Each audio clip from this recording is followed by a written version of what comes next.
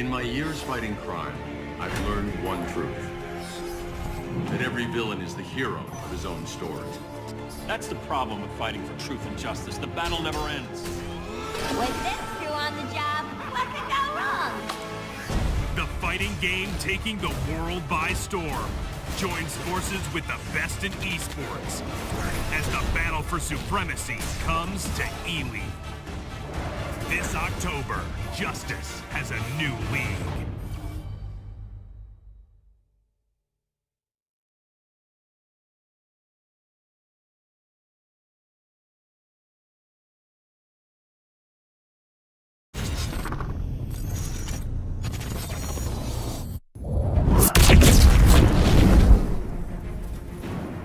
You're burning the wrong bridges.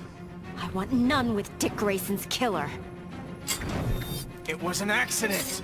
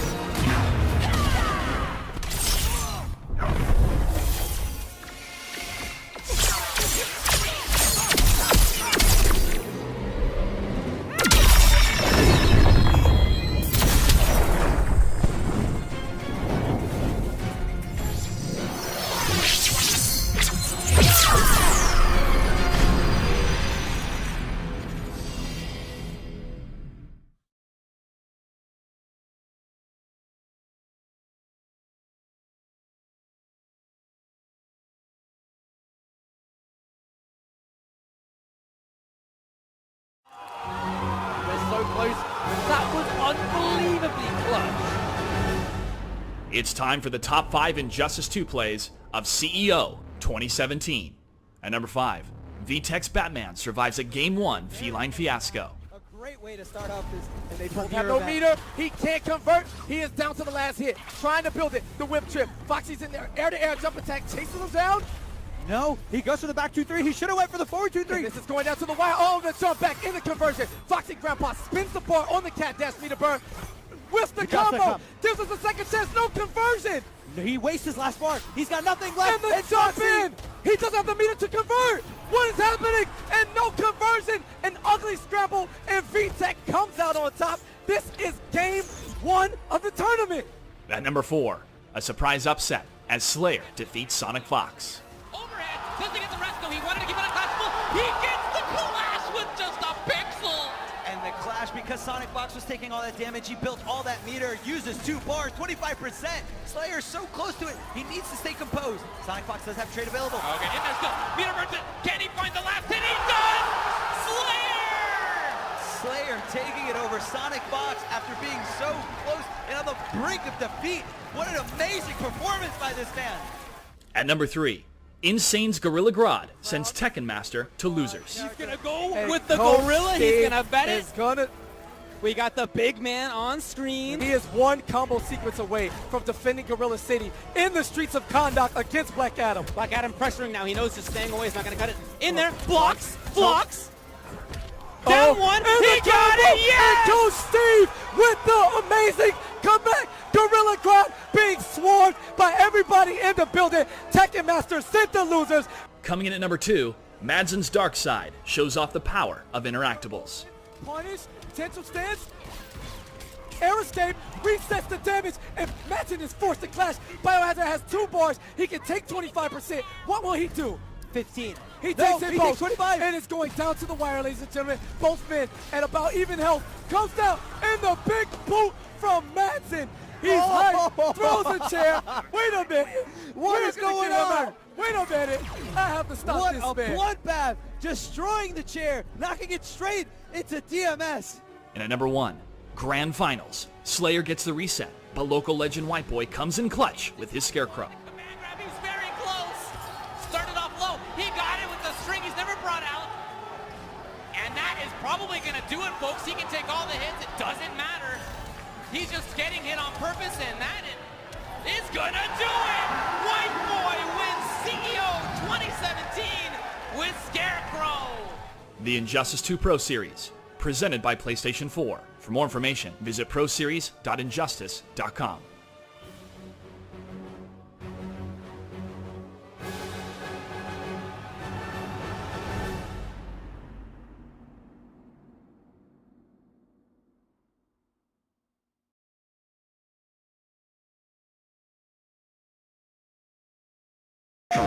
Here are your top 5 plays from EVO 2017 and the Injustice Pro Series, brought to you by PlayStation 4.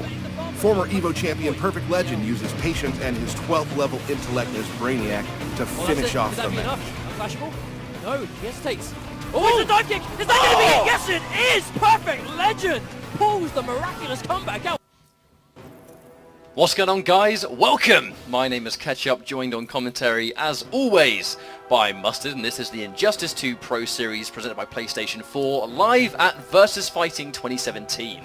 So now we're going into, I believe this is the top 12 stages of the tournament, so the few matches we're going to be seeing just now are going to be for winner side, top 8, and then loser side will be decided downstairs off stream, and then all of top 8 will be streamed as always. And to start things off, we have going to probably be a Supergirl mirror match with Edie Ikesy versus Nivek. So both these players have been doing really well recently in the IPS. Yesterday, Ikesy, of which he's not called Legoland yet today. He is called Edie Ikesy, which is in fact the name he's used for many, many years. But the Supergirl mirror is going to be really interesting to see here. I think that really sums up what we're about to see, that initial trade at the start. This is going to be a management of traits and resources completely. Well, both players have lots of... When they have bar of meter, they both do obviously the same damage as each other, but maximizing damage is going to come down to who manages their character power the most, I think. Indeed, a bit of a slow-paced start. I mean, that's kind of what we expect to see. This is still early days. I think this is the first match these guys have played today in a tournament setting, so the question is how fast can they sort of get used to it.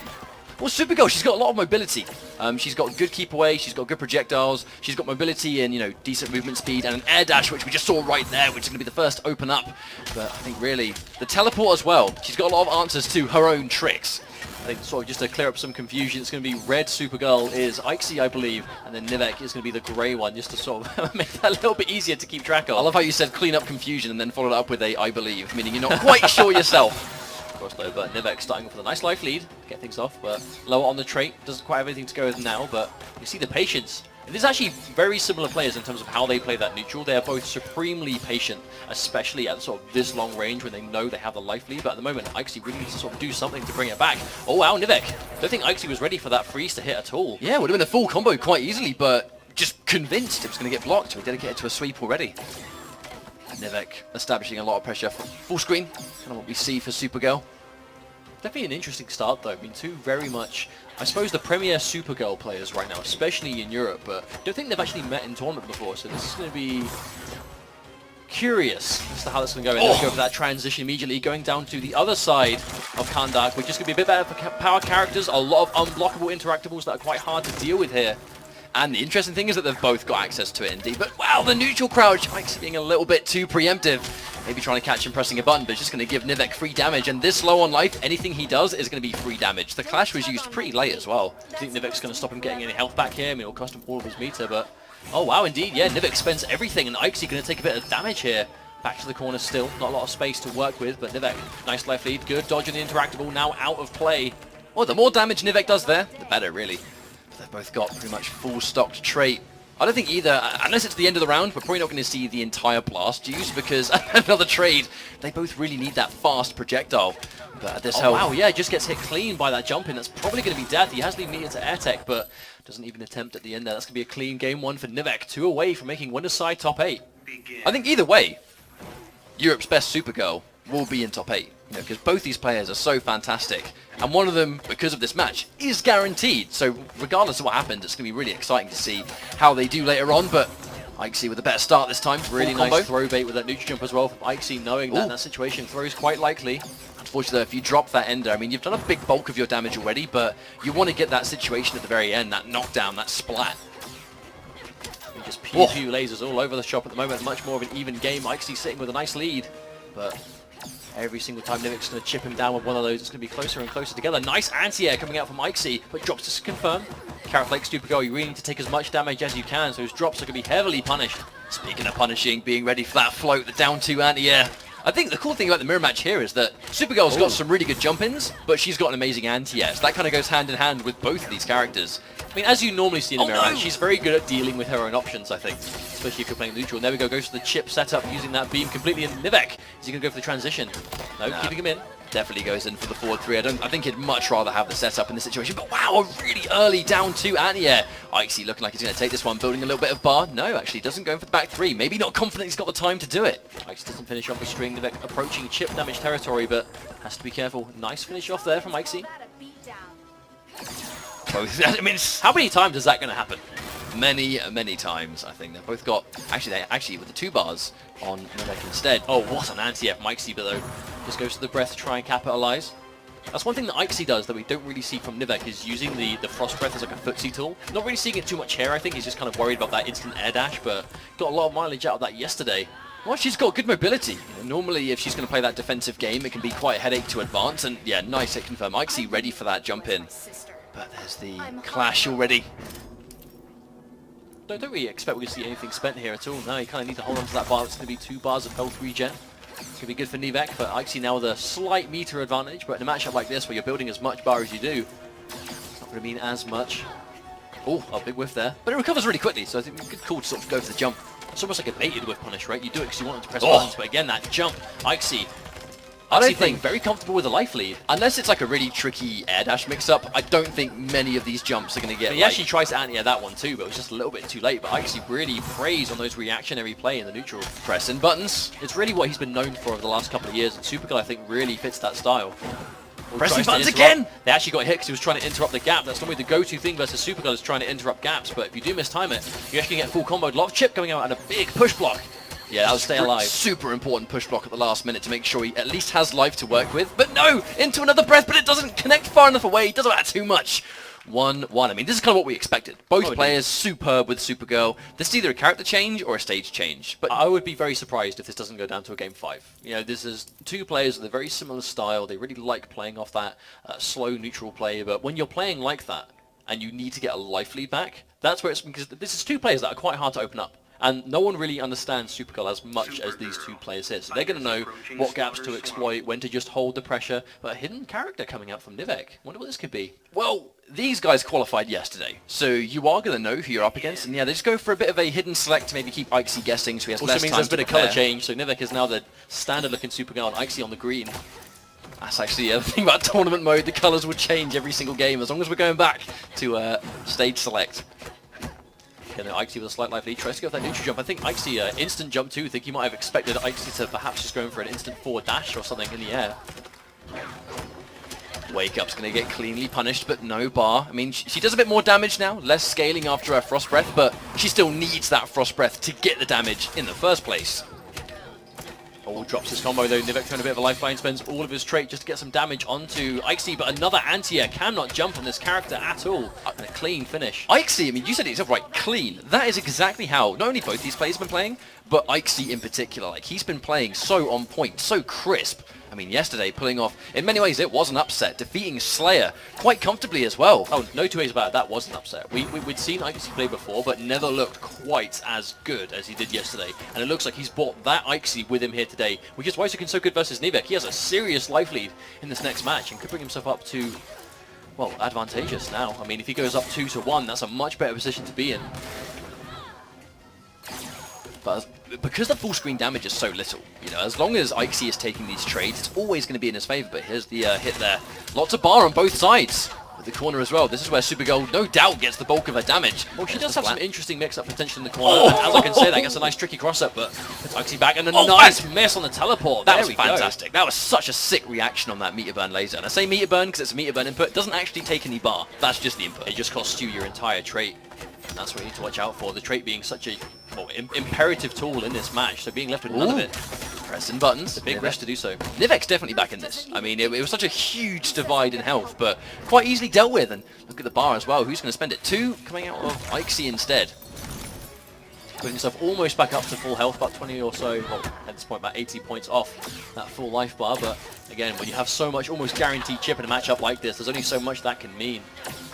Now Nivek, because he saved all of his meter, if he does get opened up here, he can go for a clash himself, and then the ball's going to be as Ixie's court. Does he go for the bar to try and sort of, you know, trade out the clash, or does he save it for damage? Well, having the clash means you can afford to be a little bit riskier, right? Because if you do get opened up and you've still got the meter advantage, you can almost, like, undo your mistake. But as I can say that, Nivek with a nice, tricky setup coming in, but a delayed wake up from Ixie. We've seen actually Ivek, both players together. Ixie and Nivek. I don't think that's going to help our situation. They've both gone for that setup of that teleport, but really nice last minute block, committing into the Frost Breath. A good block again, not getting caught low. Look at the patience, the respect shown from both of these players after this Frost Breath. And there's the clash coming out from Nivek, and that's going to be, I mean, how much health? As much bar. If he has the 3 bars, he could kill, I reckon, that resource, but obviously he will lose a lot of health in the process. And Ixie made the call. Don't spend any bar here, save the bar, and he's got full trait. Both players actually, in fact, with that full trait meter. Nivek using a couple of them and while pressing buttons. It's going to be a good start for Ixie, but now he's going to have no trait for the rest of the round. Maybe 1 projectile or 2, but that's it. Oh, pressing buttons! It, and that's going to be a full freeze. Does he actually have the damage to kill? Oh, yes! He burns a back 3, and that will do enough. Oh, and there's the eye laser just to beat the air tech. Nivek with the smart stuff. That one-size-fits-all combo at the last minute. I mean, it just shows a great understanding, you know, from both these players, but Nivek right there understanding that Supergirl in that situation, meter burn back 3 for extra damage. If he air techs up or back, if I go for the meter burn laser there, he's going to get hit regardless, which is a great decision. Also, if Ixie didn't air tech whatsoever, he still would have got hit by the beam. That was just an unavoidable situation for Nivek to be in. Because Nivek managed his resources to make sure he had the beam, he was able to secure it out. And now Nivek going up 2-1 here, and already down on life. Ixie still looking good. In this mirror as well, getting that first hit is so important, because she needs the bar to get started. So if you hit someone or open someone up, you're already going to get big damage, and it's what they can't get this early on. Nivek though with 2 bars now, can make a comeback if he lands something clean, but has to hit it first. Both players getting so much out of delayed wake up. It really seems to be the answer to a lot of this trickiness. Oh no, because he was airborne. Miss. I think that might have been because he was airborne. The problem is he actually could have closed out the life bar. It would get another nice clutch anti-air, but misses the combo there as well. Ixie making himself do a lot more work here, but is going to still able to close things out. That could be a bit of a disaster. On the verge of a game 5 if Ixie can stay in control, but just look at the meter difference. I mean, Nivek almost has 4, and Ixie yet to build a single bar. Well, we did say we expected to see a game 5, and look at that's going to happen, but Nivek almost 4 bars to work. Oh, actually catches him outside of the box there. Ixie maybe have let go of block a little bit too early. Yeah, definitely could have done. There's the splat. She's got really strong Oki now. She has these different options. Look at the respect they're showing in this situation. Oh, gets hit by the low. It might be the first time we've seen that low in that string connect. Match point for Nivek right now. This has been a super close mirror, but a 3-1 result. The matches wouldn't really reflect that. They've been so close every time. Wow, there's that little mix-up. Standing 2 into overhead grab, into low down 1. That full trait. Makes those both players are still playing with their cards quite close to their chest though. They're not really showing off too much. I don't want to say gimmicks, but they're not really getting into too much of the tricky stuff because they just know what's going to work and what is likely to not. Oh, the unclashable meter burn back 3. Very smart. You cannot actually air tech a meter burn back 3. Holding onto his trait too though. Ixie slowly but surely chipping Nivek down. Nivek has a bit of a comeback to make. This can be difficult versus that trait. Back 1, 2, 3, much safer in the balance patch. A very useful tool for Supergirl. Wow, the 3 connects. We are indeed down to a game 5. And that's a bit of a heartbreaker for Nivek. He didn't get a chance to spend that full stick of butter that he had access to. That is always unfortunate when you go down with all 4 bars.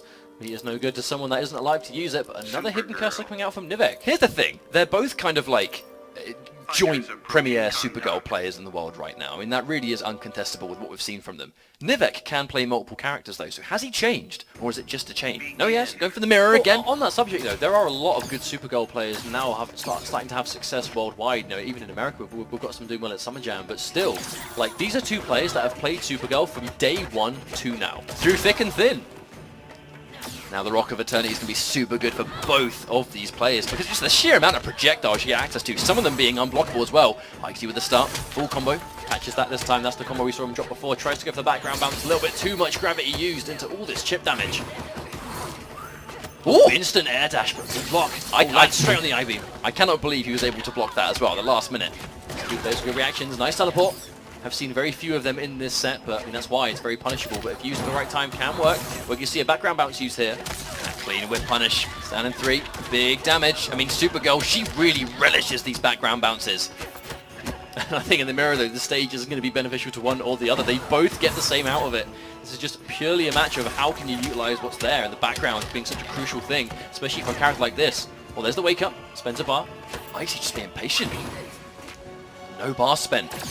This is dead even. They've almost got exactly the same amount of life left. Oh, there's a conversion. That's going to be the round. Ixie up on match point, but Nivek just needs one substantial hit and he's going to even things out comfortably. Same time though, if he gets a little bit too impatient, Ixie can really put him in a bad situation if he just runs into a down one like that. Ixie with the challenge. And this is for winner's side top 8. Whoever wins this will be in the top 8 and Ixie looking to be in good form for it. Chip damage not going to quite do it yet, but much closer. Oh, returns with his own. That's only damage for damage. That's only ever going to be a good trade for Ixie as well. But look at the difference in meter here. Nivek's in a great spot. He just needs one more hit and he's going to even things out. Nivek can do more damage with his bar than Ixie currently has, but Ixie has less work to do. How good can your defense be? Every single laser is going to be so important here, especially with almost over a 50% health divide. And there's that anti-air again, and a good clash coming out from Nivek. Probably going to get a lot of health back here, but again, he uses all of his bar. His damage potential to make this comeback is going to be a little bit different. And that's why he spent 2. He needs that extra bar. If he wants to make a comeback, he's got to be able to land those meter burn frost breaths. But is Ixie going to give him the chance? That's the question. It's just a game of chicken. Who's going to press a button at this range? I mean, Ixie not even trying to overextend. I mean, that was technically punishable, but he's not going to risk it. Every single trade at this health is going to be in Ixie's favor. He has more health to work with, less of a dangerous situation behind him, but in the patience, 40 seconds, we might even go to a timeout if this continues. Oh, it gets opened up by the low. That's a huge mistake from Ixie. With the air grab just to build the bar, and there's the clash again. 40 seconds on the clock. We totally could see a timeout here. We might do. 40 seconds left to go, but plenty of health left for both players. This is the most evenly matched game of Injustice 2 we have seen in such a long time. Oh, he gets the air to air. Actually tries to, but doesn't quite time it right. Oh, he actually blocked that as well. Nivek not pressing a button. Oh my Getting rid of all the bar. A major trade, but there's the punish. I don't think the combo is going to kill, but the Oki might do. What's the setup? Nivek has one bar left to go with. Ixie, what's he going to do? Trading down one for down one. Staggers it, and there's the anti-air, and he gets the jump in. Nivek isn't able to air tech in time. That would have been his one and only option. And a complete 2-2, 3-2 finish coming out from Ixie in, like you said, one of the closest sets we'd seen so far. He's been playing that out of his mind all weekend. I mean, like yesterday when he took that win versus Slayer, it was probably the best I think we'd ever seen him play. And today, in as much of an evenly matched mirror as I think we expected to see, both these players are phenomenal. Nivek could absolutely make top 8 on the loser's side, but he's now got one more match to play, so Ixie's going to be lying in wait with that comfort zone in when it's right at that really final moment. I actually think a perfectly fitting end as well, considering that down 2 on reaction out of a lot of situations where it can be seen usually quite unsafe to go for that anti-air attempt based on the jump ins. But Ixie consistently willing to sit there and go, right, no, you've left the ground, I'm going to anti-air you now. He lost a few anti-airs, he traded with a few, but more often than not his anti-air was clean and it worked, and that is ultimately won him the set. I think the neutral jump was a bit of like an all or nothing decision, because you look at the bar, Nivek had like 2 bars a meter. So he absolutely could have killed those 2 bars. If that was an anti-air that he lost, if that was an anti-air that he got hit by Nivek with, that probably would have been enough damage to kill. But, I mean, that's what it's about. It's about keeping your cool in those final situations, and Ixie's going to move on. But Nivek's still in loser's bracket, very much still capable of making top 8 losers, but obviously a bit more difficult down there. We've got some really good players already down in loser's side, but plenty left in winners to go. And speaking of which, we have another Birmingham guy in ED under Jim versus one of the internationals making his presence known at VSFighting this year, Biohazard. This isn't Biohazard's first time on UK soil either. I know last year at Hype Spotting, him and the Commandeur brothers, Honeybee and Biohazard, both travelled for Mortal Kombat X. So they've been in this environment, they've had the long plane flight, they've dealt with the jet lag. He's going to be a little bit more comfortable than most, I think. Oh, for sure, but also looking good in terms of just gameplay alone. He has that solid team of Bane, Harley Quinn, now Deadshot, one of the characters he's really added to his arsenal. But under Jim, I believe primarily a Batman player for the most part. Played a lot of Batman back in the beta days and has done so from launch to now. One of those really just true knowledgeable players of the game, and he's always been a fundamentally solid UK player, but he doesn't get the chance to travel too much. That being said, he has had success before. He's made top 8 at VSFighting in the past for MKX. He made the Pro League season finals for Mortal Kombat as well, and Injustice has always been his kind of comfort zone. So if he's going to do well at one event, it's going to be this time. Oh, under Jim's very first VSFighting was for Injustice. 2014. It was Omega K and Undead Jim in Grand Finals. It was Bane versus a bunch of different characters. You know, Undead Jim always been able to sort of pick up characters in Injustice quite quickly, although he was successful in Mortal Kombat X, one of the most successful players in Europe during the Season 2 days. Injustice is him coming home. And in many ways, actually, it's exactly the same thing for Biohazard, because this is the game that both these players made a name for themselves in. So while we get this match set up, just to let you guys know, there are tournament shaders in Injustice 2 right now. I believe it's Electrum and Tournament, so it's gold and silver. I'm yet to see one that looks bad. Cyborg in particular, I'm going to be biased. Hey man, silver skin for him. Gold and black fits like every character in the game, but purchasing these tournament shaders is going to support competitions for Injustice 2. So if you like what you watch when it comes to competitive play, pick yourself up a tournament shader and show that support. I mean, obviously the Blue Steel Sub-Zero skin and MKX, and was it Crimson Ermac, right? Yeah, it was Crimson Ermac during the, I guess, next year. They did amazing things for the game competitively. If you want to show that support, pick up these shaders and show us that you do. So the matchup that we're about to see, I think we're going to see Batman come out of Undead Jim, but what character do we see Biohazard use? He's got Bane, he's got Harley Quinn, he's got Deadshot. Either one of those against Batman, you wonder who's going to do a better job. I mean, Bane versus Batman probably isn't very good. On face value alone, has it ever been good? I mean, in Injustice 1 he had some options. It was kind of like when Batman got knocked down, Bane could really, especially in the later stages of the game, I think Bane could really sort of get stuff going when he knocked Batman down. But in this game, Batman's a lot more slippery. The bats themselves being a good utility here, but it's also a matchup that Undead Jim's can be very familiar with.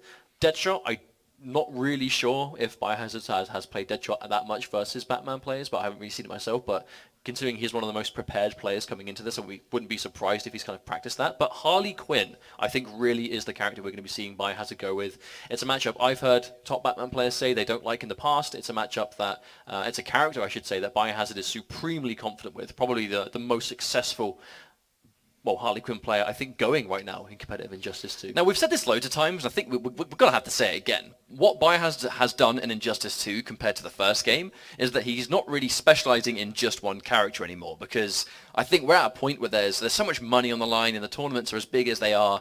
People don't want to play games anymore. You know, they want to make sure that if my character doesn't cover every single matchup, well, you know what I'm saying. If they play multiple characters now, you can cover every matchup in the game. You don't have to pick yourself into what you consider a bad matchup. I'd say and keep things 5-5 at all times. Just being a bit more sensible, right? Instead of just specializing in one single character, if that character has bad matchups that you know you will fight in a competitive setting, play another character on the side that deals with those. That is like fighting games 101. If you play a character that has terrible matchups, you probably need to pick up a secondary that deals with that character, especially if it's something like, well, for example, let's use, what's a big example for Injustice 2, right? Let's say, I don't know, let's go with Deadshot, Dr. Fate. Is widely regarded as a horrific matchup for Dr. Fate, and Deadshot wins that very comfortably. So Dr. Fate players basically need a secondary to deal with Deadshot, which is what we're basically seeing every Dr. Fate player do up to this point. And Biohazard has done the same thing as a Bane main now. His kind of go-to. So while we get this match underway, actually, Losers is taking place to decide who gets top 8 from that side. We've had some really good games already. Slayer has moved on the Losers bracket, so he's got one more game to play to decide who's going to win. Yeah, Slayer was able to beat Sonic Ninja 3-1, I believe. Every game was close. Omega K versus Dizzy TT was 3-2. Omega K was able to make a full reverse 3-0. But, I mean, actually, that's one thing I wanted to touch upon. You guys, we've seen these two players yesterday, and we won't see them today, unfortunately, because they have been eliminated. But Dizzy TT and Sonic Ninja, 15 and 16. Young talent. I mean, young talented players. Young talented players are the future of any competitive game. I mean, Sonic Fox, you know, the most famous NetherRealm player on the planet, started competing when he was 13 years old. His older brother got him involved in tournaments who played, you know, competitively back then, and just went, you know what, you should come with me, you're pretty good, we play together, let's just see how you do. And, you know, wind the clocks forward a few years, and he's the most recognizable face in the NRS scene, all because he started at a young age and kept it going. But that's what we're getting in the UK scene now, and I think that really is a good testament to I think the scene is good for the scene, it's good for the game, and obviously seeing these younger players that, you know, fast forward the clocks a few years will be having tremendous success. I mean, even like Sonic Ninja got top 8 versus Fighting last year for MKX. You know, he was even good back then, but, you know, really we'll be seeing a lot more of these guys in the next few years for sure. But I just want to give that quick shout out before we get into this next game, which I think we will be underway now. Probably a quick button check most likely, but it's looking like it's going to be Batman versus Harley Quinn as we expected. So what we've seen here is very much just Biohazard looking at his repertoire of characters and going, right, I know I'm going to fight against Batman because Undead Jim has got a super strong Batman. What character do I pick for this occasion? In this case, it's going to be Harley Quinn. The thumbs up are done. They've done their button checks. Gorilla City's the stage as well. Both characters going to have some background bounce stuff here. But we'll see. We actually really don't see Batman players go for background bounces at all, though. I don't think he needs to. He just has a lot of utility without it, right? A lot of meterless conversions. And they're quite complicated enough as it is, without throwing background bouncers onto it. Now let's go. Once again, this is to decide who gets top 8 winners side. Very important match for both players, that comfort zone. In fact, this is an IPS qualifier. There is very much all to play for here. Good blocks already coming out. Biohazard, he's going to have really talented Batman players in North America, so he's going to be familiar with the match and immediately caught by the tantrum stance. Under Jim in the corner, I mean, this is where Harley Quinn likes you to be. You've got the patience from Under Jim though, down on life, but still waiting for that trait to come back. Nice use of his gunshots.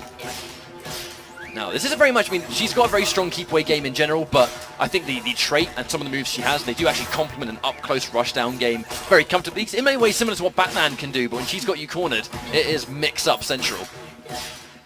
Very slow-paced game coming out from Bio, really playing this at the pace he needs to. With the Supreme Life Lead, he's just holding on to it, chipping him down piece by piece, using these hyenas and the cupcake bombs together. So much chip damage. But Bio's just playing it really intelligently. Doesn't actually go for the tantrum there, doesn't need to necessarily. Wow, I don't think Under Jim was prepared to dedicate to that on block. So much chip damage. Biohazard managing his meter perfectly. Now, I think in this situation, a keep away game is what you want to do, because Batman was some of the absolute best rushdown in the game. Free. You don't want to let him anywhere near you, and Harley Quinn with more than enough tools to get it done. But look at that range that Bio's playing from, though. That's sort of like 3/4 screen distance. Even his normals he's utilizing right now, just pressing all the right buttons. And now pretty much Under Jim has been unable to close in a single nick of space. This game has been 100% full screen, or maybe jump distance. That's it. That is as far as Biohazard lets him go. Under Jim just being completely shut down, but gets his chance to get an opening here. Drops his combo, though. That's going to hurt. Unfortunately, does hit very hard. Just a wake-up background bounce coming out from Bio. When you're this far down on life, you got to make sure that you don't drop a single thing, because you may not get another chance. There's the restand. Good block on the event into push block. Wow! Peter burns through the hyena. That was a good comeback here. I mean, Spencer's last bar here. If he gets one more hit, he's going to even out the life. Well, not even out the life, but at least get Bio down to his second bar. I wonder if that bat release was intentional. Like, did Under Jim just deliberately do the grab to try and get Bio to press a button, and then he released the bat? That was a deliberate time. Not sure, but this is going to be a difficult comeback to make. Gets that full screen jump in. Doesn't press anything. Maybe expected Bio to press a button. It was a very expensive sequence. That's the problem. Under Jim has so much work to do, and now not a single bit of bar. No bats available either. But Biohazard with 2 bars of meter now. He's going to build an extra one, and there we go. Under Jim, this is going to be so hard to come back from. He might be able to. Biohazard has spent all of his meter. Oh, tries to go for the background bounce. No punish from Bio, but he gets a clean jump in, but doesn't get anything more off it. But there's the wager from Biohazard just to avoid that last little bit of damage, and to, importantly, just reset this neutral again and bring that space. He's got 2 hyenas. I don't know what Under Jim could do right here. Sending both of them out at once, and I mean, really, with the exception of maybe the cape hover, both hyenas sent at exactly the same time.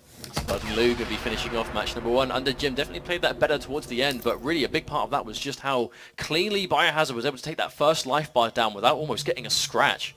Batman. Now this, going back into Batman. Sometimes, because it's random stage, right? That's a big rule here, is that it's a random select stage. Sometimes you just want the time to think, or you want to give yourself a better stage that helps you in a matchup. Maybe, but we're on Gotham City and one of these canon matchups. Put that background bounce once again. First hit is going to be so important in this situation. There it goes to Under Jim. Biohazard without first hit. He's not going to have access to the projectiles that he needs, those cupcake bombs. Fantastic defensive tool. They wake up from Bio to avoid that interactable hyena. Nice meter bomb to get through. Biohazard knowing his defensive options well, but eats that. Tries to get out of the corner, but didn't meter burn it, so that forward 3 is going to chew it up. And there's that full combo right there. Going in for the armored bomb, so Biohazard with the repositioning. There's the trait. Trying to give himself a bit more of a better situation. Good block on the low. Another block on the tantrum. That's going to be a full punish. He's going to get an air tech from Biohazard, keep himself alive. Oh, but Under Jim had already gone in for the air grapple. A full whiff punish from Biohazard. That was either an input error or he just dedicated to a combo not ready for the air tech. But important thing, because Bio blew up that police car, that corner escape is now not there anymore. Oh, just gets tagged by Hyena. Back to back, and there's the jump. Covering so many bases. I mean, this addition of a new trait for Harley Quinn has helped us so much in the game. I mean, the Hyena really is what is changing this matchup so much for Biohazard so far. Trying to capitalize, I thought he wasn't get it, but I mean, the spacing from Biohazard again.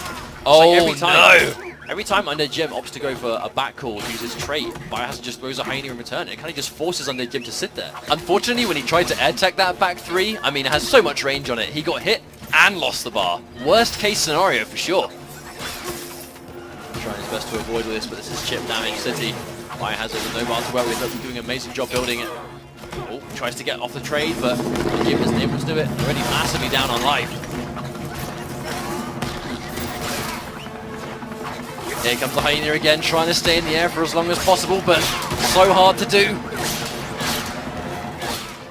Oh wow, this is difficult. This is going to be almost impossible.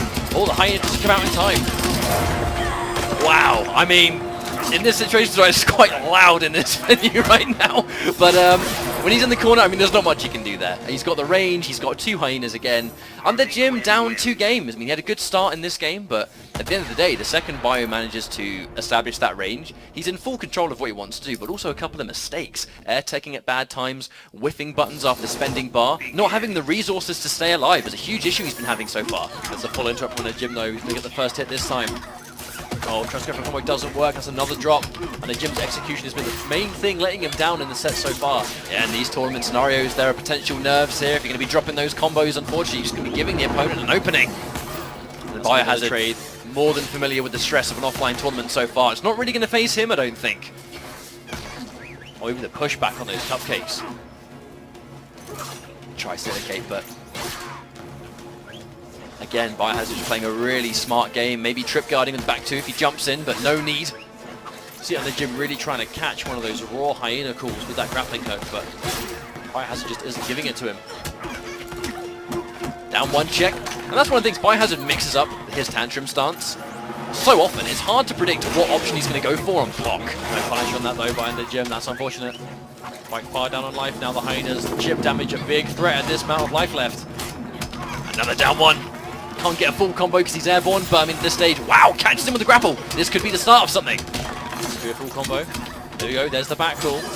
Our full conversion, but drop to the end again. There's that corner, use Biohazard into the air gun shots. Match point for Biohazard. Much more of a closer life bar, though, for Undead Jim.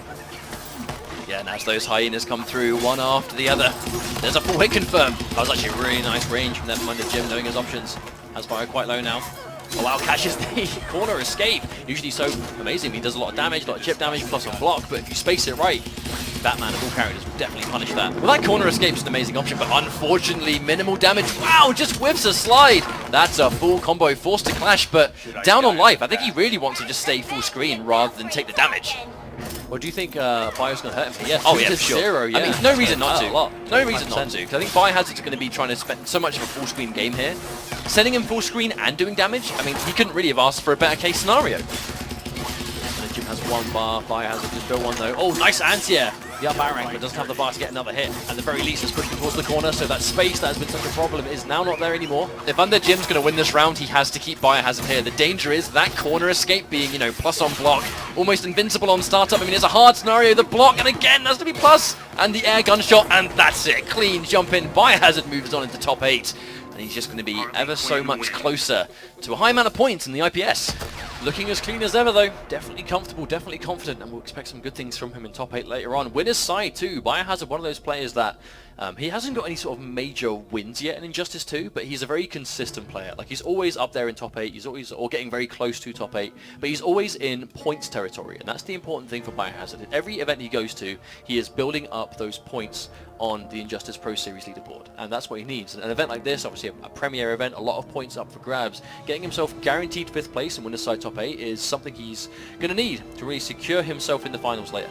Now, a big thing we talked about before the match was why playing a team of characters is really important. I think we pretty much saw it put to exact use why that's the case, because if Biohazard stuck to Bane, we could have seen an entirely different matchup there, you know, and the fact that he's now got Harley Quinn and a really, really strong Harley Quinn for matchups that he's like, well, Bane won't work here, what is a better character for me? Harley Quinn definitely was that answer for Batman, and Batman's a popular character. It's really smart that Biohazard kind of has that ace in the hole for a character that so many people are going to use at a high level.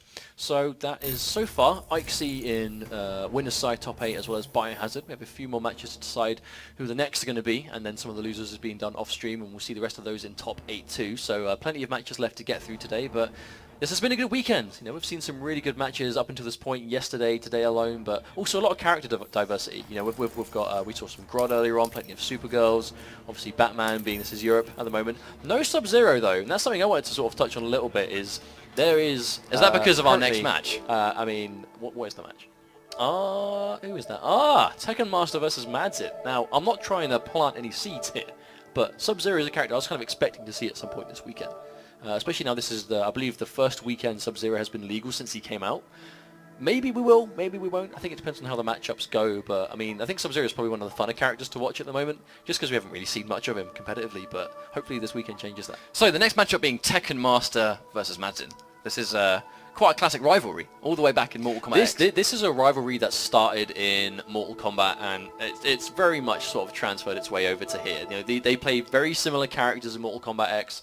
They both played Kotal Khan. They both played. Who else did they both use? Well, the main one was Kotal Khan. The main one was Kotal Khan. But the difference was Tekken Master was War God, and Madsen was Blood God. You know, they played the same character, but the variations they chose allowed them to really sort of put their own personal stamp on how they wanted to play the game. You know, Blood God was so different to War God in many ways, but both of them the premiere of each variation. Like, by the end of the game, absolutely. But also, you know, a really cool thing sort of just competitively about both of these players is that they're two players that have fought a ton in tournament before now. Like, I'm talking like, you know, an absolute just bunch of tournament sets against each other in MKX and now going through to Injustice 2. But still, the main thing about both of these players is they're two names that really made a name for themselves in MKX. You know, they're two international players that we had, you know, Tekken Master we hadn't seen anything of before MKX, and Madsen we saw a little bit of for MK9 way back in the day. But two players that really hadn't really made a huge competitive impact until Mortal Kombat X came out. And they both came from, you know, internationals, so it was outside of America,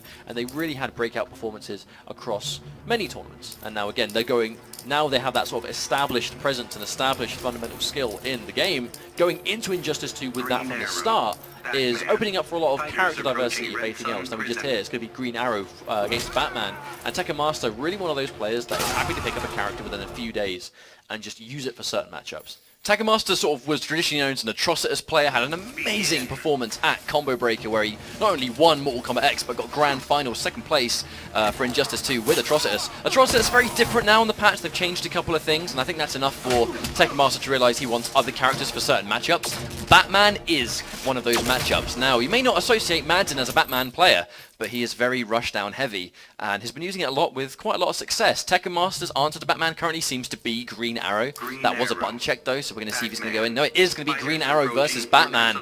Even though he's not been playing Green Arrow for a while, this is his answer. Tekken Master told us yesterday that he's been picking up Green Arrow to deal with Batman players. This is a matchup that I've heard Batman players describe as a problem matchup before, but Madsen, who's a Batman for a few months now, this could be a match of two very similar styles with very different characters, and a full combo coming out that slide from Madsen to open things up. That's one thing Madsen does really well, is when he's got a trait, he will basically turn any hit at all, you know, any and anything into a full combo. Overhead on that slide blast. So often we see people get tagged by that. A tricky last minute overhead. Oh, there's that jump up getting changed from Madsen. That full screen game. The fire arrows being a great zoning tool for Green Arrow, but also the fact that he crouches going under that straight batarang. That's a huge element in this matchup. The fact that low arrow goes underneath grappling hook, but wow, meteor burn roll into a clean jump. The air escape to stay alive temporarily. Oh, he tries to trip guard with a down one, but recovers in time. Now that low arrow is something we're going to see so often. Madsen with the bar of meter, unfortunately has to go for a last minute cross up. He lands the hit. He wasn't going to be able to go for a restand into bat because he's only just built one. Drops the last hit, but most of the damage done already. The problem is it now pushes it back to full screen, which is where Tekken Master really wants to be. Now those fire arrows, the sort of go-to keep away tool for Green Arrow. He gets more of those than any other arrow type. You see him really sort of going in for those grappling hook trades. Tekken Master content sitting back here and playing this long-range game. Oh, but he catches him with a grappling hook. One thing that Madsen is 100% willing to do. Oh, doesn't do enough damage there, though. I think the reason he went for that, though, is because he didn't want the air escape. He didn't want to give Tekken Master an opportunity to be knocked up in the air where he could have gone for the air tech. So the Tekken Master is still alive. Projectile's not going to work now thanks to that crouching. Good use in the environment from Tekken Master. Going in for the slide, that's guaranteed chip on the Hurricane Bow. Now you can see why Green Arrow is a pick against this character, because that low profiling arrow, very important for the matchup. See Madsen really trying to chip down Tekken Master. Tekken Master making himself as hard to hit as possible, really using that crouching arrow. Oh, catching him just behind, which didn't expect that to hit, but Tekken Master with a meter advantage and a bit of a life lead. Yeah, the meter difference is going to be quite crucial here because he can clash if he gets hit. Tekken Master can use an air escape if he really wants to. Madsen's going to have to use his bar though to get that restand because the grappling hook is like the go-to tool so far, and he has to meter burn that for it to be effective. So he's really trying to catch that grappling hook. You can see Madsen just doesn't want to throw anything when he hasn't got a bat out. He just wants to cover his bases with that, but dropping the slide again. Oh, but catches him with a down one into Hurricane Bow. Full combo coming up from Tekken Master. There's the arrow. Fire arrow again for the plus frames. Speaking of plus frames, the slide catches him in the air. Not quite a full combo. Oh, back to back. That raw slide, yeah. Tekamaster using his meter well. This is going to be a difficult situation for Madsen to bring a comeback on. He has the bar to do it, but a nice air arrow from Tekamaster on prediction. And trying to jump his way in. Tekamaster playing this matchup really well. Now, Batman is, as the game is going on, especially after the patch, where Batman is still really strong, he's becoming more and more effective. And he's used quite often. But he's very, very rushdown focused. So we've already seen it with Harley Quinn and Green Arrow as well. Characters that really excel full screen, but have options to not only hit him really quickly so he can't trade with the grappling hook or with a trait in general, but the ability to go under his projectiles is really important, which is why Green Arrow is such a smart pick here. You can see why Tekamaster has been practicing this character for this matchup. Madsen, though, taking his time. He does play a few characters. Batman definitely his strongest, but we know he has a few other options. Has he considered changing, or is he going to stick to his guns? Well, Sub-Zero won't work here, because the arrow will just blow up the clone outright, and it's going to be very difficult for Sub-Zero to approach, I think. But we've actually seen Madsen play a ton of characters in the IPS so far. Darkseid, Atrocitus, just to name a few. But there are some people that think Green Arrow does well versus Atrocitus as well. I feel like Green Arrow is quite a good character to sort of take on against Madsen, it seems. I think post-patch, Green Arrow is just a very solid pick overall. If you've got those fundamentals to really make him work, like we know Tekamaster definitely will. We don't even know how old this Green Arrow is, but Tekamaster told us yesterday, like, he really hasn't been playing him very long, but he's been clearly grinding it out to really pick it for this exact reason. I'm picking it for Batman, and this is the matchup I'm going to learn it for. Teams of characters, very, very important, and wow! First hit going to Green Arrow, taking it away from Batman. What a bait from Tekamaster. That down 2 trying to block the gap between the Hurricane Bow meter burn, but Tekamaster not giving it to him. Clean jump in.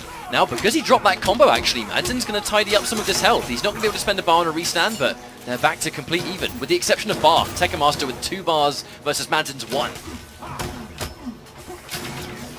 Wonderful spacing game coming up from Tekamaster already, using this meter very intelligently. He's close now, though. Tries to wake up the slide, trades it out.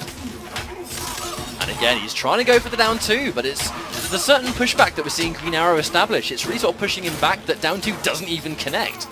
And that's going to be a full combo. Madsen confirms off the bat. Isn't going to quite even things out, but it's going to do a bit of damage. Ooh, tricky setup from Madsen, though. There's the air tech once again. Patience from Tekamaster, waiting for him to ultra his jump arc. Good trade for Tekamaster there, really, because he took no damage, but he got the trait away from Madsen. Now full screen, this is where Tekamaster really wants to be, tries to stay up there in the air, but good call from Tekamaster to shoot in the air. Tekamaster is just playing this matchup perfectly. He just is not letting Madsen do what he needs to do. Knock him down. Those fire arrows, they cause a knockdown. If a projectile knocks down, it is a pretty good projectile. There's that Hurricane Bow again. The wager coming out from Madsen, going to be guaranteed some health back, but still, most likely he's going to be on the side of Tekamaster no matter how much he spends here. That's going to be 15%, not bad. Tekamaster quite starved for meter. Oh, blows up the interactable. Now he's going to have to spend 1 bar for a restand. The combo's not going to kill. Good block on the cross up there from Tekamaster. Good trade, but no combo. He's going to spend the bar. Yeah, that's it. Spend the bar to get the chip. Not ready for plus frames, that health. The chip will take it regardless. Much better situation for Madsen now, though. Tekamaster back to the corner. Low on meter. Life lead isn't quite as significant, but Tekamaster really trying to chip him down. Oh, in front. That hit in front. Did not look like it, but it did. It can be so hard to tell what side's going to hit. Stuffing the wake-up. That's the one thing about Green Arrow wake-ups. He's got so many good wake-ups, but some of them can be stuffed by meaty strings. Indeed, Madsen is going to lose this clash most likely. Tekamaster's going to spend 2 bars. Madsen's still in a decent situation, but Tekamaster now has the life lead after that. This does mean that with this health, all covering both bases. Wow, back to back. That was such a Madsen play right there. Right? That's the way Madsen plays this character. Like, he is not afraid to just go with his gut. There's that push block, just get rid of the mechanical bat. Or the laser. But we are on the Red Sun prison. Both characters benefit quite heavily from that laser. No better than Green Arrow. Green Arrow really wants to get that distance. The fire arrow zoning comes in again. That was so well played. Using the push block to reset to a fast position. Wow, caught by the overhead. Madsen's in big trouble now. Beaver Rock's doing the fire arrow. He's going to do it. No wager from Madsen. Used it way earlier on, so that's going to be a clean finish for Tekamaster. 2-0. Much better game for Madsen, but still 2-0 lead. Now going to be in a reverse 3-0 situation if Madsen needs to win 3 in a row, but it's going to be a bit of a tall order. The decision to go for the push block right after you sort of block the meter burn in the corner to get rid of the trait and then use the interactable where Batman can't really challenge it from that range, that was the play that won him that game, 100%. Tekamaster, so smart.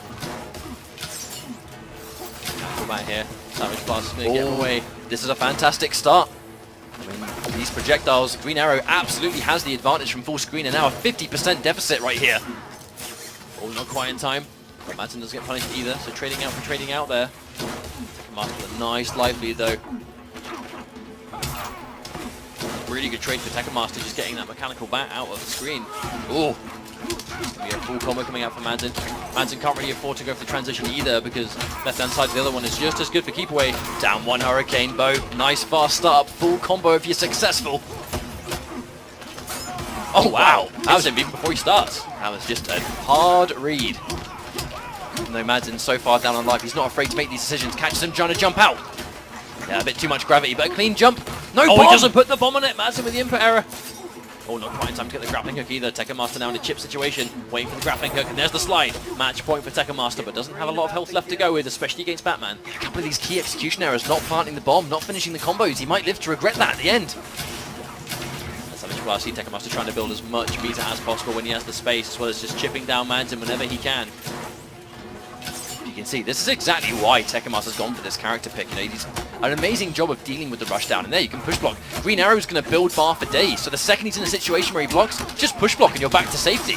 It's most likely going to be the round. Yeah, Madsen doesn't drop the combo. Tekken Master does have a life lead, but back to the wall. There's that interactable right there. Yeah, Madsen not destroyed yet. If Madsen's going to win this game, he's going to have to keep Tekken Master in the corner, but no one knows that more than Tekken Master. He's going to have an ace up his sleeve, but right now he's in trouble. The clash, it's going to create distance. It is, but Tekken Master consistently getting blown up by these wake-ups, getting stuffed by Madsen, but he's sticking to it.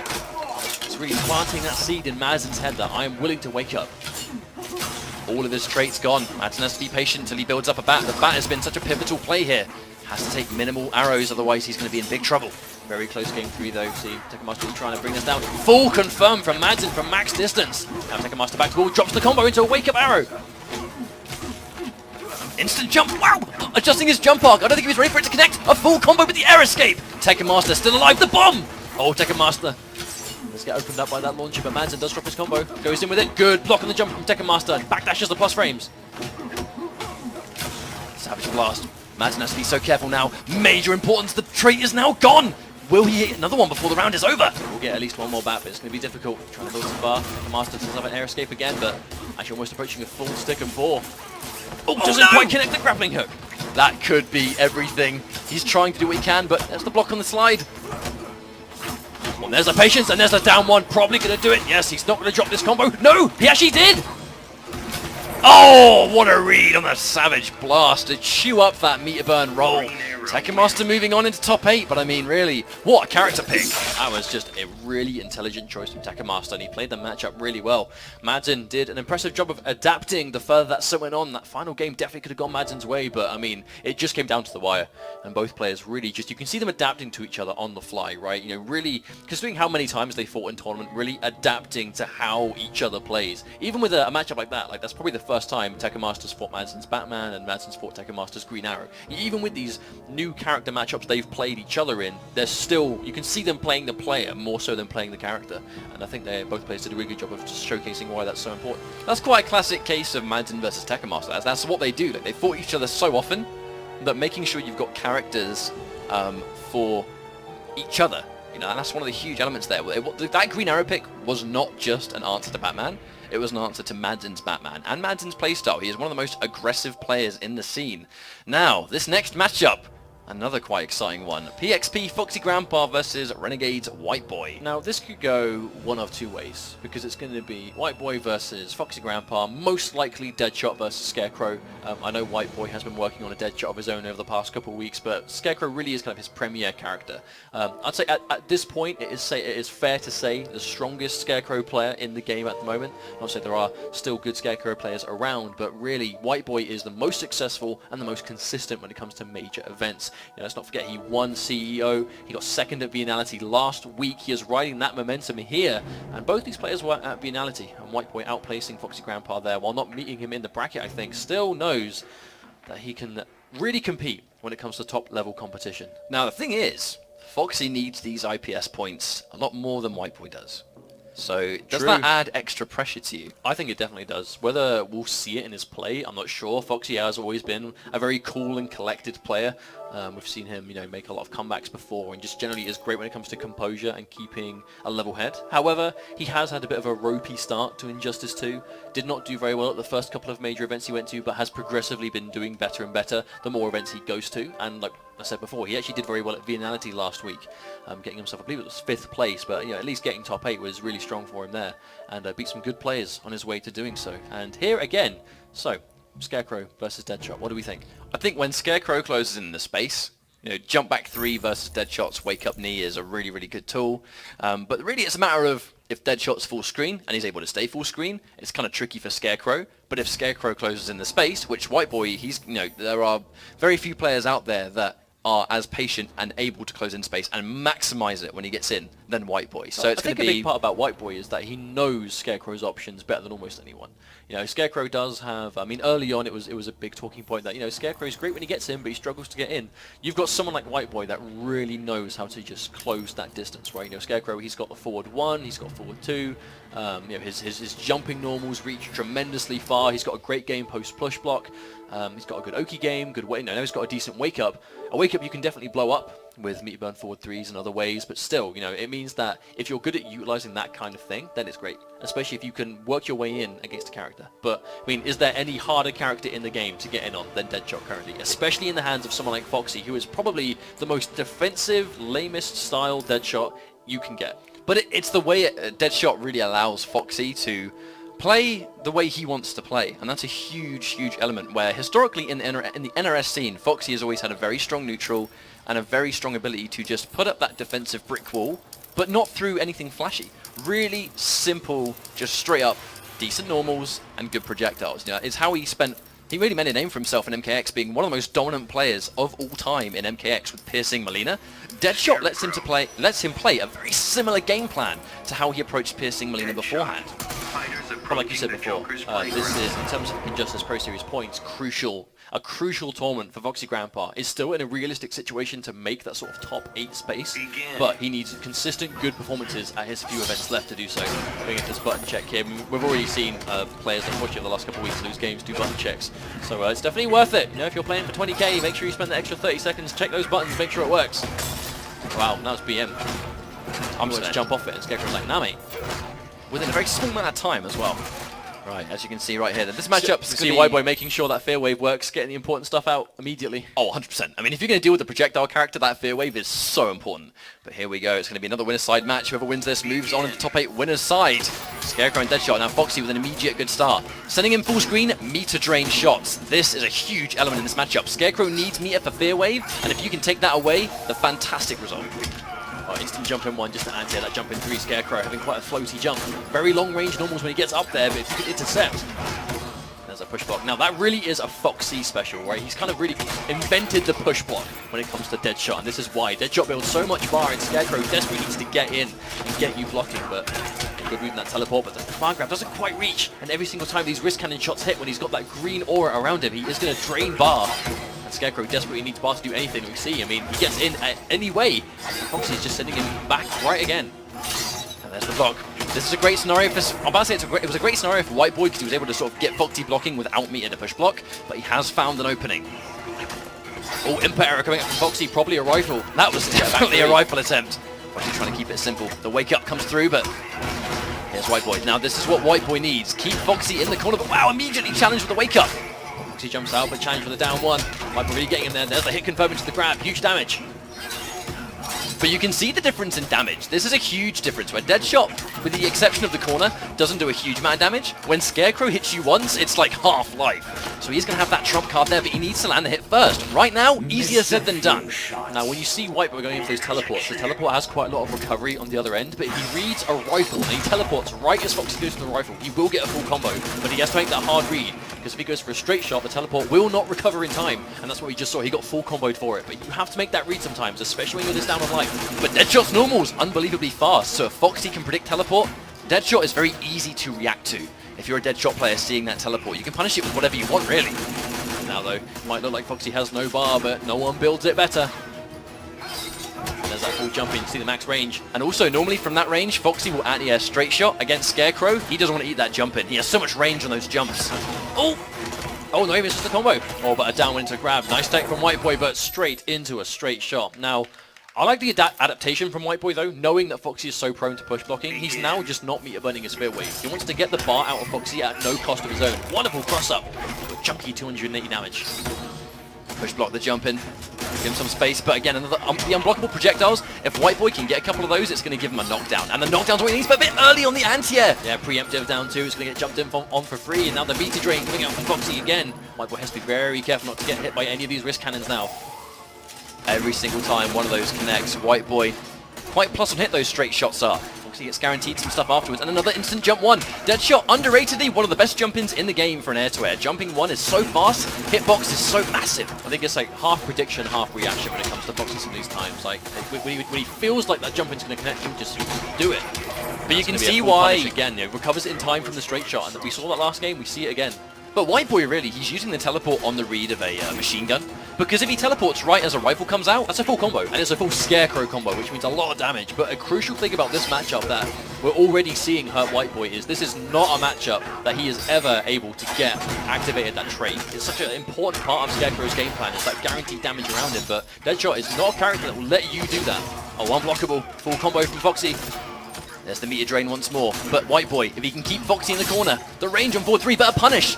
Easy punish for Foxy. Lost more meter than health there, but that's definitely not what White Boy wants to do. Again, hesitating to go for the fear wave meter burn. He doesn't want Foxy to push block it, but I think Foxy's reacting to the meter burn wave before deciding to push block.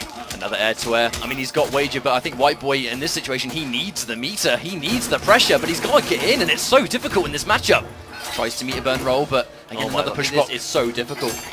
Foxy's making himself just impossible to approach. Meter burn for the safety, but Foxy is just content sitting there being patient. And as soon as he knows he's blocking, White Boy with that grab. Well, there's a whiff. Oh, he catches him with the overhead. Or the low, I should say. Doesn't even go for a projectile. Doesn't even give White Boy the chance. Now, player select, not surprised. We very well could see a character change here. Now, I said before that White Boy's been working on Deadshot of his own, but whether we'll see the mirror, I'm not sure. He's thinking about it for sure. I mean, but White Boy does have a decent Deadshot. It's not like he's doesn't know what he's doing. He has a fundamental understanding on how to play it, but Foxy definitely thrives on the mirror. I know Foxy has joked before about, I kind of want people to pick Deadshot on me, but that's basically why, right? He knows that he doesn't pick Deadshot because he likes Deadshot. He plays Deadshot because Deadshot lets him do what, as a player, lets him do. He ticks all the boxes that he, as a player, wants. He sees Deadshot as, he's got the tools I want. Now, the reason we've gone back to player select as well is not just for the potential of a character. He's thinking about just to get rid of Joker's Playground. Get rid of those barrels in the corner because they've made an impact. They're unblockable. He's got caught sleeping a couple of times. Spend a bar, they're armored. And so he's going back in for Scarecrow, so he needs the time to think. But a big thing here was that tactical stage change. Get Joker's Playground away from Deadshot. Begin. So Arkham Asylum, this corner escapes very good. This one is Deadshot, but buffs that down to into the environment. Definitely a much better start. And that came off a down 2 as well, which does scale combos, but you never have guessed. But meeting him in the air with an instant jump 1, Foxy back in it. That's that reaction. He does nothing after it, waits to see what you do. It's going to be confirmed. No, tries to. Gets hit by the effect 2. Nice wake up of retaliation. White Boy does not want to let Foxy out here. Oh no! Got the meter burn roll. Deadshot's best friend is that meter burn roll. Historically used to get in on defensive characters, but Deadshot can use it to escape the corner. Oh, anti-air gunshot. Reactions paying off big time. He goes green. Definitely goes for the anti-air gunshot when he knows he's in range for Scarecrow's jump-ins to whiff. If he's close enough, never. But if he's far enough away, all the time. Man, Scarecrow's got a floaty jump, but at the end of the day, you have to get in somehow. You have to make that read on how is he shooting these guns. Oh, there's the reaction! Oh, wow. Now White Boy, that's it. No, he chooses not to. Saves the bar. Goes to the anti-air, but a nice use of the air gas just to delay himself in the air. And there we go. I mean, it was a really smart play, actually. You almost wonder, has he done it a little bit too late? It's match points for Foxy. But White Boy, I mean, he is the CEO champion for a reason. The second he gets Foxy in the corner, look at the bar. A humongous lack of meter. Hey, if Scarecrow can get a hit on you with 3 bars, he can kill you, but he has to get you opened up in the first place, and Foxy's defense has been immaculate. Another push block just to reset it.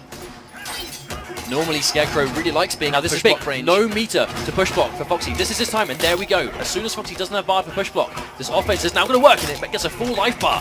Very smart from White Boy. Now, Foxy's mission is going to be to escape the corner. White Boy's going to do everything he can to prevent it. That small little walk back on prediction of a meter burn roll. And there we go, the command grab. It's a true mix-up. Does he go for a string, or does he command grab? Shot a little bit too high. Again, delaying the fair wave meter burn. There's the push block Foxy's looking for. Quite starved on meter. He wants to even things out, wants to take the bar away. Yeah, he just opts to whiff punish with a shot. He just wants to take the bar away more than do damage at this point. Saving the bar for a bit again. Another anti-air straight shot. Oh, 3 of them. See, White Boy would have 4 bars by now, but that meter drain just isn't letting him get full sticks. Oh, that's huge. Massive damage incoming. Doesn't restand. Second one. Oh, what a bait on the wake up. Good sequence from White Boy. This could be huge. There's the empty jump command grab as well. He knew Foxy was going to look for a push block. Oh no, pressing buttons. He's going to keep Foxy in the corner though, so it's definitely not the end of the world. This could still be a game win for White Boy off this. He's going to win this wager for sure. Foxy doesn't have the bar to challenge. He's going to keep his back to the wall. How does Foxy stop him from getting in? Spends the bar on the rifle. Oh, stands up a little bit too early. Foxy's he's almost built an extra bar. He's going to spend it. Now, no resources left. What is the final play? There it is! White Boy! Oh, it activates the aura, but does he get in? Yes, there's the teleport! And there we go. That is exactly why he popped the damage over time. A very important turnaround. White Boy needed that win. As soon as you pop that trait, you are already dead. I mean, very few people will get that reference, but I'm sure you can just go on Mustard's Twitter and find out. But I mean, he did it again, and that's exactly why. It's such an amazing move where if you've got pixels of life left, but Scarecrow has trait, there's nothing you can do. You are dead. But a big part of that, though, was White Boy was able to get the first hit. He was able to get that nice chunk of damage and a good life lead immediately, so he didn't spend the entire game on the back foot having to work his way in. It is there's no getting around it. It's a miserable situation to be in when you don't have amazing options to get in versus Deadshot, or at least your options to get in aren't as good as his options to keep you away. And having to spend the whole game on a life deficit against that can be quite frustrating. But if you can get the life lead, that we see White Boy gets that first hit at the start, it could be a lot easier for you. Good reads on the wake up. Foxy only just built a bar of meter, but again, sent full screen. But I mean, at this life, you've got plenty of health. You know, in many ways, White Boy will just take the damage he takes to get in for that one opportunity to close in distance. But wow, they trade a bar for a bar with that anti-air combo. I'll say we never really see Foxy spend bar on that meter burn wrist cannon unless he's got like a trait bullet to really just get more out of it, be it more damage with fire or more meter drain from the green. Nice reactionary instant jump onto the anti-air. Use the background bounce too. A much better situation for Foxy now. Now, one huge thing here was that it's match point Foxy, but White Boy has completely stopped teleporting. He doesn't want to risk it. Oh, of course, I mean, you have to be so careful. If you do it at the wrong time, you're going to get full combo for it. There's a fear wave, but not quite close enough to enforce the pressure that Scarecrow needs to, just off the tip of the fear wave. Oh, each gunshot is going to be so dangerous for White Boy to take now. Meter burn rifle, a nice amount of chip and push back, guaranteeing another straight shot. If you forward dash, you will eat it free. Now this is difficult. Now this is that situation I was talking about before where you have so much life lower than Deadshot and you have no choice but to get in. Oh, hang on. Oh, that could be a good sequence. He has him cornered if White Boy can keep him here. Oh, no, the toilet! Oh, no! To the labs! And Foxy doesn't even want to give him a chance to clash, just immediately going back, but the going in for the clash. Important for him to stay alive, but he's going to still be full screen. Only takes one. Push block. Only takes one. Meter burn rifle. I mean, more than that at this point, he's got quite a lot of health left. But still, oh no, down on life and down on bar. This is a miserable situation to be in for White Boy. And White Boy with no meter, his offense is going to be so limited as well. This is looking so bleak, but only a real master can pull back. White Boy has the means. He did that preemptive jump through this time though. White Boy made the read. There's a special cancel. Plus frames. More plus frames, but a push block from Foxy. An anti-air gunshot. Doesn't have the bar, but... Oh no! That's it. Foxy takes over White Boy. I mean...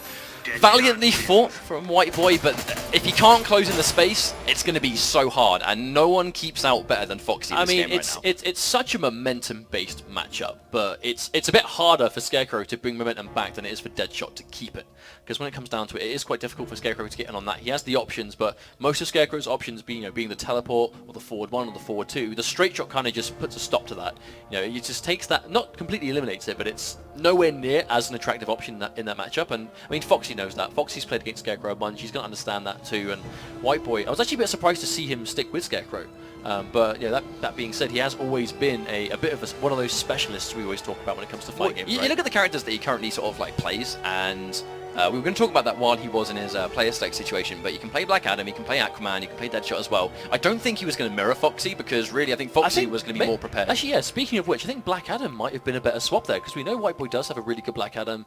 Even Aquaman, I know he played a lot of Aquaman pre-patch. I know Foxy believes that Deadshot beats Aquaman, though. With Aquaman's changes as well, that's definitely going to be a better matchup for Deadshot post-patch. But, you know, I know hindsight's a wonderful thing, right? I mean, isn't that all you do as a commentator, is just professional hindsight, man?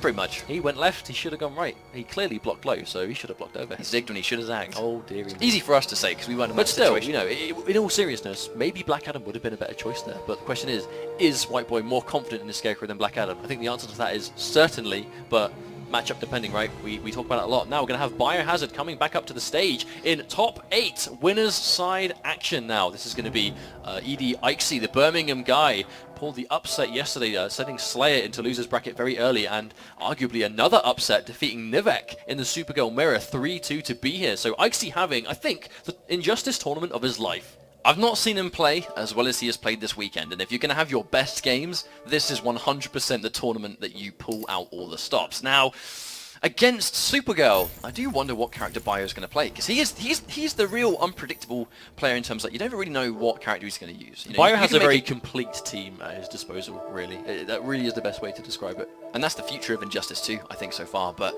I mean, Biohazard in a great situation point-wise, but, I mean, this top 8 alone, winner's side, is going to put him in an even better situation. I feel like if Ikesy can pull off the upset here and move on into winners finals, it would be thoroughly insane. But, I mean, with Supergirl in general, Europe has really shown that it has some dangerous Supergirl players. Nivek, Supergirl Ikesy. Looking to be Europe what Sub-Zero was in MKX, right? Especially early MKX, Europe had so many Sub-Zero players. It was kind of like the matchup that we... Europe as a whole kind of just knew the most. It was Kung Lao and Sub-Zero. Whereas at the moment it's going to be basically, seems like a Supergirl, Deadshot, stuff like that. So, we already know on our winner's side of the top 8, so it's Tekken Master, Foxy, Biohazard and Ikesy. The loser side is going to be a bit more unpredictable because some of those matches are being played right now to find out who's going to make that one. I believe one match I'm really looking forward to seeing the outcome of, or really sort of finding out who wins, is now Madsen fell to Tekken Master.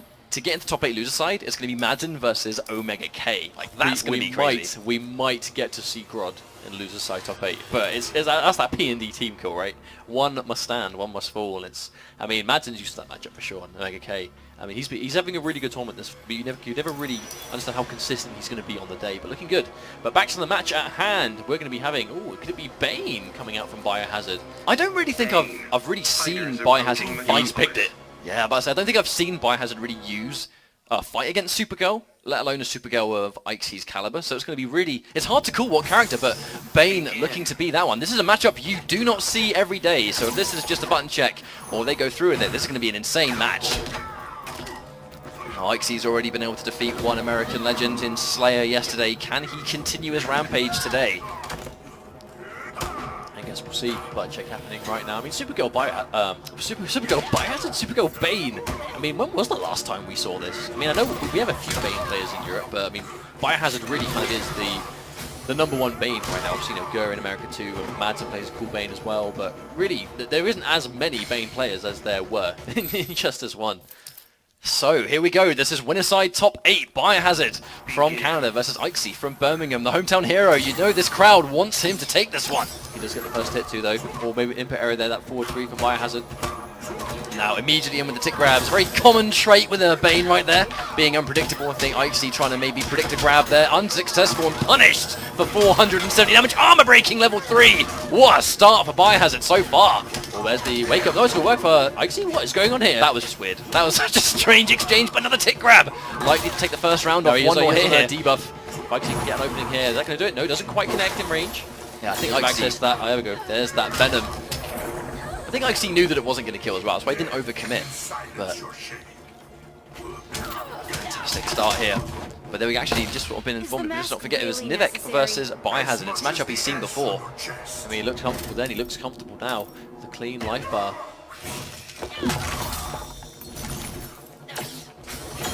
Oh wow! I mean, there's actually one thing I wanted to point out about this one. I really think separates Bio from the rest of the pack is that Venom management, knowing when to pop each level, knowing when to drop to level 3, when to use the armor breaking, you know, when to mitigate damage, whatever it is you're doing with that Venom. Biohazard manages it so well, and there's that wake up just trying to get out of that situation. Oh, wow. Tries to challenge with a down 1, but no way that's going to outspeed Supergirl. Yeah, I mean, Bane's down 1 is a lot slower than Supergirl's, that's for sure. Can he chip enough? No bar to confirm the meter button. Doesn't matter too much because he's got an Ania, but just look at that bar difference. Ikesy has so much work to do. Debuff now down, interactable. There's the armor. Oh, tries to jump. That must have been a last minute decision. And again, armor's going to chew that up completely. Oh, one more of those will do it. Oh no! Oh, it's just so violent. 1 game down already for Biohazard. She's Kryptonian, she'll be alright. Restart? No, player select. Actually, I was going to point that out before, that this is a stage with no background bounce, which really seems to be something that Ikesy thrives on. The majority of his games we saw before, just extending damage or for less use of meter, using the background bounces to do so. And unfortunately getting Slaughter Swamp, so again, not going to be having hold of the bounce, but as is the way with random stage. In some of these instances, you can't really help but just give it a go. You know, if you don't get your background bounce, you just got to be able to sort of capitalize and play without it. With a good start already, sort of Ikesy getting that first hit, it's going to be a good start for him, but another down 2 challenge. Well, it's going to wake up. As soon as he sees you're in the air, Biohazard not afraid to go for that Venom upper. By the low, launched once more, full combo, already tied up the health. Another tick grab, here we go. Is he going to pop another pop of Venom? No, he just does it raw. Yeah, the second he saw that come on, another tick grab. Ikesy needs to make a good decision here, but right now it's just not working out. Bait. Biohazard 1 step ahead the whole time, but at the very least, Ikesy given full screen behind him to work with, but Biohazard has been closing that space very difficult. Well, I think fighting against Nivek in Vienna and Ikesy right now kind of answers the question. Clearly a matchup that Biohazard is ready for. So you see Ikesy trying to stick up that Frost Breath to try and chew up the armor, but doesn't hit quite as fast enough. Oh, that's going to be full armor breaking. So much unclashable. 480 into Body Splash. Where did that even hit? That's just a blender at the end of the day. The second you just don't get those good reads on when you think he's going to go for those grabs or when he predicts that you're going to try and escape, it's a mixture of Ikesy sort of making the wrong calls on when he's going to grab and Biohazard just making amazing reads. But no, strange restart match. He doesn't want a background bounce. There's a Bane Bomb, going to get that first bar overhead into tick grab. Ikesy just is not reading these tick grabs at the right time. I actually think he's been hit by every single one so far. And another one of those wake up Venom uppers. But it's a really good call from Biohazard because a neutral jump is such an amazing source of pressure for Supergirl. And clearly Biohazard knows that.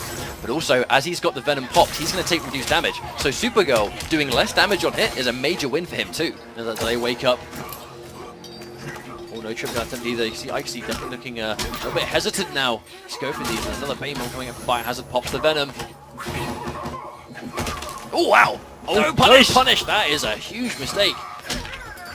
It's down 2 just in case, but another failed punish attempt. I may be sort of going for the down 2 to catch him airborne. Probably should have waited for him to land. Meteor Burn for the extra damage. Biohazard's on match point, the verge of a very quick 3-0. Ikesy has been looking super clean all day, but we can see it sort of starting to fall apart here. He needs to collect himself and keep himself composed. And there's the use of the armor, just trying to get in there, get in through the gaps. Going for it this time, goes for down 1, doesn't want to mess around. And there we go. I mean, still, mountain to climb. Definitely a mountain to climb. Let's not say it's impossible, but Biohazard definitely riding the momentum. Oh, lands straight onto the trait. Not a huge amount of damage though, and with no laser, no way to chase down the raging charge, and wow, magnet arms. Reads a tip grab, but there we go, because he goes for the jump. Oh, that was such a weird exchange. Ikesy with the lifeline. I think Biohazard kind of expecting him to turn around there, but Ikesy doing well for himself. It's a corner sequence, but full meter has the suit coming out. Oh, and there's the armor meeting armor. Unfortunately, though, with just so many armored options, that's it! Game over! So much damage and not much Ikesy can do after that connects. Biohazard moving on in winners, looking really strong. I think what we all really expected. Ikesy definitely, though, still in the tournament. Bane in winners finals guaranteed. Biohazard playing as clean as ever, but still, I mean, it really comes down to, I mean, Bane is so intimidating to defend against, right? You get hit by forward 3, back 3, all that unclashable damage. As soon as you get hit by anything, and you see him go for a forward 3 or back 3, and you just hear that Venom just jack all the way up to 3, that's where you know you've got to start being careful when you're worried, because you're just about to eat about 500 damage, probably, you know, close to 500-600 damage, unclashable. He meter burns forward 3 into forward 3, and I mean, like there, right? Even if Ikesy had like double the health he had in that situation, Bio probably still could have killed on unclashable damage, and it's meter burn forward 3, so you can't even air tech. And it's increased damage because it was a meter burn forward 3 to begin with. My oh my. So, our next matchup in winner's side top 8 is an Evo runback. It's going to be Tekken Master, NASA Tekken Master versus PXP Foxy Grandpa. It's going to be, I reckon though, it's going to be probably a different matchup than we saw last time, because Black Adam is, in many ways, he is a completely changed character. He's a changed man now. He doesn't do the damage that he did once before, but the fundamental tools that you need to advance against Deadshot still actually remain. Meter Burn dive kick still launches. Regular dive kick still a really good mobility tool. I actually wonder if we're going to see Tekken Master go for Green Arrow here as well. Because, you know, shoutouts to Yamini. The Green Arrow play we saw from Vianality last week just came out of absolutely nowhere and was pulling upsets left, right and centre, got himself into top 8, where he was actually eliminated by Foxy Grandpa in a reverse 3-0. Yamini went up 2 games on Foxy, and Foxy made a full 3-game comeback in that top 8 by adapting to Green Arrow on the fly. So, you know that Foxy is now more ready for Green Arrow now than he was last week, but Tekken Master has been playing Green Arrow against the majority of his opponents I've seen this weekend, and whether he'll do it now, I suppose we'll see soon, but I wouldn't be too surprised to see him try it. Well, Tekken Master is fresh off that convincing win versus Madden, you know, where the Green Arrow versus Batman pick just worked out so well for him. You know he's going into VSFighting ready for Deadshot as well, because Foxy is one of the biggest threats in this tournament, next to, you know, the White Boys, Biohazard, Tekken Master himself. All of these players are ones to watch out for, but if you are one of the top players going into this tournament, you're going to prepare for every single one of your competition. Well, let's think about the roster he has, but, you know, speaking of which, you know, let's bring a little bit of attention to DLC characters, right? So, Red Hood and Sub-Zero. Red Hood we haven't seen anywhere near as much of this weekend as I assumed. I think Red Hood probably a very strong character now in the current patch. Obviously, you know, Sonic Fox has been doing great things with him. Sub-Zero we expected to see a little bit with Madzin, but Starfire just came out for Ultimate Edition owners and is going to be available soon publicly. But let's talk about Starfire for a bit. Foxy's been playing a lot of Starfire. He has. Like, the second she becomes legal, I'm pretty sure Foxy will actually be jumping ship to Starfire straight away. She's got really good range, she's got really good damage, her combos are really fun to watch as well, but she's just got a lot of potential. So far, the DLC characters kind of do their job, as you would expect. Like Red Hood, fantastic character. Sub-Zero, you know, people are kind of hit and miss about Sub-Zero, but at the end of the day, he still plays very much like Sub-Zero in Injustice, which I think was the goal. You know, he plays as you expect him to. Starfire fits Injustice 2 like a glove. That's true, and she is maybe one of the most demanded characters, right, when it comes to, like, fans asking. It was kind of Red Hood and Starfire. The people got what they want. They definitely got what they want. And then she'll be available in the IPS in a few weeks' time when her sort of ban period is gone. But hang on a minute, is that Brainiac I see? Pretty sure I just saw a Brainiac. Now, this is either a button check and he has no intention of going with it, but yeah, this is like maybe a button check. No, this is definitely a button check. But no, Brainiac versus Deadshot is a really weird matchup. Personally, you know, commentator opinion time, not convinced Brainiac does amazingly well, so we'll see. Tekken Master's been playing this character quite a lot, but no, straight back into player select. Was that a troll along? No, it is Brainiac! Okay, Brainiac in top 8. It's going to be Deadshot versus Brainiac, no doubt. Tekken Master's been using this character quite a lot since the patch. What did the patch do, though? I mean, Brainiac is a big thing for Brainiac was a lot of the top tier characters getting taken down a peg really helped him out by default. But specifically, Brainiac got a lot of love when it comes to maybe his drone management was a big thing. You know, he hits a little bit harder now than he did before, but the big thing is now when he's holding onto a drone and blocks an attack, the drone doesn't disappear. So you can now use drones for more efficient punishes and some trickier setups. Instant jump 1 for the challenge and hit confirm into dive kick. Now there's the splat.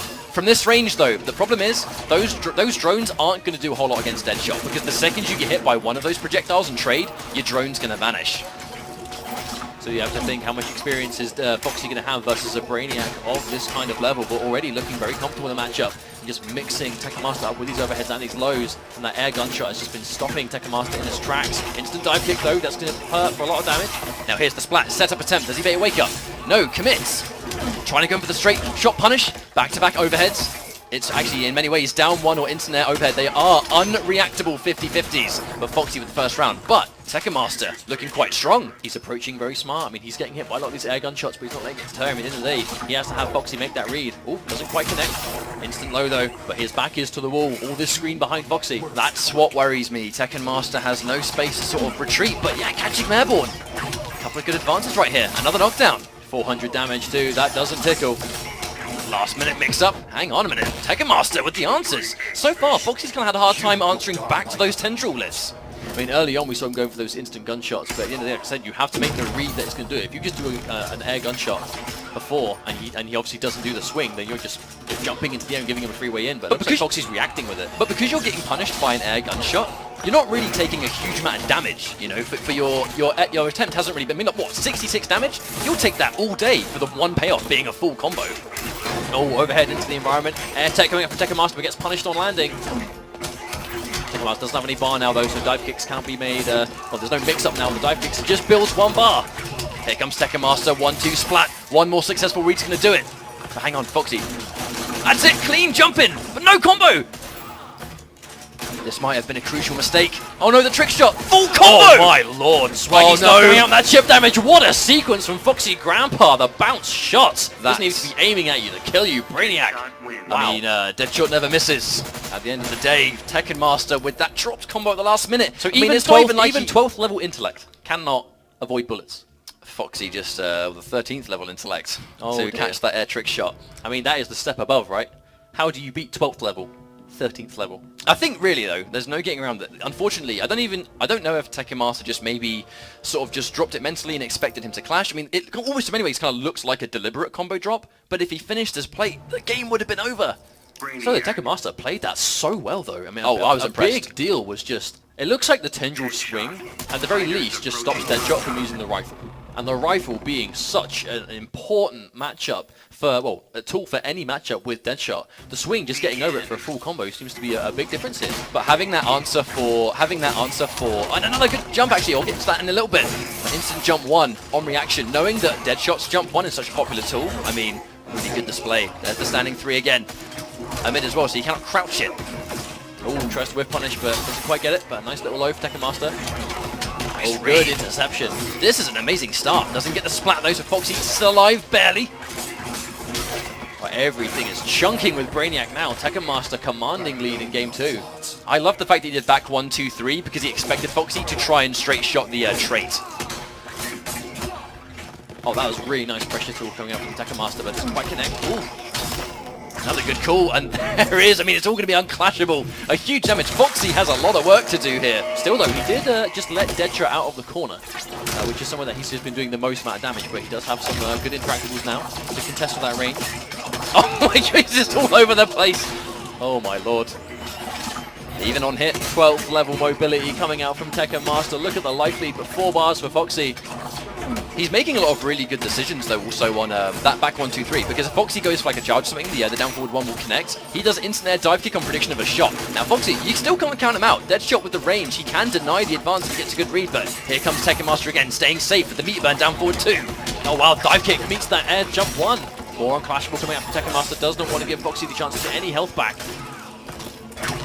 I mean, we can't forget that. Brainiac also has a decent wake-up attack. And there we go. Oh no, he lands in front of him! But still, that tendril charge going to do things to even things up 1 game apiece. Now, there's one major thing at work here. He needs a great start. If Tekken Master gets a good start, and again, back-to-back, instant jump 1 has worked every single time, and there's the read on the wake-up. Full combo spending a bar, hard knockdown on the forward 2, 3. Here comes the setup. He still has the drone. There we go, disappears now. Oh, active the gunshot again. Spends the bar now, didn't have the trait active either. But there we go, now he's managed to establish that distance. The wake up, Tekken Master already has Foxy in the corner. Oh, opens the low. Tekken Master wasn't quite ready for it. Oh! It's a bit of a gamble sometimes if Foxy makes a run reaction there. He gets hit by a dive kick, that's going to be a full combo. All the pressure coming up from Tekken Master, standing 3 into drone. Oh, into the final overhead of the string. Again, I mean, Foxy he has to let go of block. He has to dedicate to trying to punish. And again, goes for an air shot, but doesn't work out. The air escape to stay alive, but for how long? Another full combo. Doesn't finish it off, though. And the meter burn back 3 to blow through the wake-up attack. Tekken Master knows exactly what he needs to do in this matchup. He has 130 health, though. Foxy can definitely take this one down. The patience showing off. Oh, there's it. Oh, tries to interrupt the gap. Gets hit by the meter burn. Standing 3 trait is such an amazing tool. The whiff dive kick, but recovering instantly. The grab comes out. Does Foxy go for the reverse grab? Yes, now he's got the full screen to work with. Tekken Master, though, has no troubles getting him back in there so far. Deadshot actually didn't move back, so they're quite close here. Oh. Has to stay safe. The down forward 2, so unsafe without the meter burn. Every one of these rifles is such a risk. Still, though, Tekken Master has gotten Foxy's head. He has him stopping the rifle, which is exactly what he wanted to do. Still, he's using it as a meaty. Can't use the tendril string off the ground. Now, this is where Foxy wants to be. One projectile too many. Oh, that's going to catch him with a dive kick. Foxy's been unclashable. Oh, instant jump 1 to meet him in the air. This is a very evenly matched matchup. Like, it is just both players. You can see the reads they're making left, right, and center. Does Foxy trade out the meter, though? Yes, he does. No health back coming up from Tekken Master. Tekken Master has to work his way in again without any dive kicks. Or meter burn dive kicks, I should say. That jump 1 to meet him before he has a chance to land a hit. Oh, there's that down one. It's an unsafe tendril, that one. That was a risky decision. Foxy could have punished him with the game on that. And anti-air! But he tried to confirm off a straight shot too. Didn't quite get it. Wow, behind him! The hitbox on that jumping one. Little punch. Knocks him out of the air. So he really wants to keep that space. Anything Techmaster hits, that's going to be unflashable. Oh, that could be it! No, he air-techs! And the wake up to go through the meter burn. Tekken Master again with the clutch. It's currently 2-1. I mean, at the last minute. Close. That last decision, the rifle meeting the wake up. The wake up invincibility just getting through.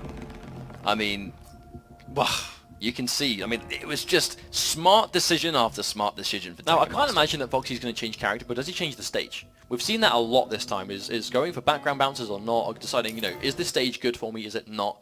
And it's hard to say on Kandak, because obviously Deadshot gets those corner escapes, which is always really useful, but also Brainiac being a power character, if you do go through to the other side, he has all those unblockables he can throw at you, and whether or not the stage has been quite as impactful. Oh, Brainiac ship, this could be an appropriate way. Foreshadowing, perhaps? I mean, we'll find out.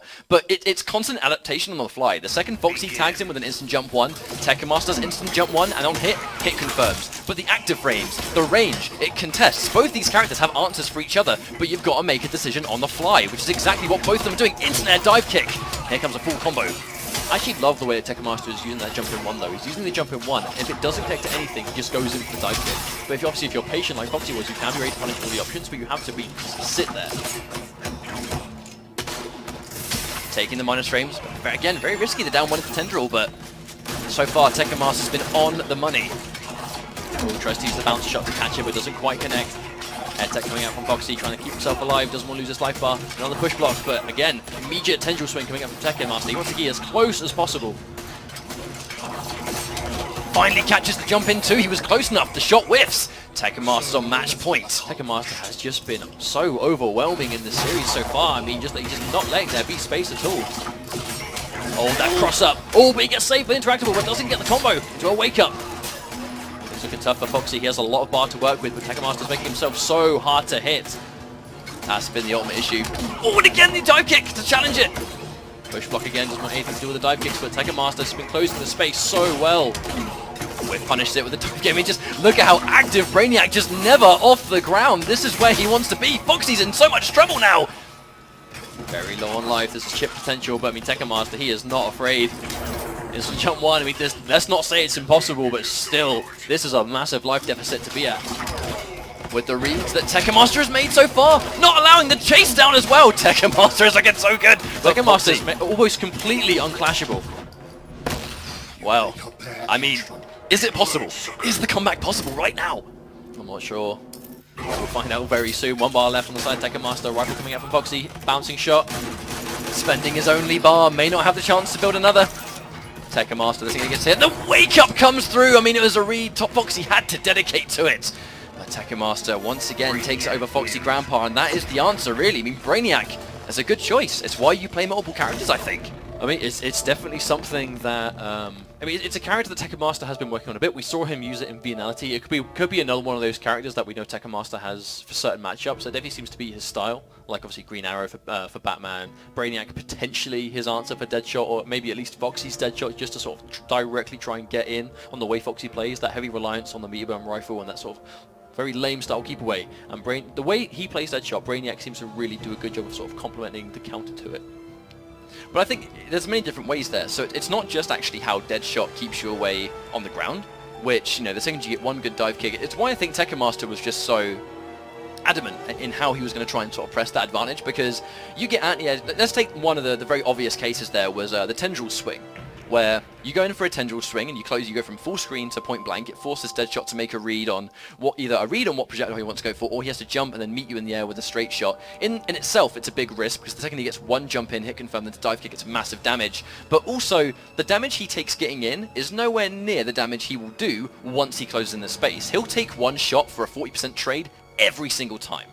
Indeed, but Tekken Master going to be advancing on to winners finals, where he'll be playing against Biohazard, so we might be able to see, again, it could be a matchup I'm used to seeing. Could even be like maybe Bane versus Brainiac. Can you imagine that? It's Brainiac versus Bane. I almost said Baniac. Almost got them mixed together. Oh, But if that Bane- happens, that's going to come out by accident. Bane versus Brainiac in winners finals is something I don't think anyone really expected, but it's totally possible. It just depends on what they decide to do. But we have losers to go through now. Nivek, who lost narrowly to Ikesy 3-2 in the Supergirl mirror, up against Undead Jim, who unfortunately fell quite convincingly to Biohazard as Harley Quinn versus Batman. Undead Jim probably going to be going with Batman again, I reckon. And Nivek, his patented Supergirl, probably going to stick with her as well. I'll be very surprised to see Nivek go anything but Supergirl at this point. But under Jim, he himself apparently has a really good Brainiac too. But knowing that Tekken Master beat Nivek with Brainiac last week, it was last week for sure. It's Vienna, yeah? Yeah, in Vienna. Knowing that happened, maybe we'll see Undead Jim go to Brainiac as well, or maybe he'll stick to Batman, which he's, I think, more comfortable with, but we'll see. So while we get this match underway, guys, just remind any of you guys that have just joined us, this is the Injustice 2 Pro Series, presented by PlayStation 4. We're live at VSFighting, and it's quite a special tournament, I think, for a lot of the European, and especially the UK boys, because this is the big Injustice tournament, the big NetherRealm tournament. No matter what the NetherRealm game is at the time, VSFighting has it, and it is a major event that everyone in the UK travels to. It's a special piece of history. VSFighting has consistently for years now been the biggest NetherRealm tournament in the UK. The community really adores VSFighting. They have done for years. Ever since dating back to 2013, 2014 was kind of the real start for NetherRealm. The Injustice tournament and the Mortal Kombat 9 side tournament, and then MKX came out the year after, where it was 2 good years of that. Indeed. So now we're creating history with Injustice 2. This is a landmark event for many of us. It's not just, it's the fact that we have so much international talent that have flown in for this event. It's given a lot of the UK guys that otherwise, most of us can't travel, the chance to really play the world's best players. So it's experience all round, no matter what your skill level is, no matter what kind of player you are. These players are here to play, and they'll happily play you. It's a great way to level up. Shout outs to offline tournaments in general, really. Of course. I'm also happy to see so many of the UK boys specifically. I know this is a majorly European event, but as a personal bias thing, some of the actual UK guys, obviously Undead Jim, Ikesy, Foxy Grandpa, at the very three. I don't know who the other two are that are waiting in losers top 8, but at the very least, that's 3 UK players now here, ready and waiting, which is putting in the time. As much opportunity to travel around as, for example, Foxy, Madzin, and Tekken Master being the 3 big international players right now have had the chance to travel basically everywhere, but not so much to the other players. And seeing them manage to turn up to the basically what could be the one premiere they could go to and have done well there really makes me happy. So we're just kind of waiting for the match to get underway, so we'll be with that as soon as possible. But it's been a good tournament so far, and even outside of the top 8 we had some amazing games. But really, who's your pick to maybe win the tournament? Looking at where we are currently so far, who's your pick?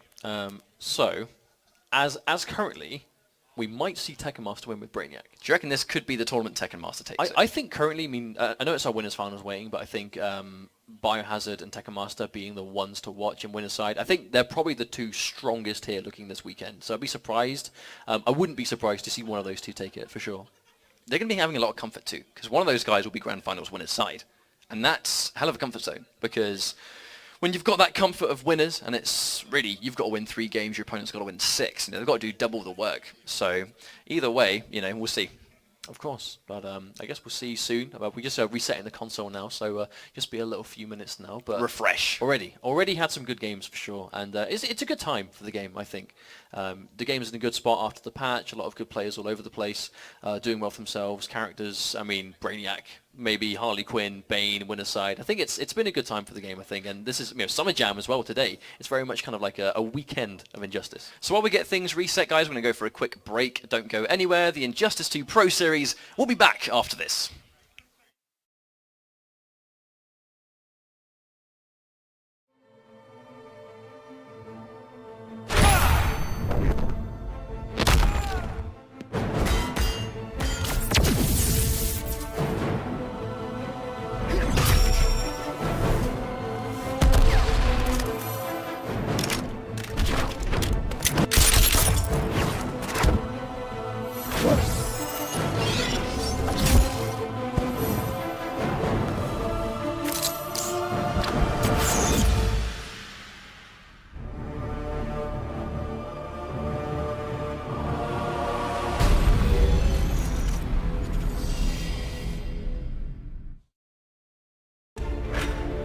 In my years fighting crime, I've learned one truth. that every villain is the hero of his own story. That's the problem with fighting for truth and justice. The battle never ends. With this crew on the job, what could go wrong? The fighting game taking the world by storm joins forces with the best in esports as the battle for supremacy comes to E-League. This October, Justice has a new league.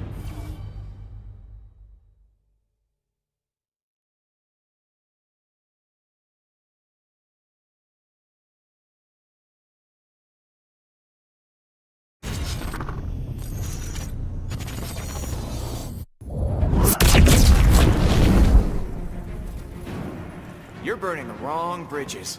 I want none with Dick Grayson's killer. It was an accident.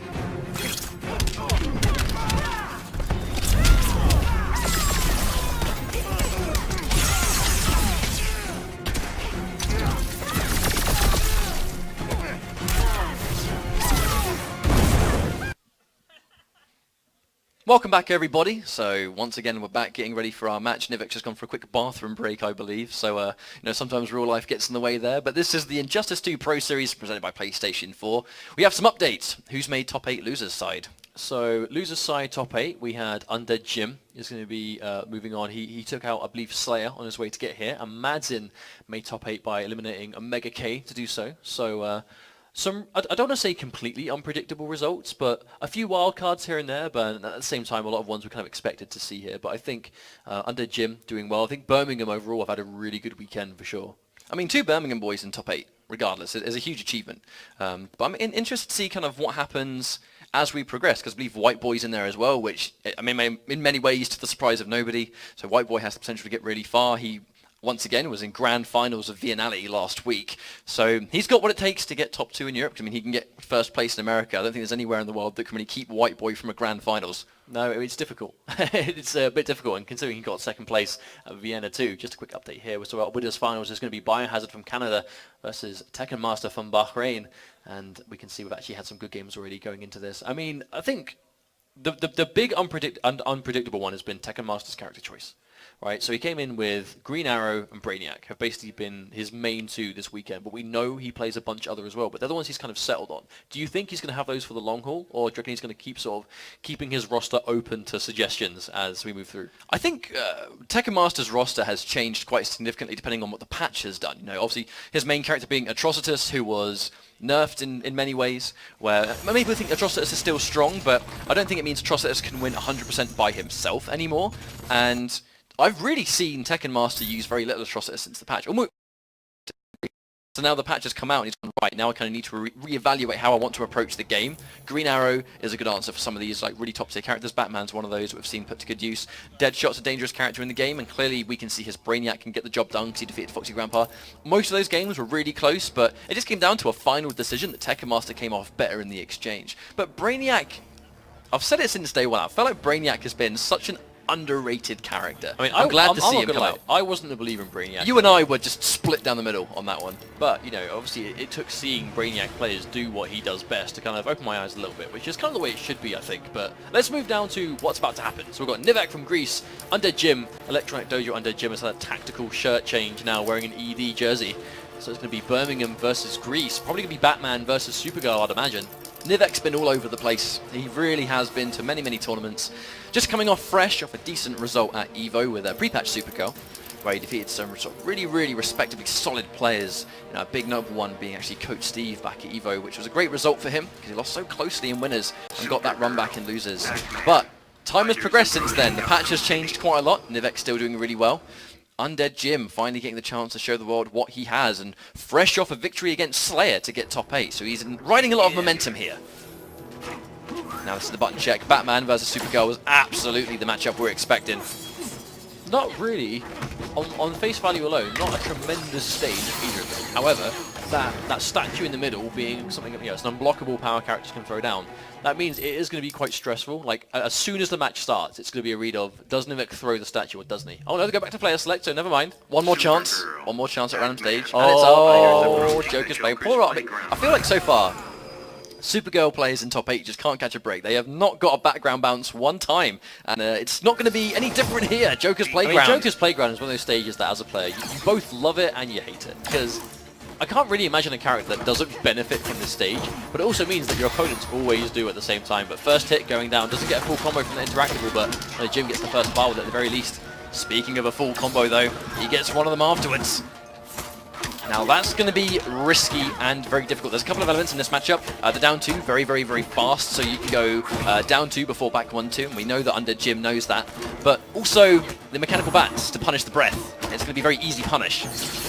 Oh wow, ducks under the lasers, but the patience when Undead Jim doesn't want to stick out anything and get hit by the trait.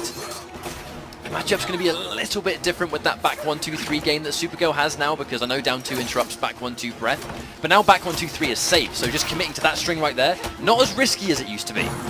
There's that mix-up, and then you're probably fuzzing it. Oh, there's the air tech, holds on to the 4-3, maybe was trying to bait that. Good anti-air coming up from Nivek. Letting anything go through, still down on life, and meter. What an interesting circumstance I'm not really sure Undead Jim was ready for that hit. I mean, he went for the 4-3 just in case, but yeah, really weird exchange. But Nivek, this life bar should be gone from Nivek. That execution error is going to haunt Undead Jim if he loses too much life here. Again, that could have been 2 opportunities. I love the patience of both players prepared for the mechanical bats to be let rip at any given moment. So just kind of allow Batman to really sort of stagger some of these strings. Pressing buttons in between is so risky. At any point, he could release the bat and punish you. While they have this full screen game, I mean, Nivek's going to be familiar with this Batman matchup. Recently in SoCal, did very well against Nubcakes at Wednesday Night Fights. He's familiar with top Batman pressure. I mean, we know Nivek understands the matchup, but under Jim, he's got a lot of just great fundamentals, right? He's got the patience, he's got the knowledge, but the one thing that consistently lets him down in tournaments, especially when he's playing on stream, is execution. That really is the Achilles heel of it. There's the read from Nivek. Understands he can't get a button for free, commits to the slide, full combo, forcing the clash. Now, it's going to be an early clash right there. Nivek trying to give himself that breathing space.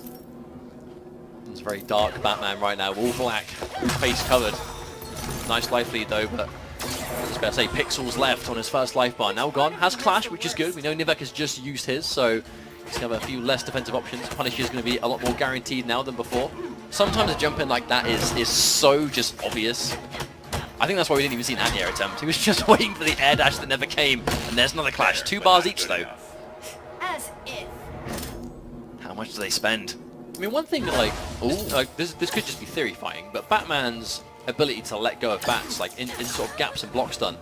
Supergirl has a lot of gaps, right? In her strings, anything into sort of frost breath for the most part. There's usually a gap there you can sort of blow up. Surely the mechanical bats are one of the best things in the game at dealing with that. Well, we may see it put to use, but so far Nivek looking great in this first game. One more hit in the corner. I mean, Supergirl's corner damage, especially after the patch, way higher than it was before. Calls the bats. Oh, gets a hit. Where's Nail turn into a combo? There's the plus frames. Patience from Nivek. Oh, baits out the down 2 and whip punishes it completely. Nivek did use his clash before. Very meter intensive from Undead Jim. I really, really like the slight delay before the neutral jump just to allow the bats to come back right before. And Nivek, wow, what an answer! Instant jump laser to get over the string. Very smart. Oh no! Oh no! Interesting change. And we all know how long that stuns for. That's going to be a full combo finished off by the Frost Breath. And I mean, at the last minute, would have been a great harpoon if the tornado was not there. Good use from Nivek. He made the read that Undead Jim was going to throw something, and fortunately for him, the thing Undead Jim threw just happened to be the slow grappling hook. And he did get the trade. Now here we go. Begin. Right, so going straight back in, same stage. Slide being made safe, Nivek trying to grab. Now one of the unblockables already out of play, but because Nivek didn't get the first hit, he had no bar to punish, but the back 1-2, armor breaks. I mean, I said it very briefly before, Nivek has done very, very well against some of the world's best Batman players. This is a matchup he is very familiar with. Good block on that cross-up though from Undead Jim. Good reactions as to where that's going to land. Oh, just tags the back 2, but nothing more than that. Mechanical bat. I mean, air dashes versus mechanical bat is always really good if you've got an air dash, because they just go in the wrong direction. You know, you go so quickly, they can't track you. Good block coming up from Undead Jim. Again, the patience catches him, but isn't quite close enough to get a combo. Oh no. Oh, unblockable barrels. So instant jump anti-air too. We see a lot of players doing that a lot today. Yeah, Nivek, I think just no more than Nivek. It's such a popular anti-air option for him. She's already got a fantastic down 2, but if you've got the reactions, you can just meet them in the air. We actually saw Nivek doing that yesterday when he knows he's at the range that 4-3 is going to knock them towards the corner just to end the round. So what's going to happen when you've been... I mean, many characters are playing teams of characters, but so far Nivek very much has been a character specialist. Supergirl is his go-to character. Nice block on the overhead there. Using all his trait that won't have lasers for a while. Here comes Undead Jim. Hasn't really landed many significant hits throughout this game, so he's going to finally happily take that one, but another unblockable! I'm reckoning if we see Undead Jim lose this, I reckon he's going to go away. He does not want these unblockables to change anymore. Good challenge on that down to anti though from Nivek, knowing that those Batman mechanical bats, the block stun is not that heavy, so if he's not point blank when he's trying to follow up, there is a gap there you can blow up. Now the ball is definitely in Undead Jim's court. He lands a full hit, but it's not a full combo. He still needs to get through this first life bar, let alone the second one. There's the punish on the down 2. That's a good start. But look at how little bar he has. Only just one bat available. I mean, he is Batman. He can build meter very well, but Nivek just makes himself so slippery. I was going to say that gets the instant jump. We're going to see a back 3 full combo. Going to get a couple of floats here because he's nice and close to the corner. What's the setup? Oh, just a block. Nivek making himself very difficult to hit so far, doesn't have the bar. Oh, the block on the cross-up with the plus frames get disrespected, and Nivek's going to take the game 2-0 now. Nivek 1 game away from advancing through top 8. Now I'm expecting we at least see a stage change here. I think really, when you look at how the matchup has gone, I mean, the unblockable interactables, I'm actually not sure. I mean, they've helped Supergirl a lot more in this. I mean, even though they do technically help Batman, in this matchup right now, it has always helped Nivek way more. I think player to player, yes. But Batman having a restand, he can get those unblockables in the background very well. But also, now he just gave Supergirl a background bounce. And that's the biggest problem, because now you've given Supergirl a lot more damage if you're in the middle of that screen, which is crucial. This matchup just got a little bit harder for Undead Jim, unfortunately. That background bounce is going to give Supergirl so much more damage. Off confirms near that area of the screen. You know Undead Jim, he's going to keep the fight as far away from that as possible. Chase down, but not enough. Gotta be so backdash. Oh, no, he tries to get the combo, but isn't quite close enough. It's always going to be a lot harder to land that combo with just one bat. It's one thing about mechanical bats. The more bats you have, the easier those conversions tend to be.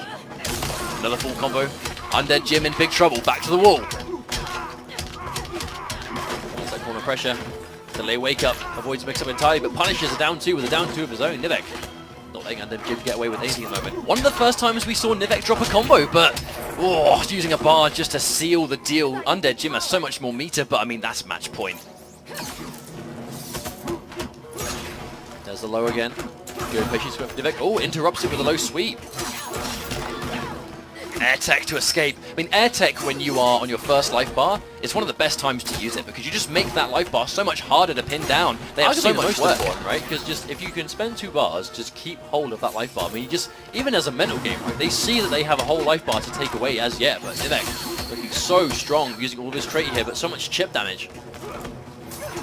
Can't really punish those mechanical bats, but I think Nivek will take trades in this situation easily. So look at the life difference, and at that point, look, Undead Jim, he's a bit afraid to anti-air now. He is, he kind of has him where he wants him, but still in position. Nice read on that up batarang.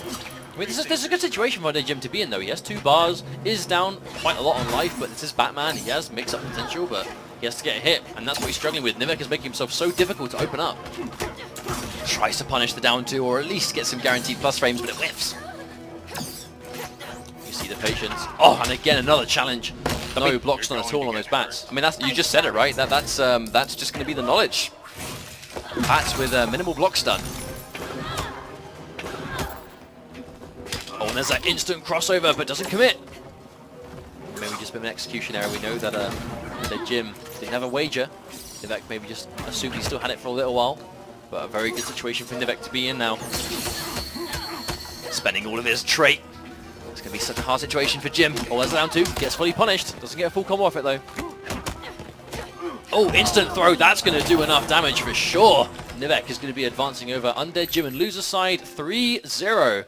Undead Jim, unfortunately, going to be eliminated. I mean, he got into the top 8 and he had some good results getting this far, but at the end of the day, Nivek, he's been really dangerous from start to finish of Injustice, and so far he's been really sort of coming into his element with Supergirl, and the post-patch as well, when she is this much better, it's a great time to be a Supergirl player. Oh, for sure, especially if you like, I mean, it's a bit like any character, right, that got love in this patch. If they'll I suppose worse beforehand and better now. You're rewarded for being, for sticking with them early in the game's life, and now they're a little bit better. You can basically do more with them. But shout outs to Undead Jim getting top 8, always representing Birmingham well, and Electronic Dojo as a whole. He's always there doing well for himself. And top 8 is, I think a lot of people kind of expected him to be here. I know there truly was some world-class talent here at this tournament so far, and very much still in the bracket. But Undead Jim has always been one of those players that is known among the Europeans and internationals as just being a very, very good player. Just doesn't really get the opportunity to compete in too many major events. I mean, in the UK, VSFighting, like I said before, VSFighting really is the biggest event of the year for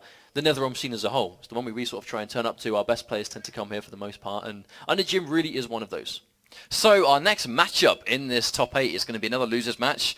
Quite an exciting one. Madzin versus White Boy. Now, this is going to be interesting because you've got two serious clashes of styles here. White Boy, very aggressive, very in your face, and basically the premier Scarecrow going right now. Madzin just plays Batman, but plays really with that gut feeling. If he feels like something's going to work, he'll do it. And that is what got him this far, and that's what will probably continue to do him well through the year. But Batman versus Scarecrow is not a matchup that Scarecrow players favor. Batman's heavy keep away potential, just absolute defensive play, can be very frustrating to deal with. I mean, obviously, we saw White Boy versus Foxy in Winner's Side. We saw how difficult it can be versus a truly very defensive, dedicated defensive player.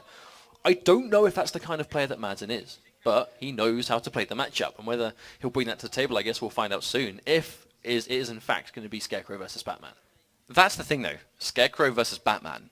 Many Scarecrow players, including White Boy, believe that it's not a particularly fun matchup to play if you're a Scarecrow player, because in many ways it's why I think Deadshot is such an effective pick as well, because it's hyper defensive. It's the ability to sort of establish a really strong ranged game. But Batman, when he goes for his projectiles, he's going to retreat as he throws them. And that's a huge thing in this matchup, where Scarecrow, he wants to walk his way in bit by bit.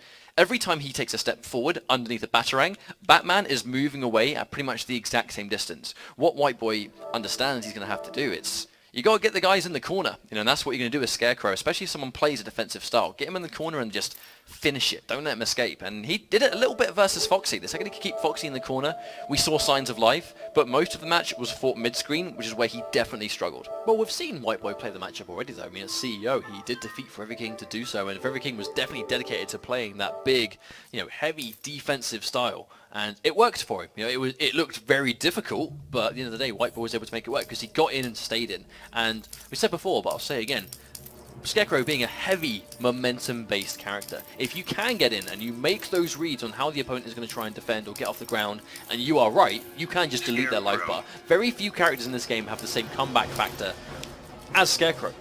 His damage is unreal, the ability to restand, it's all meter intensive, but what you're going to do as a Scarecrow player is spend the whole game just building that bar. His comeback factor comes from being able to land big damage combos into either a splat or a restand into meter burn hook, and then once they're sitting there blocking, I mean, it's +6. That Fear Wave meter burn being +6 on block, for those that may not know, being plus on block just means that you can move way earlier than the opponent can. Especially in this matchup for sure, but Madzin being that German hype machine, I expect to see that now, but there's a button check coming through though. Red Sun Prison. Now, if it is indeed going to be Red Sun Prison, that is bad news for White Boy. Because this is a great stage for gadget characters, or especially gadget characters that have good keep away potential, and that is Batman. That is Batman summed up to a T, and if you can get to that left side of the stage, you can be just horrifically powerful. If White Boy doesn't win this game, I more than expect to see a stage change. That's all I'm going to say. But this is going to be top 8 action. Loser is eliminated. Winner will move on to face more opponents, as is normally the nature of a top 8. VSFighting 2017 Injustice Pro Series premiere event. Top 8 European action. Madzin versus White Boy. In the first take goes to Madzin. He spends the bar immediately for the Vortex. Oh, White Boy blocks the cross-up but gets hit by the string. That is unfortunate. There's the splat. Nice last minute cross up. Now White Boy with 1 bar of meter. That's all he needs for the whip. Tries to whip punish at the down 2, but no. Clean punish. White Boy with Madzin in the corner. This is exactly where he wants him to be. And tagged, losing the trait. Huge news for White Boy. And there we go, activates the trait. You'll see White Boy do it at the end of combos a lot, because it's going to be quite difficult to safely get that out in the neutral, but if he can get a combo, he can end in the trait to get that meter starting to build. And there we go, +6. It's going to be very difficult for Batman to release those mechanical bats. Nice last minute cross up, the down one challenge into a tick grab, and really, the second Scarecrow gets bar, I know he didn't there, but down one tick grab is so dangerous because it's either +6 or it's command grab. Now this is what White Boy has to do. He does have the traumatized, it connects. Oh, used it for setup, but another delay wake up coming out of Madsen into an immediate wager. He's going to build this health back depending on how much he wants to spend. He had a good start, but so far, White Boy just bringing this one back and then some. Trying to jump in. Scarecrow having those long limbs to get through, but oh, they're down one to challenge. Madsen using a lot of bar here, and White Boy is just snuffing it. Instant wake up. The thing is, if you're going to be familiar fighting a character like Batman and you acknowledge that it's not a particularly fun matchup to play, you're going to have those little intricacies. And considering White Boy is a character specialist with Scarecrow, he's going to know these little tricks that you need to know in a matchup like this. Very low, 6 points of health left. Madsen. Oh, there's the ice. Oh, runs out just before he headbutts through it. Oh, Mechanical Bat's going to do that one down. By the time he goes into the next round, he's going to be moments away from having a bat ready, but just look at the difference in life, and now, even he's already down on life, here comes the Fear Wave. He's going to just take damage as he gets in. Oh, good block from White Boy, but I don't think he expected him to land in front, and he does. That's going to be a bar. He's going to go for the mix-up. Oh, he blocks it. Blocks it correctly this time. Madsen kind of needs to kill him really quickly, but no, it chases down. He read the backdash, but Madsen able to slip away. The thing is, in this situation, Madsen has to be so careful doing jailing pressure because that Fear Toxin is able. 4-3! No clash available either. He might be completely dead. No, he has to traumatize. He doesn't have the damage over time. He goes for it. He backstashes. Oh, no. Oh, that's it. Oh, you are again. Already dead. No, again. Oh, just White Boy is the master of that. Just he finds himself in that situation so often. I mean, wow. Game 1 down already. That was a good game for White Boy for sure, but Madsen. I mean, Madsen looked good in that game. It was just White Boy doing what White Boy does best. You know, getting in, keeping that pressure going, reading how you're going to be escaping. But the thing is, the way White Boy approaches Scarecrow, his mission is not to build Traumatize and use Traumatize. He just wants the damage over time. As soon as he builds trait, he just uses it immediately. He would much rather have this damage over time than the launcher of the Traumatize. 9 times out of 10 you see him get it, he just uses it straight away. He doesn't care if it misses or you block it, whatever. He just wants to get that empty bar back to just build up this damage over time. Now here we go again, this hyper-defensive game. Batman really a master of both playstyles. This is the matchup that Batman needs to establish. You know, don't let Scarecrow near you. Oh, there again, he tried to use, maybe the environment interaction didn't quite have the bar in time. Seems to go for his train set. Armor breaking! No forward 3 today! You have to be so careful going for those when you burn 4-3s against. Oh, just throws the monitor. No more use of that interactable for Madsen. Oh, what? No, it's the Mechanical Bat. It went behind him. Madsen with the knowledge, paying attention to that teleport. Much stronger start for Madsen now. Oh, the Dolphin Dive. I respect the attempt from White Boy, but Madsen looking good. He's going to have the range to guarantee a bat from distance. I think, yeah, there we go. White Boy now going in for his Fear Toxin. The second he gets close enough to build it up, Traumatize might be a really big deal here. It's going to give him a start. Oh, he tries to capitalize the 4-3, not quite in range. Dolphin Dive again. Madsen, he's not even going anywhere. He's not remotely pushing this advantage. He's happy playing this keep-away game. Taking the minus frames of the 4-3 guarantees another Mechanical Bat. That's what he needs to do, though. As soon as Batman doesn't throw projectiles and let Scarecrow in, we've already seen what can happen there. White Boy forced the run back. Didn't activate his trait in time. Madsen just sneaks his way out of the corner. Hit confirmed. Full combo. Opts not to go for the restand, though. I think he'd rather hold the bar for the Fear Wave pressure, but it requires him getting close again. Gets his way through. Plus frames are push blocked immediately by Madsen. Oh, meet burn back 3. You can see White Boy really wanting to get a swing, but Madsen just isn't pressing anything.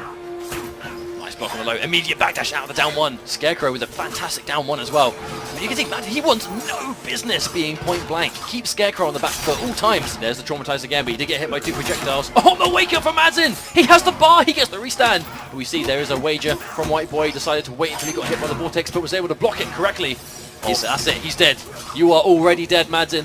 But he doesn't teleport. He doesn't teleport because he doesn't want to send Madsen out of the corner. He wants to keep him right where he wants him. As the plus frames again, Madsen has no bar to push block though. This is all White Boy pressure. But the wager, as soon as he sees White Boy has no bars left, then he wagers. Guaranteed life regen. Or resetting the situation back to neutral and keeping the bar, which is exactly what Madsen just did. Those Fear Waves, it's going to build in bar now. You know White Boy, he's going to build it because he wants those Fear Waves. The more plus frames, the better. I mean, even now, he's on the back foot, yes, but he gets in one time and it's over. Madsen just playing that runaway game. 30 seconds left on the clock. Oh, he actually might see it come out this rate. There we go, just not letting him in. Madsen, zero interest at all in pushing this advantage, and even then, Mechanical Bat going to cover his back. Teleport just does not work in this situation. So it's 1-1, and in this crowd, you can hear some of the guys in this crowd making a lot of noise. This is a European tournament after all. White Boy going for a stage change, not surprised at all. Madsen used that stage really well. White Boy did what he could to get through it, but at the end of the day, you find yourself in that situation, Madsen is going to use those interactables, get those launchers or whatever he needs to do. I must say though, very swift adjustment from Madsen. It's a very clean adjustment from what we saw in game 1. Very much more defensive now, much more willing to just run away and build that distance, because Scarecrow gets in, he is terrifying. No pun intended. But I know Madsen, at the start of the first game, he had an amazing start and then continued to try and press the advantage, and I think that's why he gave White Boy the opening. He did the same thing in game 2, but once he had a life lead, he then started to run away with the life lead. Oh, last minute cross up, here comes Madsen again. Batman will let meatless damage, drops the combo though, but catches him. American resets. Oh, that whiff back 3. The worst thing about that is that was his only bar. Bates and Hunter tries to punish the wake up, doesn't quite able to. Still though, went for the attempt, but White Boy down a lot on life. It's really unfortunate for White Boy, because even though we've seen all these combo drops, he hasn't actually been able to land anything significant. Woke up with instant jump too. Madsen, not even remotely afraid. And again, this runaway style, the classic. It's playing the matchup. He is Scarecrow. Scarecrow is one of the scariest rushdown characters in the game. If you have the tools to keep him away, you must use them. Madsen's back to the corner though. The bear trap, just create a bit of distance. That's not going to be there for the... Oh no! He sweeps right into it! Ouch! Actually didn't lose that much damage there, but I mean, Madsen is kind of back to the wall now. No interactable there to get him out, but all this distance between... Oh, he reads the activation, and that's a full combo. Hard read for Madsen, but what a payout. And he doesn't use the bat in the combo. He wants to keep it for the Oki afterwards, allowing him to play this runaway game. Every time we see a batarang in the crowd, yes, every single time. The chant, the low opened up, forced the clash. You can't save Gotham. I never quit. Very canon matchup as well. One bar each. Batman says something a bit more specific there. Considering the BM, Scarecrow just dished out. No respect. Scarecrow is a savage. Oh, there we go. There's the fear wave. Here we go. He's gonna go in for the fear toxin again. Oh, but he just jumps out of the corner. Oh no! This is an unfortunate situation to be in for White Boy. There's a full combo. He spends the extra bar. There is no wager here. If White Boy guesses wrong in this mix-up. He tries to anti-air it, but he can't get it out in time. 2-1 to Madsen. Now, once more, trying to give himself either a character change or a favourable stage. Aquaman. Has he bet the fight? Has he actually bet it? I do believe he selected Aquaman immediately. He wants no part in this matchup. Well, I mean, we know that White Boy played a lot of Aquaman before the patch. I haven't seen him play Aquaman after, but I guess we'll see how he's going to adjust here. I mean, clearly a matchup he is not happy to play in. This is Injustice 2 premiere event. You know, White Boy has a ton of points, but still, the more you can get yourself, the better. Oh, there it is. Go straight in for the sweep. Not quite sure what Madsen was trying to do there, but actually, yeah, we got put back on the Red Sun prison. We were talking about Aquaman for so long, we didn't even realize we are straight back on this stage. I mean, the other bit, but still, this stage is tough. If you're a gadget character and you have the tools Batman does, got to be careful for sure. Now, very briefly, Aquaman, very much a changed character. Full combo off the slide. Here comes Madsen. Aquaman no longer combos off his tentacle strike, which is such an amazing full screen tool beforehand. Trident rush, very much still the same.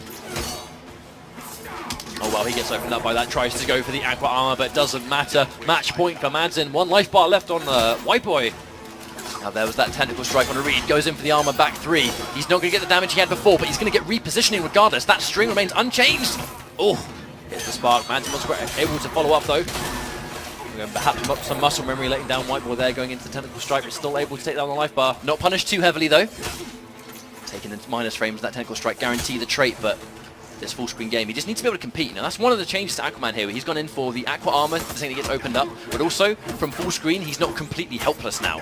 Good blocks from White Boy, but again, opened up for the last minute. I don't think Madsen was ready. Not quite sure what that slide was. Perhaps some weird Oki maybe tried to cross up. Not sure if he could do that, but it looked like that's what he was going for. Very expensive way to try and stay alive. Trident rush, push block, trading a bar for a bar.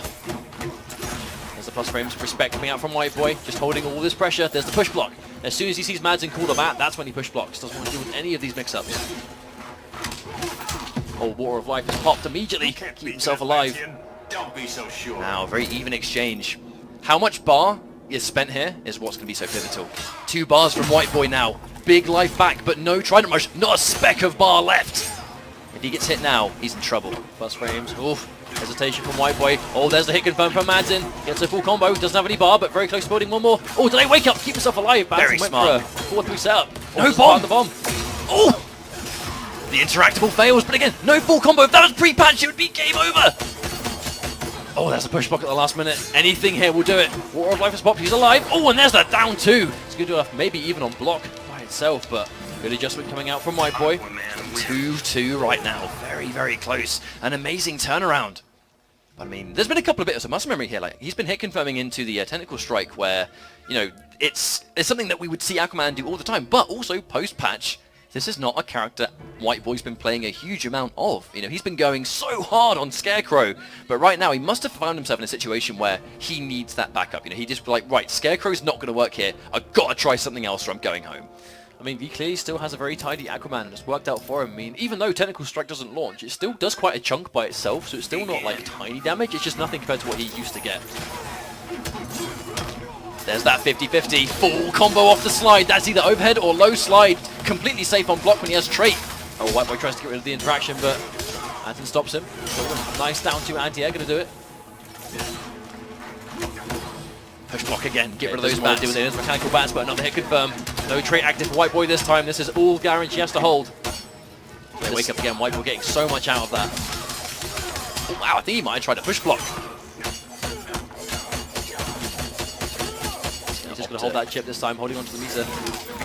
But again, because Aquaman, that Aqua Armor is such an amazing tool when you finally get caught by those bats.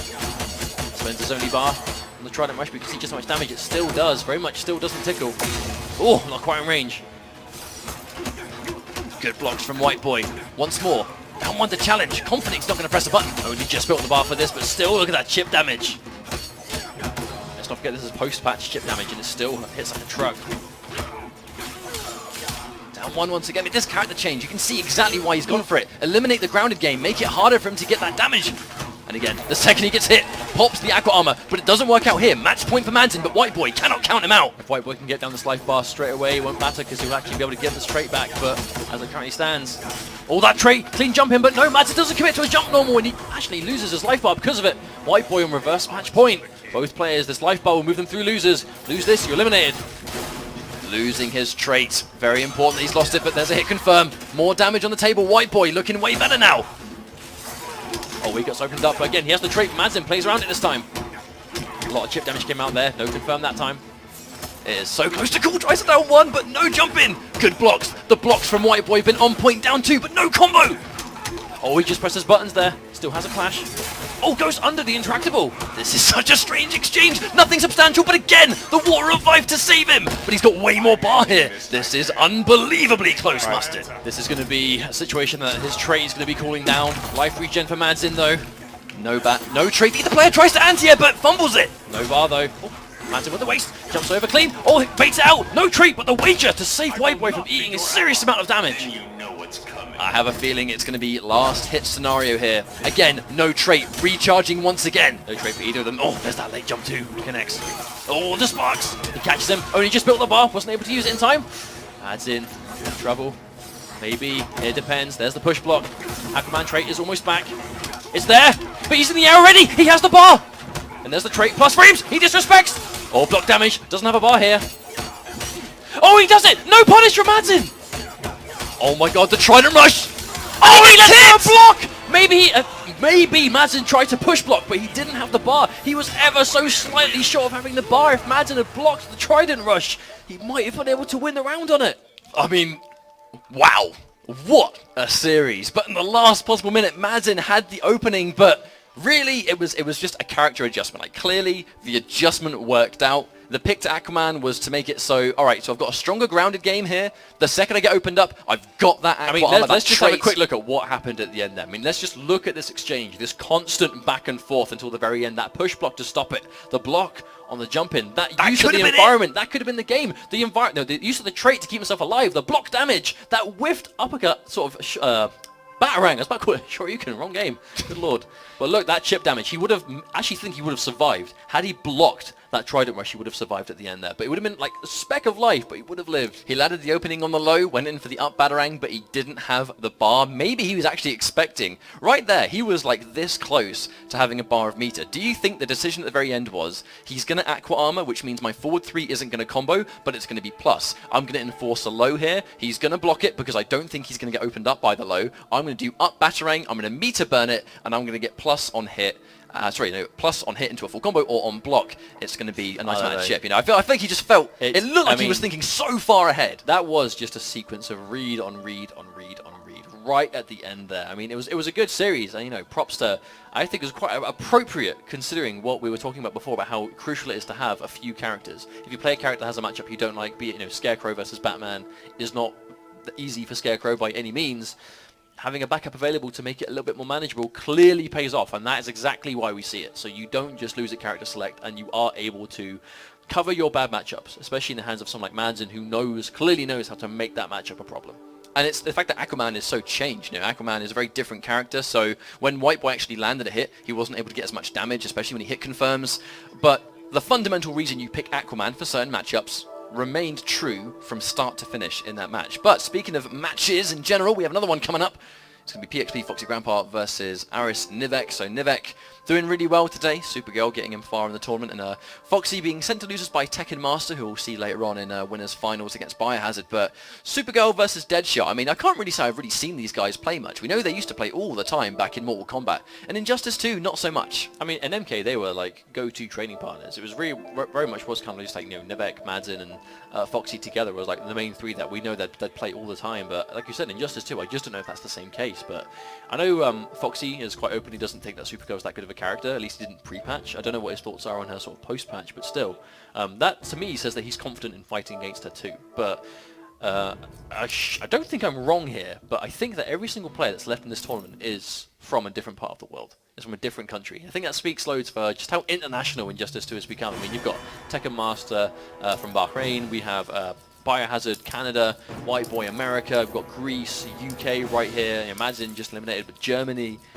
Very much international top 8, and that's exactly what we want to see. That's the whole point of a premier event for Injustice Pro Series, is to make these top players from all around the world travel to meet up at these tournaments where they play against the best to prove that they are, in fact, the best. Competitive video games, they bring the world together, and that's no different with Injustice 2. I mean, it's just been a collection so far, the journey these players have had. I mean, Foxy and Nivek, they've also had their fair share of worldwide travel. Biohazard, Tekken Master, White Boy, these guys have been all over the globe for Injustice 2, and it's really looking to not change anytime soon. 4 months? Like, this game has not been out for a very long time at all. Especially, you know, going through to, I suppose now we've got a few months left of premier events, but still, I mean, Injustice 2 is not even a year old yet, and the amount of competition we've seen, the amount of just sick gameplay is exactly what we want to see at events like this. But we're at a stage where players are starting to find their characters. You know, they're getting comfortable, right? They've had time. They're deciding what ones they want to pick. Both these players have actually had the same problem. You know, Foxy kind of thought he would stick with Catwoman early on, and unfortunately, really didn't sort of gel with that character, which resulted in a couple of bad results early on. Same thing with Nivek, who Nivek had a Wonder Woman, an undying love for Wonder Woman, but it just was not meant to be in Injustice 2. And sometimes you just got to let go. Sometimes you just got to let go of the character you love, and you got to pick someone that plays your playstyle better, which is why we have Deadshot and Supergirl with both these characters now. So a matchup, Supergirl, she has a lot of mobility tools, but already Foxy off to a fantastic start. Quite an uncharacteristic read though from Foxy. Normally we see him go for instant jump ones like preemptively and yeah, but that was just a straight up jump in on prediction of a laser. There we go, there's that hover. It's going to be something Nivek's going to have to do quite consistently, I think, is on a read, he's going to have to hover into the air and avoid that straight shot. That does mean, though, that Foxy will have the option to make a call as well. He can go for an air shot, he can go for a trick shot, and you know he's going to try it a couple of times. Oh, good use of that teleport, I think, reading the shot. That's going to be that in-depth matchup knowledge we're expecting to see from both these guys. I mean, even if it's not each other, we know that there's no way that they wouldn't have played a lot of Supergirl versus Deadshot at this point. Well, there's a good reaction punish, but in return, minimizes the damage taken with the air tech. It's one huge thing. I mean, if Nivek gets one hard read on meter burn teleport on a rifle, they're going to trade a bar for a bar, but Nivek will get a full combo. First life bar goes to Foxy, 2 bars to work with as well.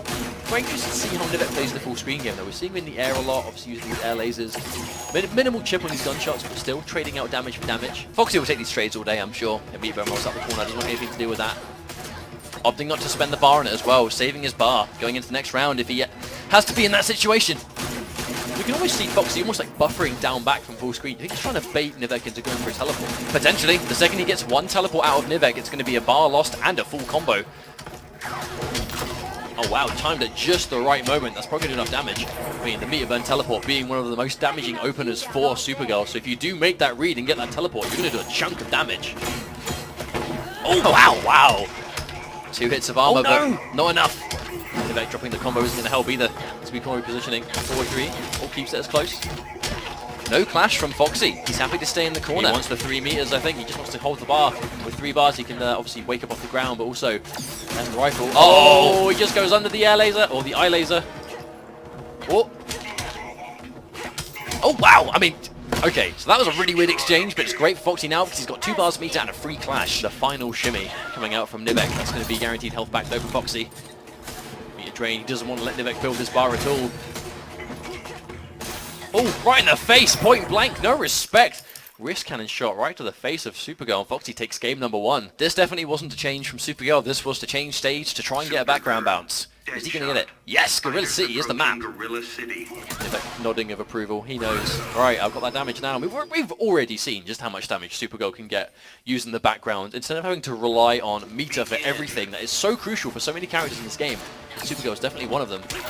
Oh, but no, he just gave it to Foxy, who uses it straight away to open up his damage. 360, looking good. First hit as well. Deadshot with the ability to have those 3 different ammo types, and the green one being meter drain against someone like Supergirl who really needs bar to do any damage. I mean, that's why. You know, he's never going to go for any other trait shot, I don't think. With punish. Back 1-2 versus back 1-2. Here we go. Here's the extension. Oh, there's the low. Nivek not blocking low. To be fair, Foxy actually did open up with an overhead, so Foxy definitely showing he's willing to go to the 50-50 if need be. Especially with that background bounce, he's going to get loads of damage. Oh wow, clean jump in. Not even the first time we've seen Foxy go to that this set at all. Well, we know that Supergirl's jump in 1 is super strong, but Deadshot's jump in 1 in many ways is just as good.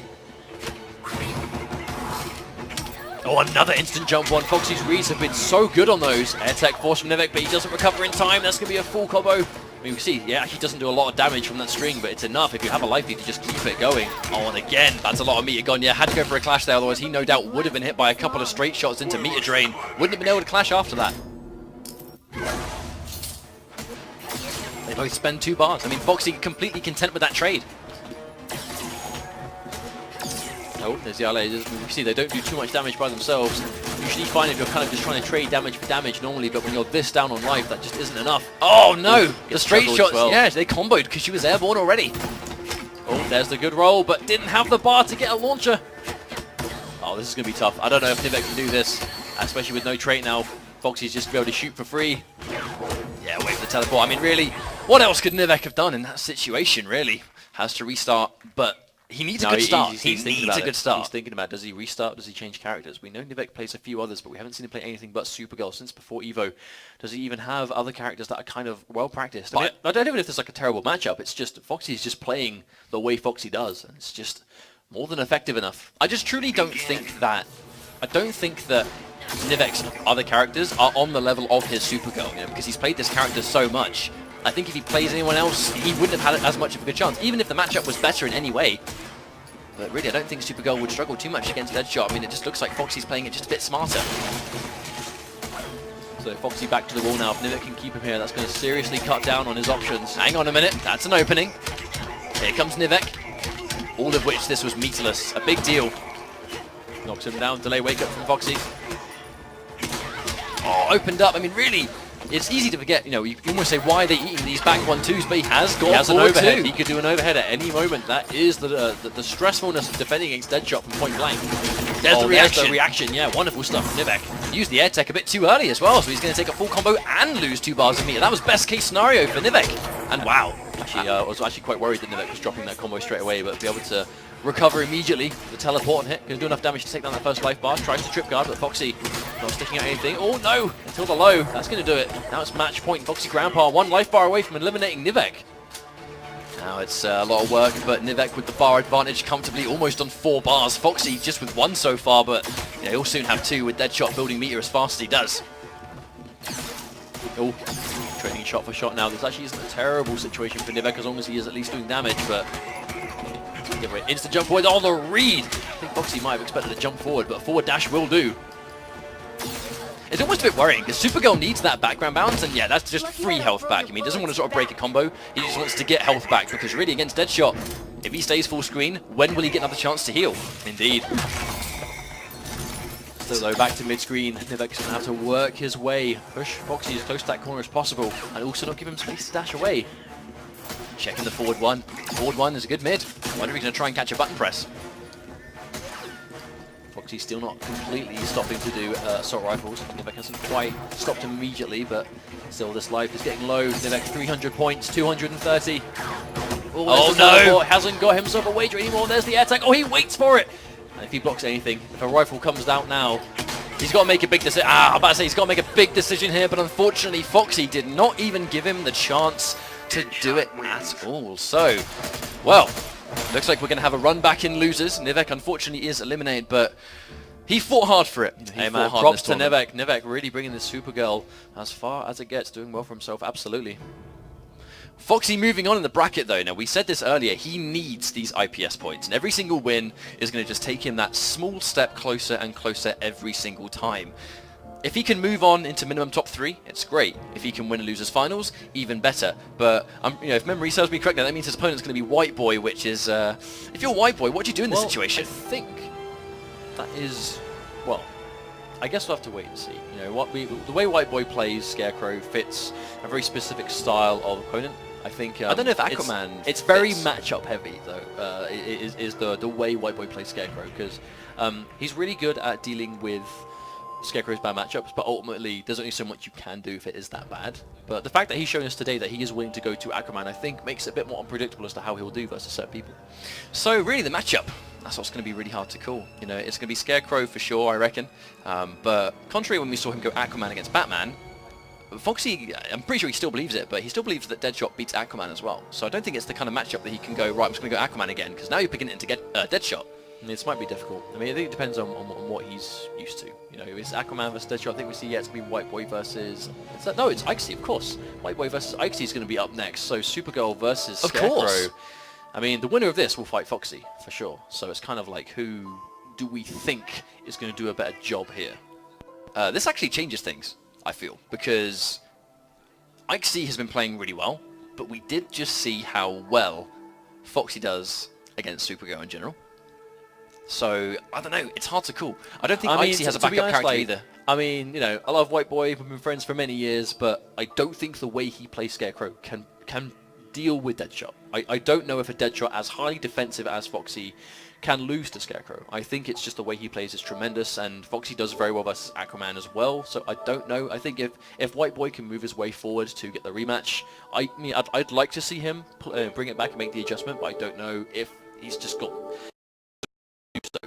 the ones that he brings to the table, whereas he has been looking really good this weekend. Looked a bit ropey versus Biohazard, looked very unfamiliar in the matchup overall, but when he's been playing well this weekend, he's just been absolutely on fire. So, I mean, well, Supergirl versus Scarecrow, I mean, that's probably going to be a matchup that we see next.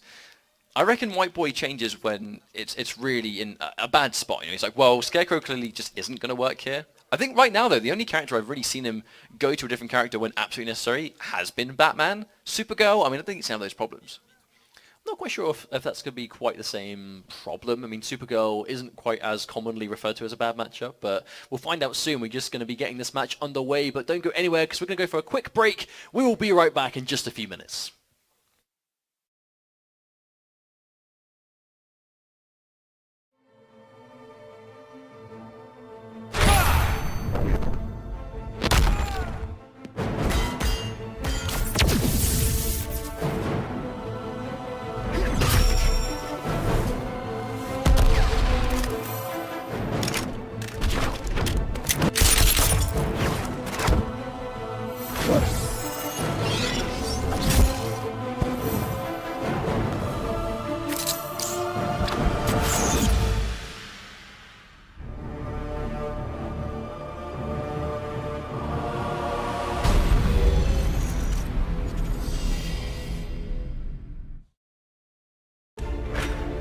In my years fighting crime, I've learned one truth. that every villain is the hero of his own story. That's the problem with fighting for truth and justice. The battle never ends. With this crew on the job, what could go wrong?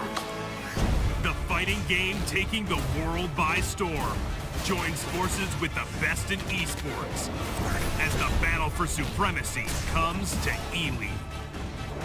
This October, Justice has a new league.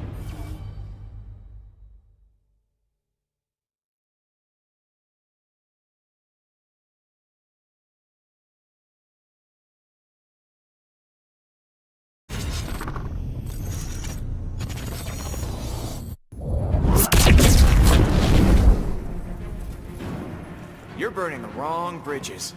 I want none with Dick Grayson's killer. It was an accident.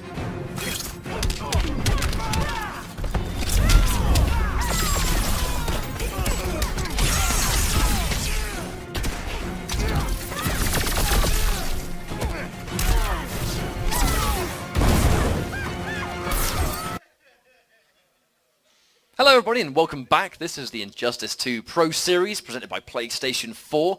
We are far into this top 8 now. Our next matchup is going to be Renegades White Boy versus ED Ikesy. Now, Supergirl still in top 8. So let's talk a bit before we get into the matchup, because I have a few minutes to do that while the players reflect on where we're currently at.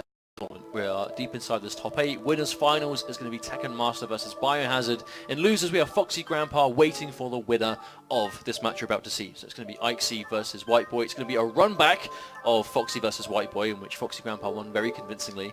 Or we're going to be getting the UK showdown of the two players from the UK left in the tournament to find out which one will move through to losers finals. And in many ways that would be quite a historical run back, because Ikesy was the first player in Mortal Kombat X to defeat Foxy Grandpa. You know, Foxy was kind of really running rings around Europe online and just dominating the UK, and at the very last moment of the Mortal Kombat Cup UK finals was Ikesy versus Foxy Grandpa, and Ikesy pulled off the upset. He won that tournament. The Birmingham boys warned everyone, nobody listened. Ikesy made a name for himself with that breakout performance, and since then it's been cemented as a player that doesn't really get to compete a huge amount offline, but when he does, he's just very fundamentally strong and uses the characters that he wants to play. You know, he was a very dangerous Cassie Cage in Mortal Kombat X, and in Injustice 2, Supergirl kind of is that take on Cassie from MKX.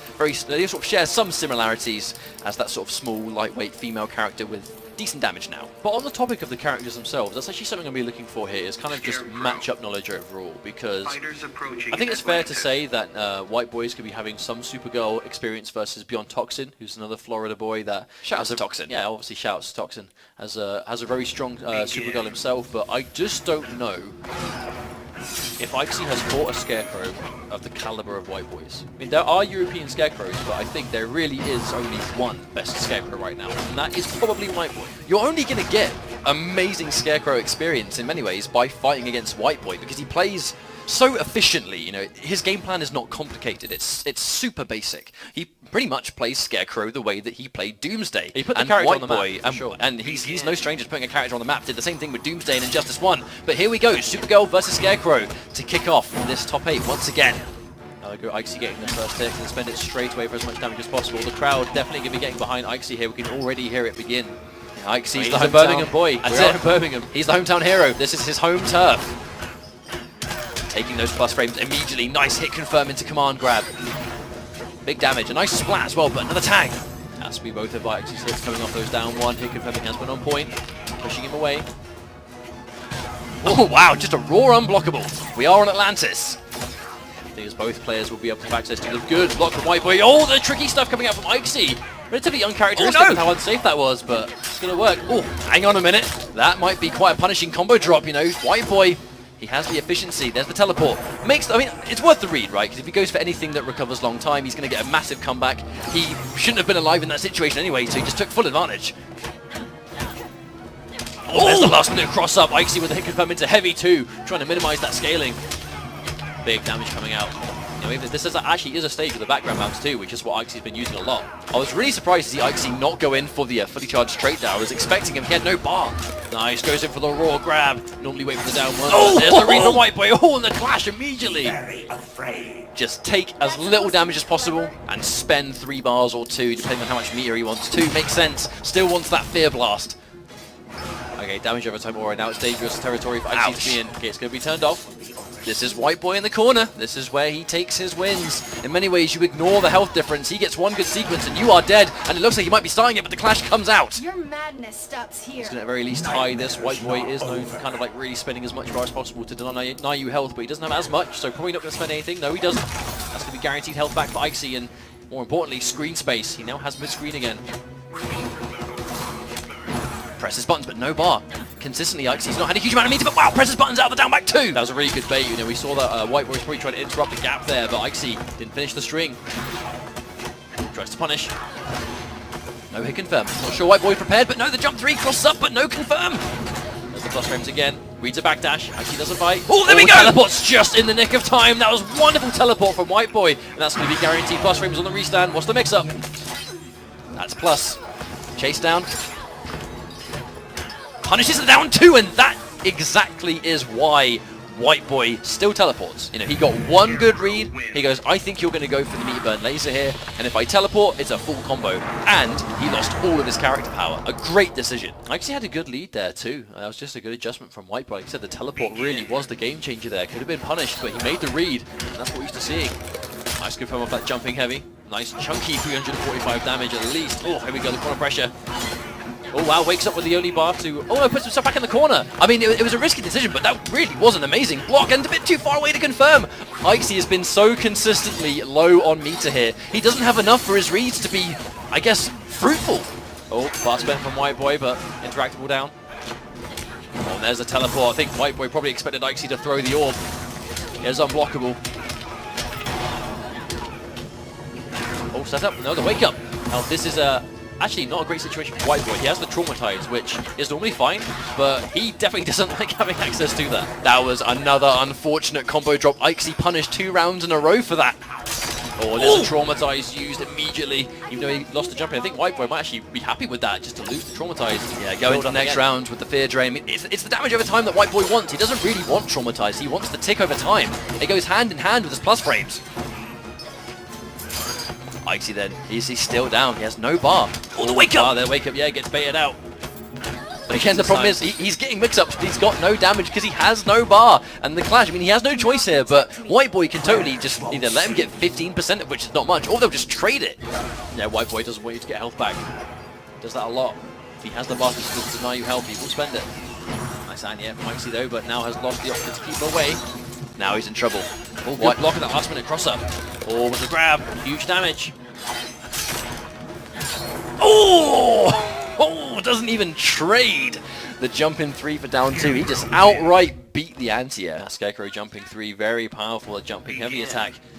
Good hitbox, good damage. I think the lack of meter has been a consistent problem for Icy. I mean, he hasn't been able to... His reads have been on point. He's been getting the mix-ups, but without Frost Breath and no background bounce, you just can't really get a good payout for it. I mean, it has been 2 close games as well. I mean, it might be 2-0, but Icy has been taking these down very close, but at the end of the day, White Boy is definitely coming off stronger here. That last minute, lots of bar this time, so he's going to get some damage. Oh, goes for setup, but a wake up. Reverses the wake up input as well. Good stuff coming out from White Boy. And finally, Icy with the bar, but he's not going to have any after this combo, so he needs to make sure it counts. Has got full laser too. Here comes the pressure. Building bar for days, the jump back, but no punish. I mean, Icy read the grab at the very least. That's going to take the life bar. This little cinematic here, going to recharge some of it, so at least he'll have a projectile, but it'll be a while before it's full again. Popping that Fear Toxin once again. The second he closes in the space. There it is! He's in range! It's going to do it. That's probably going to take enough life down as well. We are going to the other side of Atlantis for the first time in the set. Plenty more interactables though where that came from, especially now we're down here. Match point. How is White Boy not flooding in here right now? That clearly made a hole. Do not ask such questions. White Boy though still on match point. 1 life bar away from taking this one, moving for the rematch against Foxy, but Icy still looking good. Spent his only bar on push block. Oh, somehow avoids the interactable. Icy again. He's back to where he was before. No bar. A clean jump in. Yeah, clean jump in from White Boy. Well spaced. And now it's corner mix time. Oh, good read. And he meter burns the interactable just get out. Oh, the block! That could be everything. I mean, The problem here is that I think he probably would rather take damage here than get punished into a restand. I mean, the amount of damage he just lost from this is nowhere near the damage he was about to take from a full Scarecrow combo. But now it's dangerous territory because he has access to that damage over time. Not quite enough to kill by itself, but you combine that with the chip that he's just about to do. Oh, the chase, the read, and that's going to be game over. White Boy's going to get the run back on Foxy and eliminates Ikesy after such an amazing run. It's all over for him. I mean, 3 decent games, you know? I mean, that really was one of those situations where the 3-0 result didn't really reflect how close those games actually were. Ikesy played out of his mind this weekend. He should definitely be proud. Did the UK proud overall. And a very respectable placing, managing to make top 8 today. There was a big problem in that matchup I think Ikesy had, and it was just, on top of a couple of combo drops here and there, the big issue was just, he was severely down on meter pretty much all the time. Because you have no choice but to spend that bar. But he was using it on certain things to try and survive here and there, but when he would land the mix-ups, he had no damage. But whenever White Boy hit him, the damage was like triple that, you know, he just couldn't contest with the damage that Scarecrow managed to output, because he just didn't have the bar at any moment. I think he played it well though. I mean, he definitely had signs of greatness in there, but I mean, White Boy is a very well seasoned major competitor at the moment. You know, he's very high up on the Injustice Pro Series leaderboards. The points he's going to get here will even further solidify that to no real top surprise. 4 situation right now. I mean, he's one of the world's best for a reason at this stage. Indeed, and obviously with Scarecrow of all characters, who is not the most represented character in the game, who definitely has some matchup problems, but as a main of that character, you have to be able to sort of cover those options wherever you can, be it through gameplay, be it through other picks. But we're going to be having I believe our winners finals next, which is going to be Biohazard versus Tekken Master. So we might see Bane versus Brainiac. We might see Harley versus Green Arrow. We could see Deadshot versus whoever else Tekken Master decides to play. It's been one of those things where it's two players that have mastered multiple characters at this stage, and it's been great for them, because the second you land, you know, you get a good read on a matchup or a good read on a character. You know, you're in the money there. So before we get into this winners finals, remember you guys at home can support competitive Injustice 2 around the world by picking up the tournament shaders. You can purchase them now with source crystals in the game. I believe there's 2. There's Electrum and Tournament, both gold and silver respectively. And if you want to support competitions around the world, pick those up and you'll help fund those around the world. I mean, it worked great for MKX. I have no doubt it will work great now. It's just a way to show your support to the tournaments that you enjoy watching. A big part to contribute towards the scene that you enjoy, you know. But this potential, one of these guys is no doubt going to be in grand finals. I mean, that's not who's going to have. Who's going to have? Oh no, for sure. My point is, one of these guys is going to have a massive comfort zone, and they've been looking good already. I mean, these are probably the 2 most solid players we've seen over the weekend, I think, in terms of like the characters they've picked, how they've played in those situations. I mean, Tekken Master's Green Arrow has looked crazy. His Brainiac was even crazier. Biohazard Harley Quinn, I mean, really speaks for itself. Bane, I mean, they really have played the board, but one set is separating them from Grand Finals winners and losers finals. So, I mean, there's a lot of money separating that, a lot of, even more importantly, the Pro Series points. Now we're down to the top 4, right? There's these 2 in winners, and down to losers we have Foxy Grandpa and White Boy ready to go. There is so much points and cash prize money separating these 4 positions that no one wants to lose at this point. These guys have collided before. You know, they fought a Combo Breaker, they've been very back and forth across both MK and Injustice 2. Well, really, at Combo Breaker, Tekken Master took the win. At CEO, Biohazard took the win. And it's as simple as that. So these guys have gone back and forth. The question today is who's gonna be up? You know, who's gonna get his cursor? Ooh, could be Brainiac. Brainiac versus Harley Quinn. I mean, I don't know how to call that matchup. I have just about to say, how many people in Twitch chat or in this audience or us right now can say, yes, I'm very experienced in the Brainiac versus Harley Quinn matchup. It's a matchup we see very often. It just doesn't happen. So we're going to see now, unless they get back to player state, then Tekken Master controls. 2-hit combo. That's sick. That's better than a 1-hit combo. Oh yeah, 100%. Yeah, we're restarting the match. This is what it's going to be. Harley Quinn versus Brainiac. Winners finals versus Fighting 2017. And first it goes to the cupcake. Now that cupcake I think is going to be really important, because it's going to catch Brainiac out of the air, and the air is what Brainiac controls with that tendril lift. But immediately, full combo. We're going to see the trait. There's the splat. What's the mix-up? He calls the drone, trying to make the wake up, really separating this space. Oh, and there's the environment interaction just down the corner safely. And there's the down 1. He's going to be meter burning that down forward too, because he wants to be as safe as possible. Brainiac very unsafe unless you spend bar. Now we saw Tekken Master bring out Brainiac versus Foxy's Deadshot to really just get in on that troublesome zoning, but it looks like the amount of projectiles that Bio's throwing, mainly the cupcakes, are kind of controlling that space that Tekamaster wants to use to get in. And a clean punish on that meteor burn dive kick from Biohazard. But one thing Harley's going to have that is better than most zoners in this game is that she has that amazing diagonal upward shot.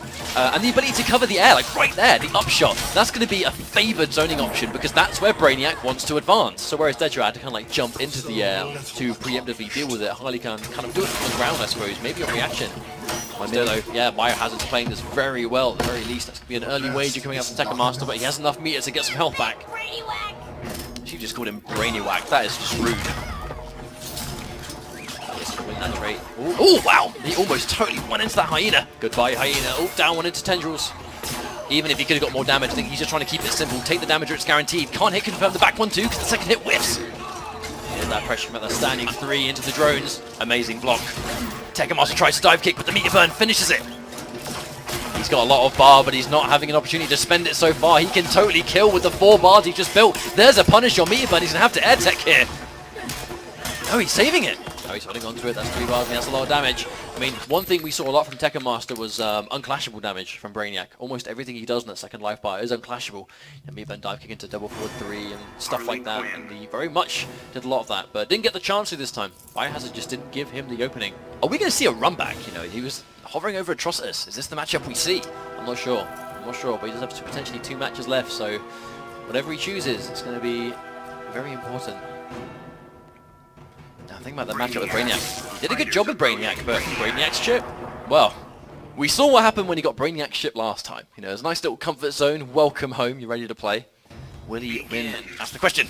Oh, instant jump from Bio, active for so long, gets the first hit again. Oh, there's the overhead. Full combo. I mean, she has got that standing overhead and low mix-up. Forward 2 or back 2, both overhead or low. On there, please to wake up clean. So much life already. Tekamaster's life bar has just disappeared. Wow. Almost a complete perfect. Like, not even 1 hit landed, but that wasn't even through zoning. That was just through great pressure. Kind of looks like Harley Quinn has a lot of tools to handle Brainiac. I mean, even then, he went over the projectile, but the dive kick missed, so it's almost irrelevant. There it is again. I mean, that is the truth. That is the answer. I mean, Harley Quinn just turns it. It's a no-fly zone. You cannot leave the ground above her. You know, she just has so many different projectiles to cover so much different. I mean, it requires elements of reactions from Harley, but also a lot of reads too. Biohazard is just reading Tekamaster really well as to how he's going to do it. And massive cash out, 500 damage there. Oh wow. Ops not to spend the bar. He's trying to chip him down with a little dive kick. No, the drone flies away. Come back. Tekamaster needs it. But that's what you do as Brainiac. Either you go for setup off the down forward 2 push, the splat, or you just cash out with down back 2, that tendril strike. I mean, it's so much damage on the end, especially when you meteor burn it. Instant jumping as well. I think that was a punish, or maybe just trying to catch and press the buttons, maybe. Oh. Instant dive kick, doesn't meteor burn. Oh wow, yeah, still pressing buttons, it's going to connect. Tekamaster opts to go for the air tech, because it couldn't clash. Opts not to spend the bar on the combo, wants the hard knockdown instead. They wake up to avoid the drone, smart stuff from Biohazard. Nice block on the low, but still so much work clean over the cupcake bombs, but doesn't want to meet burn. Finally does it, but here comes the unclashable. Yeah, that's what we see him do a lot. He has another bar, that could still be more. Or the drone respawns. That's a lot of bar for Harley to zone him out. I mean, the drone's going to be back soon. Tekamaster. Oh, with the anti-air gunshot. The drone is going to be coming back any second now. Oh, no. He's going to need it. Oh, there it is. One more hit. It's going to be so hard for him to navigate, but hang on a minute. No, he drops the back 3. The punishment comes out. I mean, that was the game. All he had to do was do back 3 and forward 3, and he would have been unclashable. I don't know if it would have killed, but it would have put him in a much better situation to close things out. He had the bar to meter burn one of them for extra damage. I mean, he is still in winners. Still very much in winners, but Biohazard a comfortable 2-0 lead. Tekamaster looking a lot better in that game, though. Definitely made some sort of adjustment and it was paying off, but does he go to another character or does he stick it out? I mean, he's got Atrocitus, he's got Green Arrow, he plays a bit of Batman himself. He's got a lot of options. I mean, still though, Batman looking like a very comfortable matchup for Biohazard. I don't think that's the answer at all. Oh, maybe 100%. Even, what about Green Arrow, perhaps? I think he's thinking about it. I think he's really assessing, do I want to go all Brainiac for this? I mean, Green Arrow versus Harley isn't a matchup I've really seen too much either. They're 2 very similar characters in terms of like how many people play them and how effective they can kind of be in certain situations. So we're going back. They were going for the run back. This is going to be the character Tekamaster stuck with. Tries to go for the air gun shot, but not quite in time. A nice chunky opening damage combo. Tekamaster. Now he's timing those dive kicks intelligently. And there we go. He's going to go for a punish. He was holding the trait the entire time. One of the new additions. You can hold the trait without it disappearing now. Even though Biohazard didn't seem to punish the dive kick, didn't manage to stop Tekamaster from moving around after it. And that right there, that is the answer. That is the magical special that is going to keep Brainiac out of the air. As I say that, dive kick into Interactable, so they're going back to the area with the background bounce, losing that drone. Might be a little bit better for Second Master. Oh, there's the instant jump one. Oh, cancelling the dive kick. We seem to do that a lot. Just try and cover as many options as possible. But it's because when you whiff those jumping normals, you can whiff a normal and still cancel into dive kick later on. So if the air-to-air, you can hit confirm. If it whiffs, you can just catch someone pressing buttons and then dive kick. Like, it's a great tool. But here comes nice full screen juggle combo from Bio. Oh, one full anti-air shot too. Biohazard just covering all these distances, but the first life bar goes to Tekken Master. This is absolutely a completely different Brainiac than we've been recently seeing from Tekken Master. And I think that even crossed up. That hit the other side. Tries to reposition but misses it. Doesn't matter too much. Done a massive amount of damage anyway. Match point for Biohazard. Did lose his first life bar, but Tekken Master still has a lead. But both hyenas are there for Biohazard. Oh, goes over the shot. I don't think Bio was quite ready for that. There's the repositioning. Oh, fast string is so cool. Oh, the wake up though. Anti-air, clean, full combo, forcing the clash. Not really to save damage, but to just get health back and go full screen again. And I really was just saying earlier on, this is a night and day difference of what Tekken Master's Brainiac has been looking like recently. Oh, there's the drone, lets him get in. Biohazard didn't get the right side blocked. Oh, almost air-to-air with the dive kick. This might be the play. You cannot wake up attack those hyenas active for far too long. Here comes the down one, potentially one more mix-up. Trades, no full combo. I think he tried to go for a back one. Right, has to keep himself in the air. Hyena again. Ooh, gets one hit, but not a full combo. Or gets through. Uh-oh, is that going to blow up? Yes, oh, got him! The wake-up trade, still in it. He's got to be so careful now. And he goes over it! The back three, Tekken Master stays alive. And I mean, wow, that was hard to call right until the very end. Every single match we go, Tekken Master is getting closer and closer to the point that he's now taking the game, albeit with not very much life left at all. But now, if Tekken Master can keep this adjustment going, maybe he could make this reverse 3-0. Wouldn't be the first time we've seen it happen, but it's pretty much what we saw against Foxy. You know, where this stage though, Rock of Eternity, what do you think?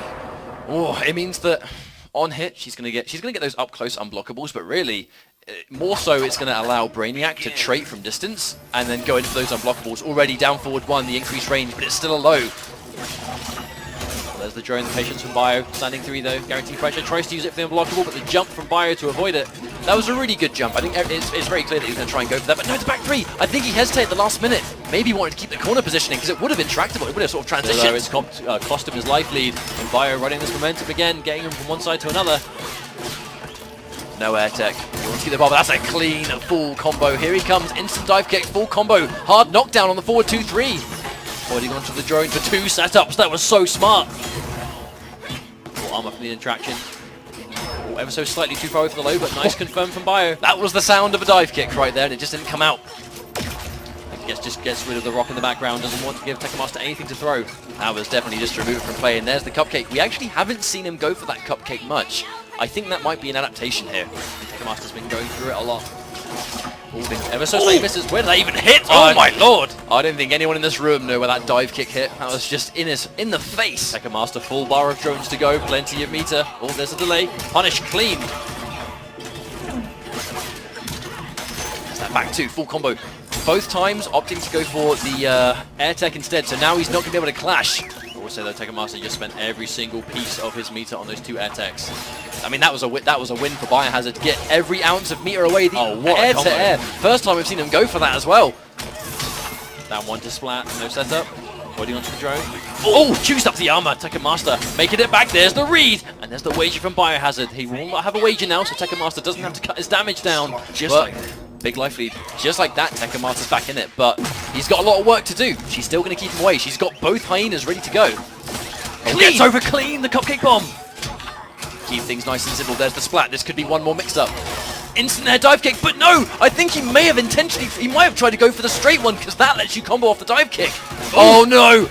Oh! Biohazard takes it over Tekken Master and goes into Grand Finals winner side. I mean, really, at the last minute, I feel like that drone was supposed to be the straight one because he did an instant dive kick. That would have been a full combo, but he got maybe the wrong drone. Biohazard, though, getting himself Grand Finals winner side. Minimum second place today, getting himself a ton of that prize money at least, as well as those all-important IPS Pro Series points on the leaderboard. I mean, he's already looking pretty good for getting up there for the finals, but this is just going to help him for sure. Tekken Master at least third, though, going down to losers finals where he'll fight the winner of White Boy and Foxy Grandpa, which is going to be our next game, losers bracket action. But I mean, any one of these matchups that we're about to see is going to be ridiculous. Any combination of the four players we have left could be just insane. Yeah, because I mean, like, it was going to be Tekken Master versus Biohazard, already an insane set. Foxy versus White Boy is another legendary set that we're just about to see. But then it will be White Boy versus Tekken Master, Foxy versus Tekken Master. It could be White Boy versus Bio, Foxy versus Bio. Like, it could be a run back between Tekken Master and Bio. Like, the possibilities here are endless, but we have so many different characters that we can see, different displays of people from all over the world, and we've seen some good injustice today. Very important. Hey man, 4 players left, and out of those 4 players we've got Bahrain, UK, America and Canada all represented. This is very much an international tournament still to the very end, but this is not the first time these 2 players have fought in this tournament today. Earlier on, I believe it was top 16 winners side, it was Foxy Grandpa versus White Boy, so it was not great. It was rough, because I think a big part of that is a matchup thing, but also, like you said earlier on, a clash of play styles. You know, Foxy is one of the most ultra defensive, lame style players that we have in the scene. Maybe even the biggest player of that style in the scene. But then, from one end of the seesaw to the other, you have White Boy, who has always played characters that thrive at being point blank in your face, and they suffocate you. You know, you feel like you can't move, you can't navigate the stage. But it's going to very much be when an unstoppable force hits an immovable object. This is the matchup they're about to see. Deadshot and Scarecrow doesn't get cleaner than that. Still though, I do believe it was 3-1. So was 3-1. It wasn't quite a sweep, you know. White Boy did find something that worked in the third game of that set. But I mean, that's kind of what Foxy does best, right? He adapts on the fly faster than almost anyone in the community. But Gorilla City can be the stage most likely unless they go back again. But I'd be very surprised if we changed from this now. So this matchup, it's signs of life. We saw from White Boy in that game that he won, where he was able to actually get Foxy in the corner and keep him there. Don't give him that room to sort of retreat for the whole game. But so far, I feel like both players kind of like the premier user of each character. So far, you know, Foxy's really sort of in this stage, taking this style of Deadshot and making it work and doing really well in tournaments for himself. Both of these players fresh off their top 8 results at Biennale in Austria just last week. So they find themselves in the top 8 again. Foxy's a little bit further down the line. White Boy looking for that minimum Grand Finals run back. He did get second last week. Now, but it's like you said before they fought originally. Foxy needs these Pro Series points a lot more than White Boy does. So you know Foxy's going to be zoned into this match. There's the jump. And that's where White Boy's going to have to make a read, you know, because Deadshot has got these different options after the back 1, 2, up 3. Scarecrow has options, but you've got to predict the follow-up. No first hit taken down yet, but oh, there we go. 2.5 bars already, because Foxy built so much bar in the process. Point blank trick shot. Not sure if that was intentional, but there's the background bounce. Forward 3 every single time. Nice amount of damage already. Here comes the meter drain. Take that meter away from Scarecrow. That's the plan. He's also putting us on a bar in the process.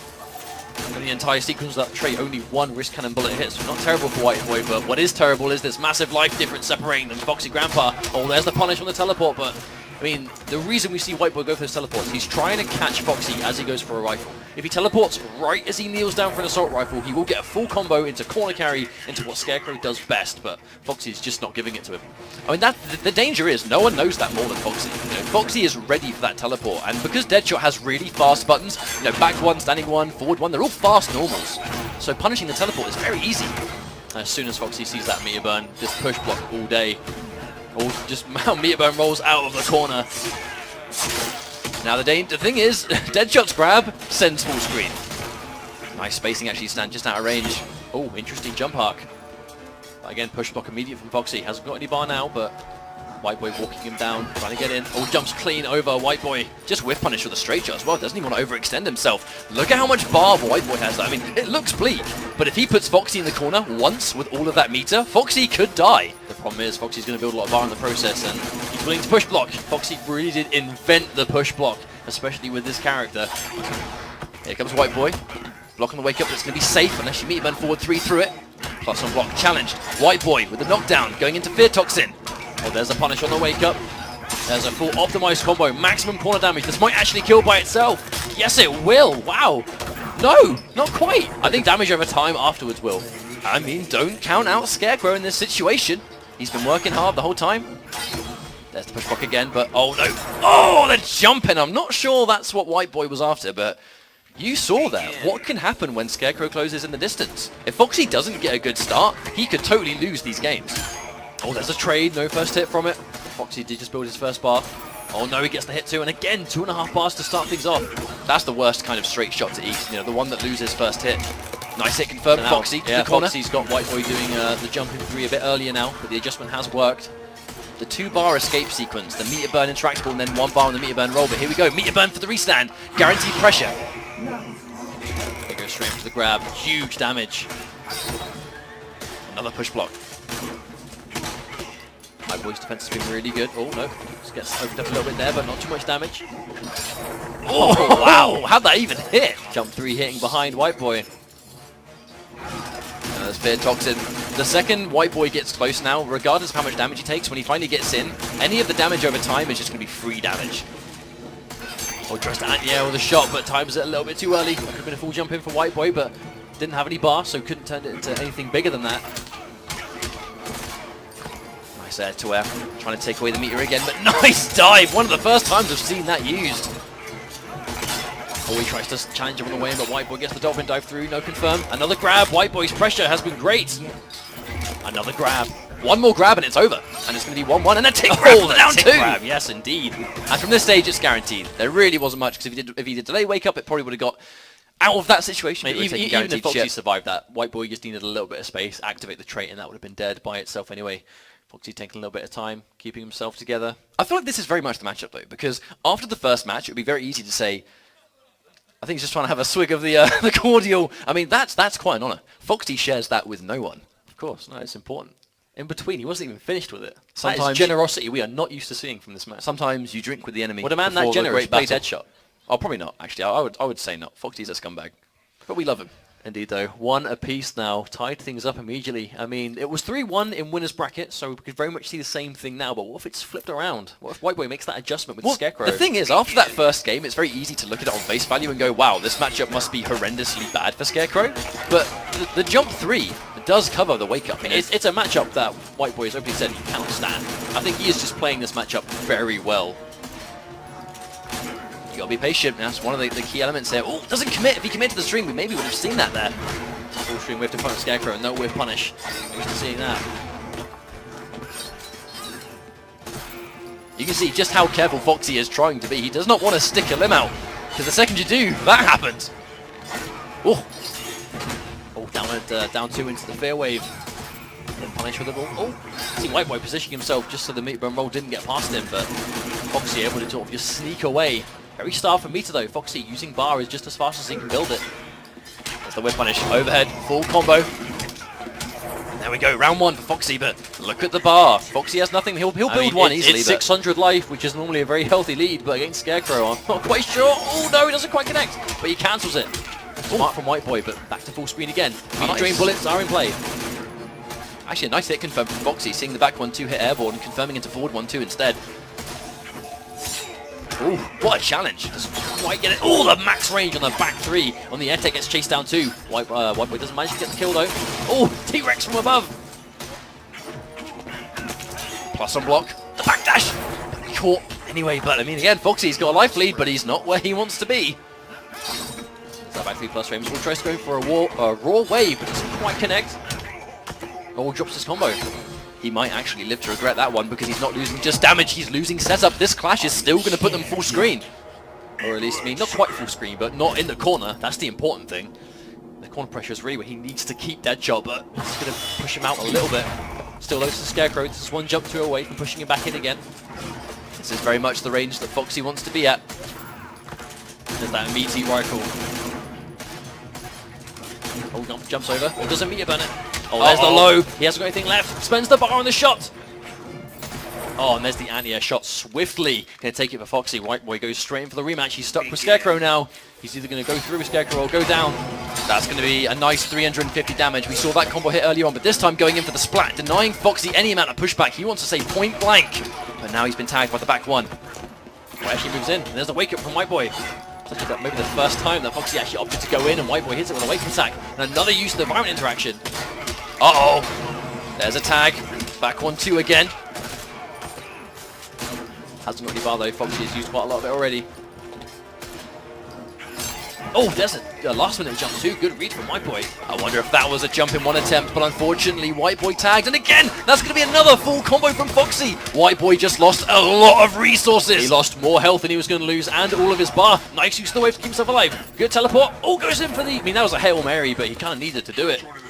White Boy's on the verge of going home, but I mean, we've seen his composure before, and there we go. No, misses it again. The push block as well. Beatman's the rival, trying to do as much damage as he can.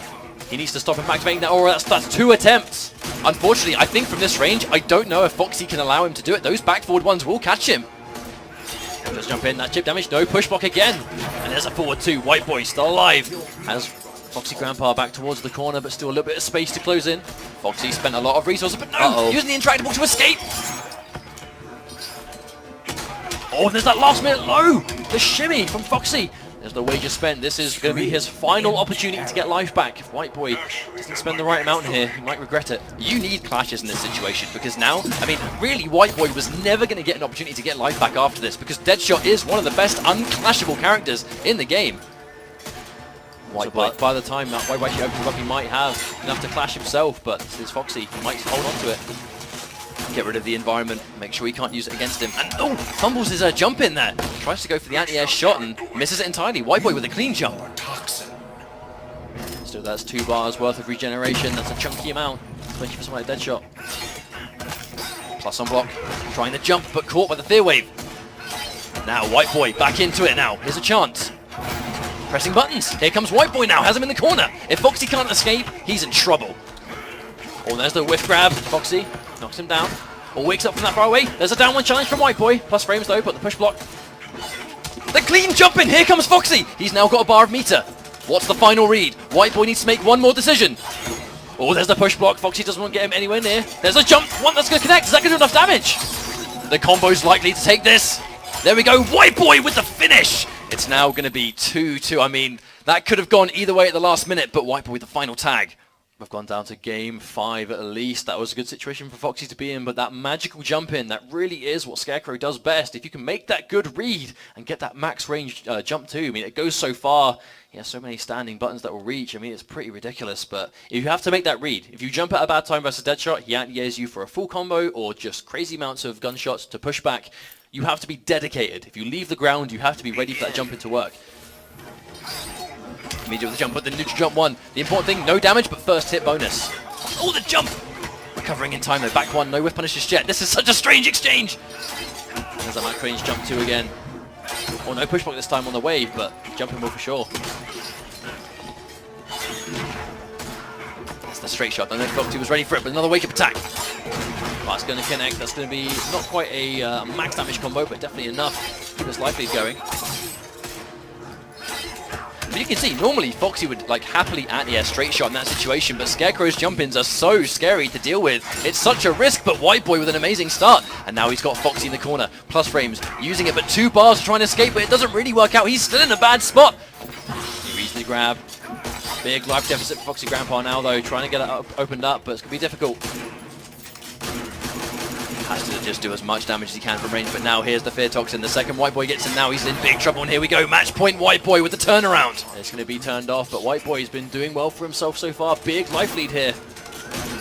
Oh! He almost got completely jumped in on. That would have been a disaster for Foxy Grandpa, but Foxy screen behind him. White Boy's jumps have been on point in this set. Oh, he tries to challenge. Overhead connects. That's going to be another full combo. He needs to land 1 more of those, and he's going to even things out quite nicely. Tries to anti-air shot, mistimes it slightly, but evening things out. Very starved for meter, though.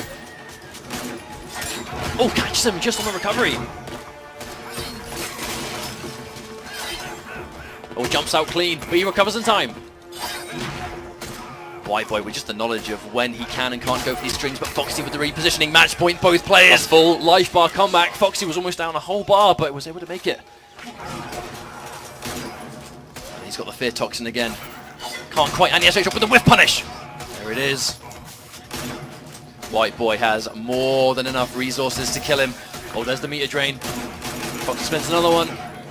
Crowd getting behind Foxy here. They want a UK boy to make top 3. That whiff. The jump in, push block again. But I mean, they couldn't be any... Oh, there's the clash. I was about to say, they cannot have any more different meter than one another, but this is the final moment. Who's going to take this round? How much is White Boy going to spend? Probably going to be 3. Yes, indeed. Most effective way of getting health back. Foxy back to the corner. Saving his bar. Meter burns this one. I mean, his back's to the wall. This is to where he doesn't want to be. I don't know how it is, but somehow a crowd is finally hyped for Deadshot.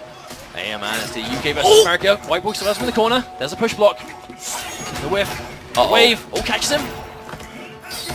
There's another push block. Oh, hang on! Just the low! Foxy Hera coming out from White Boy. He's got no bar. He has no resources. Foxy has to be careful. It's all meterless. Tries anti-air straight drop and misses it. Here comes the plus frames. He has to guess. He guesses wrong. Here comes White Boy. I don't think he was ready. This is a scramble.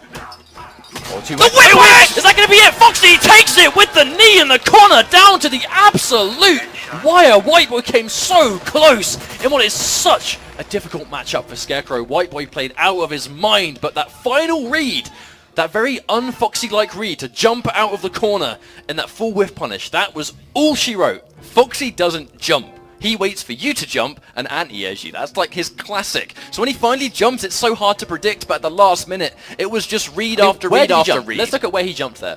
But right there, I just don't think White Boy was ready for those to connect. I just don't think he was ready for many of those hits to land on hit. And he wasn't ready for hit confirm, but we've got to say, Foxy moving on, but all the commiserations to White Boy for getting as far as he did. I mean, without a doubt, the greatest Scarecrow player in the world right now. He defeated Madsen in a nail-biting series. That could have easily been White Boy's game as well, and that's it.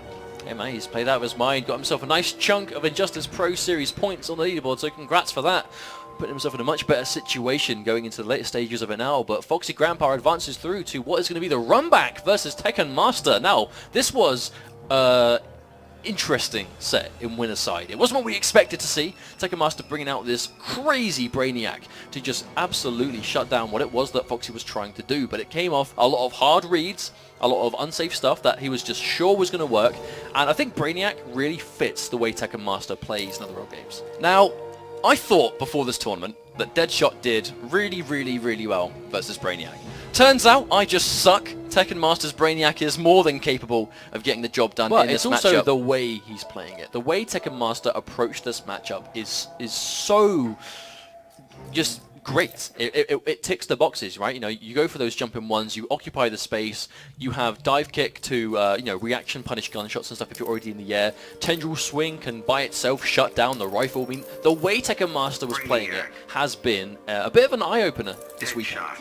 A couple of things to take into account here is that we did just see Tekken Master fall to Biohazard in a very sort of similar matchup where Harley Quinn was trying to keep Brainiac at distance, but it was the ability to control the top of the screen, you know, the upshot, the cupcake, the fact that when he kind of lands, those hyenas keep him in check. If you have good projectiles but can also keep Brainiac out of the air, that really is the goal of this matchup. Deadshot has those options, but he's got to really read it. You know, he has to dedicate to either a grounded trick shot or jump with Brainiac and try and anti-air him, but if you get anything wrong, he dive kicks you into a full combo. Almost at the end of the combo, but most damage already done from Foxy. I'll go back on Atlantis this time.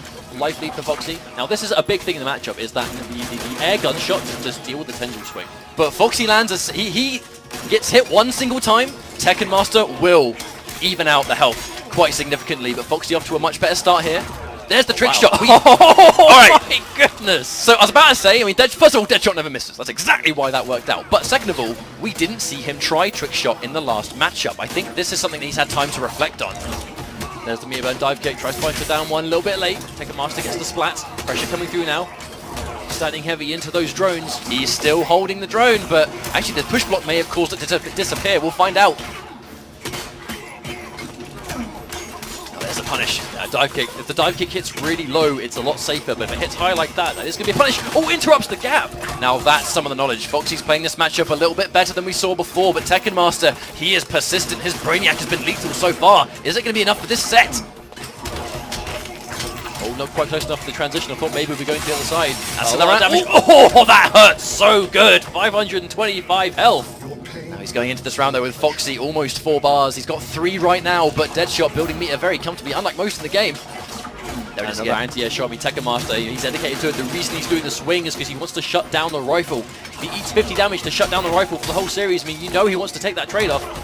Hang on, here comes Tekken Master. There's the reposition. Foxy with 4 bars. I mean, Brainiac. Is that going to work? Oh! Catches the jump back. Almost half expected Tekken Master to try and dive kick over, but maybe he did. Maybe he just didn't have time. That actually would have been one of those risky plays, the forbidden tech. The X-rated finish for chip damage. If that didn't work and he died, I would have just gone up there and slapped him, because it's just, you hate to see that kind of thing happen, but fortunately right here it didn't. But there's been a couple of adaptations here, right? First of all, trick shot. Second of all, when he lands a jump back straight shot, he's now backdashing while Brainiac's in the air to create that distance.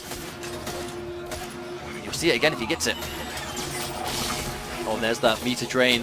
Already being given that meter burn dive kick, really being the bread and butter for Brainiac pressure and damage output. So if you can take that away. Now the reason it's dangerous is because that's what happens when you get dive kicks. Like, it's a full combo versus just one projectile. So that's why Tekken Master, he's being persistent. If he gets one good read, that's it. Doesn't meter burn, saves the bar. Oh, there's a punish on the dive kick. Not a massive amount of damage though. Oh, good blocks here.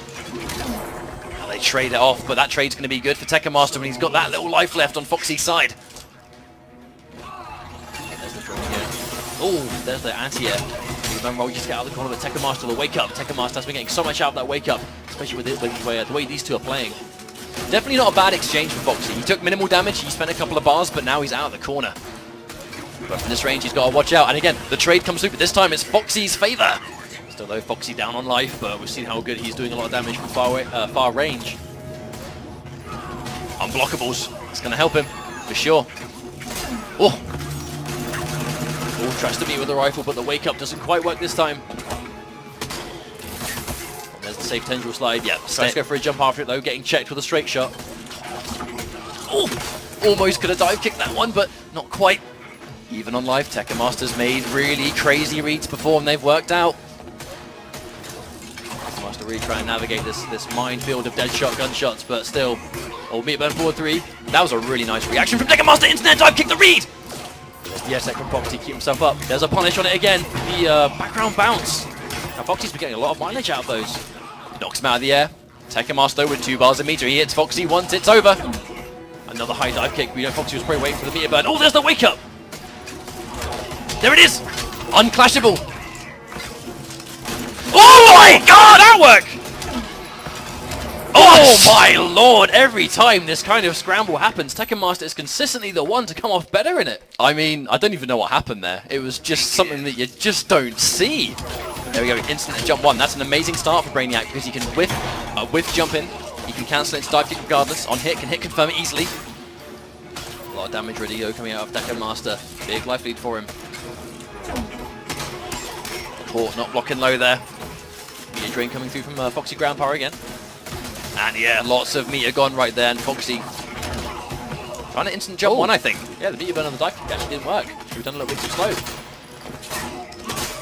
Oh, stops the drone. That's a background bounce too. A clean punish, but no, drops the combo, but doesn't matter. Staggers the grab with the tech. There we go. Catches him with meter burn dive kick, but no, drops the combo again. There's a couple of crucial drops coming out of Tekken Master here. He's still holding the drone though. Got to be careful of the defense if he's holding onto it. Push block coming through. Oh, there it is. Shoots the knee in the feet. A little bit of a life lead for Foxy though, but that's one combo away if he can get any dive kick. It's hard to say that you're asked and you shall receive. There we go. 3 bars for Foxy, almost 4, but I mean, this is as close as we expected to see the run back here. Wow! The meter burn. Chaotic play coming out of Tekken Master. These trades are going to be good for Tekken Master. He's got more life. And there we go. Times the air shot, and that's going to be a full combo punish. An instant air dive kick to catch him in the air again, but you can just see this is the game plan that Foxy's trying to establish, but really, he gets hit 1 time and it just does so much more damage than he can output himself. Block will interact, will do a lot of damage, tries to confirm. Oh, missed the dive kick, no, he gets the other one. Tekken Master just playing insane right now, just making all the reads, all the decisions. Uh-oh. There we go. I mean, like, he absolutely wanted to go down there because he had the wake-up charge, invincibility through whatever he wanted to do. He had a bar to make it safer as well. Foxy again. I mean, is this going to be another 3-1? It could be a stage change, though. I mean, Tekken Master's getting a lot out of those orbs, but at the same time, Foxy's also getting a lot out of the background bounce to the left. So this seems to be a little bit screen dependent. If we're near the left-hand side, Foxy's getting a lot out of it. But if we're near the right, I mean, that's Brainiac Town. I feel like it's definitely more of a character thing, but at the very least, Foxy will just need some time to think about what he's doing here. But really, I mean, Tekken Master was 3-1 before. I wonder if it's going to be 3-1 again. Brainiac. Not quite sure, but that little scramble, that push Tekken Master to a game back here could be almost like the change round. Well, hang on, is Foxy considering going to Catwoman? I don't know, because he's not gone Catwoman the entire time, and he pretty much never plays her anyway. You know, he's very much almost like in many ways kind of like dropped Catwoman. But one really big thing the Tekken Master is doing with Brainiac. Some of you guys that are watching that don't play Brainiac, he has to charge his trait, which involves holding down the character power button. You release it at set times all the time, but while you're doing everything else, you are holding that button down the entire time. Managing it the way Tekken Master is doing is really hard to do. One of the hardest things in the game to micromanage, and he's doing it to such a ridiculously impressive degree. Foxy ready for the dive kick, but no, dropping the forward 3. That's going to be crucial, because now, another drop. Yeah, actually, wait a minute. Left, right and centre, the overhead. There we go. Wow, yeah, Finally third time's the charm. Now the crowd's going to be giving Foxy their energy. They want him to win this. The Tekken Master's playing out of his mind. Absolutely punish, very high up. Some of the absolute most insane Brainiac play we've ever seen. Oh, gets opened up, but no confirm from Foxy. Still a nice life lead. There's the interrupts the gap. Oh, he drops the combo. Tries the forward 1-2, but that's going to be damage on the table. Tekken Master now in the driver's seat. Oh, there we go, holding onto it. He really makes you respect that pressure, and then he holds onto the drone. Another good read on the dive kick, the wake up to go through. I think he's trying to interrupt the gap, but if you don't do it, I mean, it's... Oh, here comes Tekken Master! Minimal push block. Oh, he tries to trick shot. The read was good, but just at the wrong range. Tekken Master's on match point. Below 20 health there, almost not at all. Oh, wow, and the hitbox hits him all the way up there. Get out, brings it it back down to the ground. Foxy one life far away from evening things up, but Tekken Master still the lead. Oh, he tries to punish, but no, presses the button. If Foxy gets hit now, he's in trouble. He has nothing to clash, nothing to break with. Oh, there's a trade. I mean, good trade, really. Foxy's alive. Regular dive kick, very hard to punish. In some cases, actually safe on block. And Master's restarting to delay these meat burns with the dive kick now. Sometimes that he really has got Foxy conditioned. Down one, it's going to be safe. Minimal damage, but there's the read. There's a punish again, but there's the restand. Foxy is still on the back foot. He gets hit one more time. Tekken Master uses the interaction. I think that's going to be it. That's probably going to be enough damage, if not very close. And you don't know how you avoid a dive kick with a chip, but he's not going to need it. That's going to do it. Tekken Master wins the run back as well. And he's going to advance to get his rematch versus Biohazard in the grand finals. This has been a ridiculous display of Brainiac. Like, it's been such an impressive showing of what this character can do. Much of the community was really sort of divided whether they think is Brainiac good, is Brainiac, you know, better than people think he is, but I think right now it's being proven that, you know what, Brainiac is definitely a contender in this game.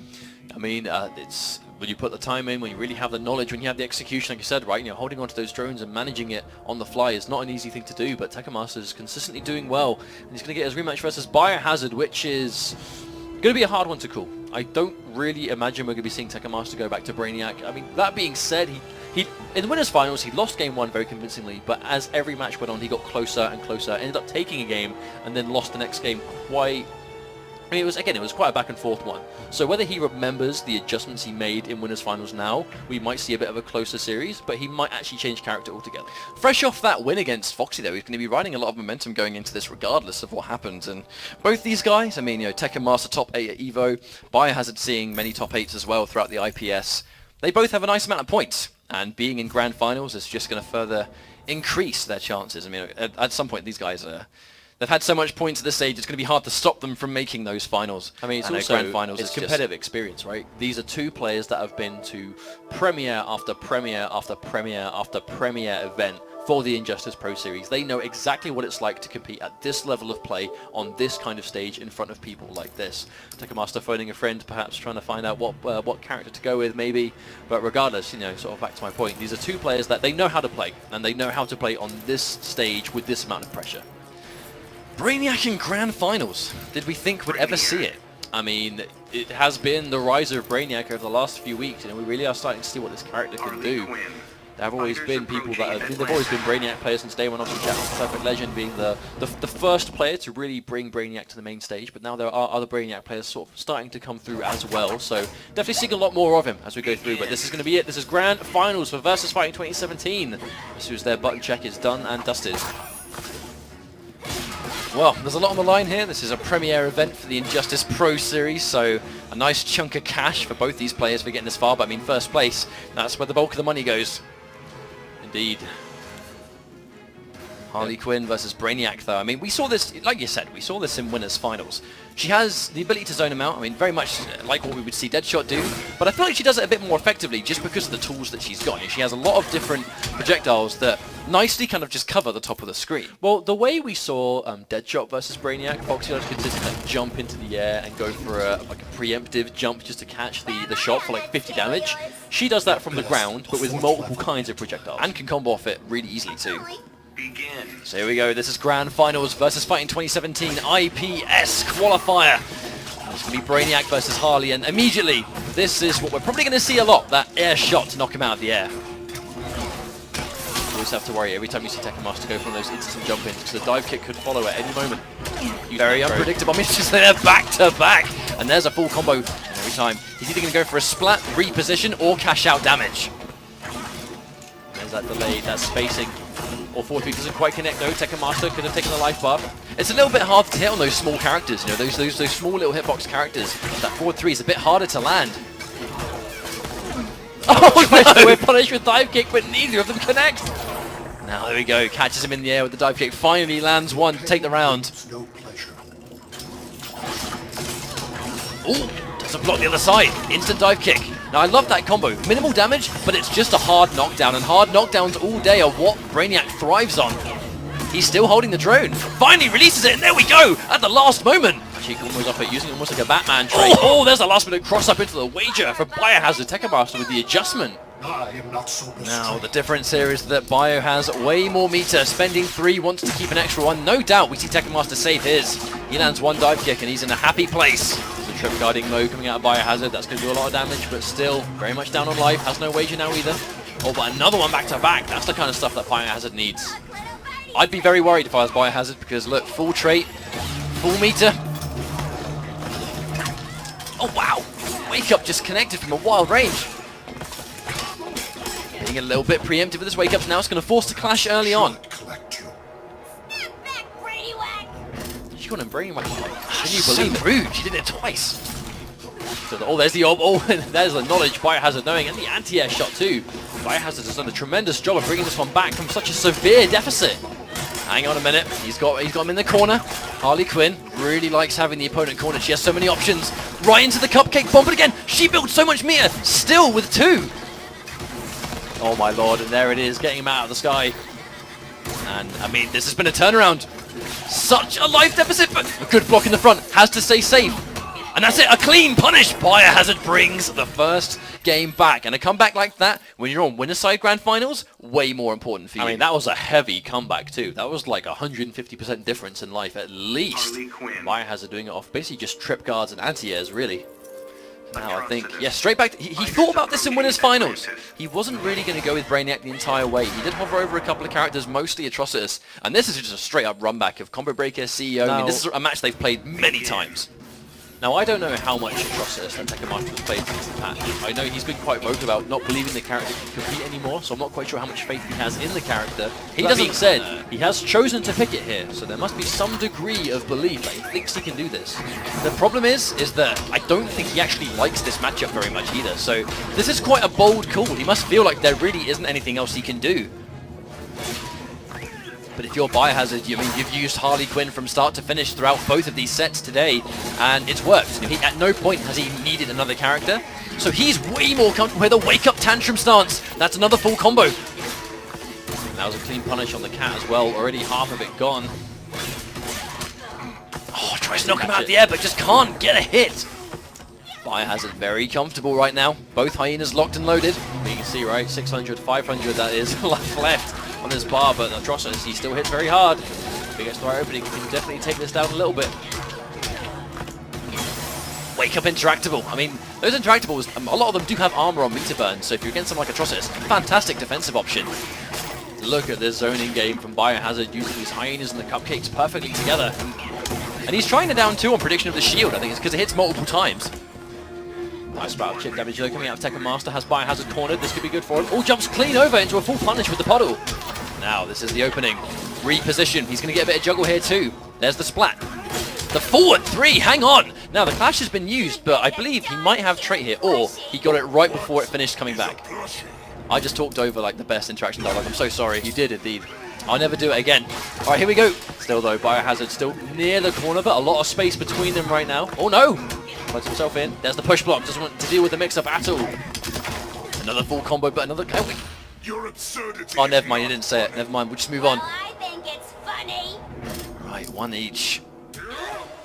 Big change. He's not going to be able to launch without trait now, and his trait is gone for almost the entire rest of this round. He's not going to have character power. Those preemptive anti-air breaths just to try and catch him, but Biohazard really has no reason to go in. Oh, the drop! Drops his combo though. That's a big punish from Tekken Master, but the air tech to keep him alive.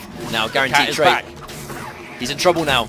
Guarantees the advance. Guesses wrong. That could be it. The back 3 comes out. Full combo. He's going to get the restand as well into guaranteed chip. Is it enough to finish? And he guesses wrong at the last minute. Tekken Master actually betting the farm on that too. I mean, if that puddle was blocked, I know hindsight's a wonderful thing, but if it was blocked, that would have been death for sure. But he's sticking to it. Oh, and there's the puddle. Oh no! Too far away for the back 3 to connect.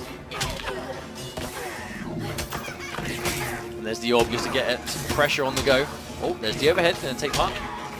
Oh, into the interactable too. A nice chunky life lead coming out from Tekken Master. Fine overhead committing, and wow, chewing up the tantrum. Another full combo incoming. He's going to get the up blast on just the magical range, but no! Biohazard pressing buttons on wake up, presses buttons again. Oh, another puddle catches the forward dash from Biohazard. A very strong life lead coming out of Tekken Master now. Bio severely down on life for the first time in this Grand Finals. Down 2 immediately buffered into it. Tekken Master just has no fear. Here comes Dexstar. He's going to have a nice amount of Dexstar ready to go. It was adjusted that actually... Oh wow, the orb hit the push block recovery too. There's been some changes to Atrocitus where Dexter now uses a lot more of the character power. It's the push block takes more of the trait too, but he's still good at managing when she's out or he's out. I mean, nerfed, but still very useful. Utility is immense. Oh, there's the overhead going to connect into the tantrum. Full combo for Biohazard, probably going to do it. Yes, indeed. He's made comebacks before, indeed, but a lot of meters to work with too and a full trait. Instant neutral jump. That was a fantastic read on forward 2. Tries to whip punish, but walks right into the cartwheel. Oh wow, preemptive down 2 from Tekken Master, but it's going to connect, it's going to hit the tantrum stance. That was a read on a read. I think he expected that because Biohazard was expecting him to call Dexstar. Tekken Master do that. That's definitely a I know that you know situation. But trait already gone. Dexstar not out for as long really as it used to be. Full combo, there's the clash. Immediate clash coming out. Probably going to win this, at least he's going to tie things up. Now, the bar difference, I mean it's 3 versus 2. Oh, it's no doubt we saw him spend nothing there. Oh. Again, Biohazard has been managing these jump-ins well. Oh, there's the reaction, the fuzzy. Oh, there's the down 1 punish though. Yeah, air tech. I think he knew that Tekken Master was likely to do unclashable damage there. Oh, I'm not even sure. What a read. That was either a read or he tried to down 1 lift. But either way, Tekken Master's in a great spot now. Doesn't go for the puddle. Until they wake up, take as little chip as physically possible, and it's not enough! Jumping into the Dexstar shot. The Atrocitus pick, funnily enough, is doing wonders for Tekken Master. That was going to be a tough situation for Bio to come back from, though, when you're down on chip. Now, we've seen him beat with, I was about to say, Bane. We've seen Bio do it with Bane before, all the way back at Combo Breaker, but there's been some time since then. But let's not forget, Bane received some love in the patch, standing 1 being a lot faster, a little bit of damage added to the meter burn section of his special move, so hits very respectably now as well. Ooh. Now immediately in the armor. Really, Bane is always going to be Biohazard's comfort zone. But as long as Dexstar's there, if Bane can keep Atrocitus in the blender before the Dexstar shot comes through, he's good, but it's definitely 2 big bodies. Oh, the charge! Oh, he wants to get as much out of that as possible, but now he's on debuff. Debuff Atrocitus combo. This is going to hurt for sure. Oh, my days.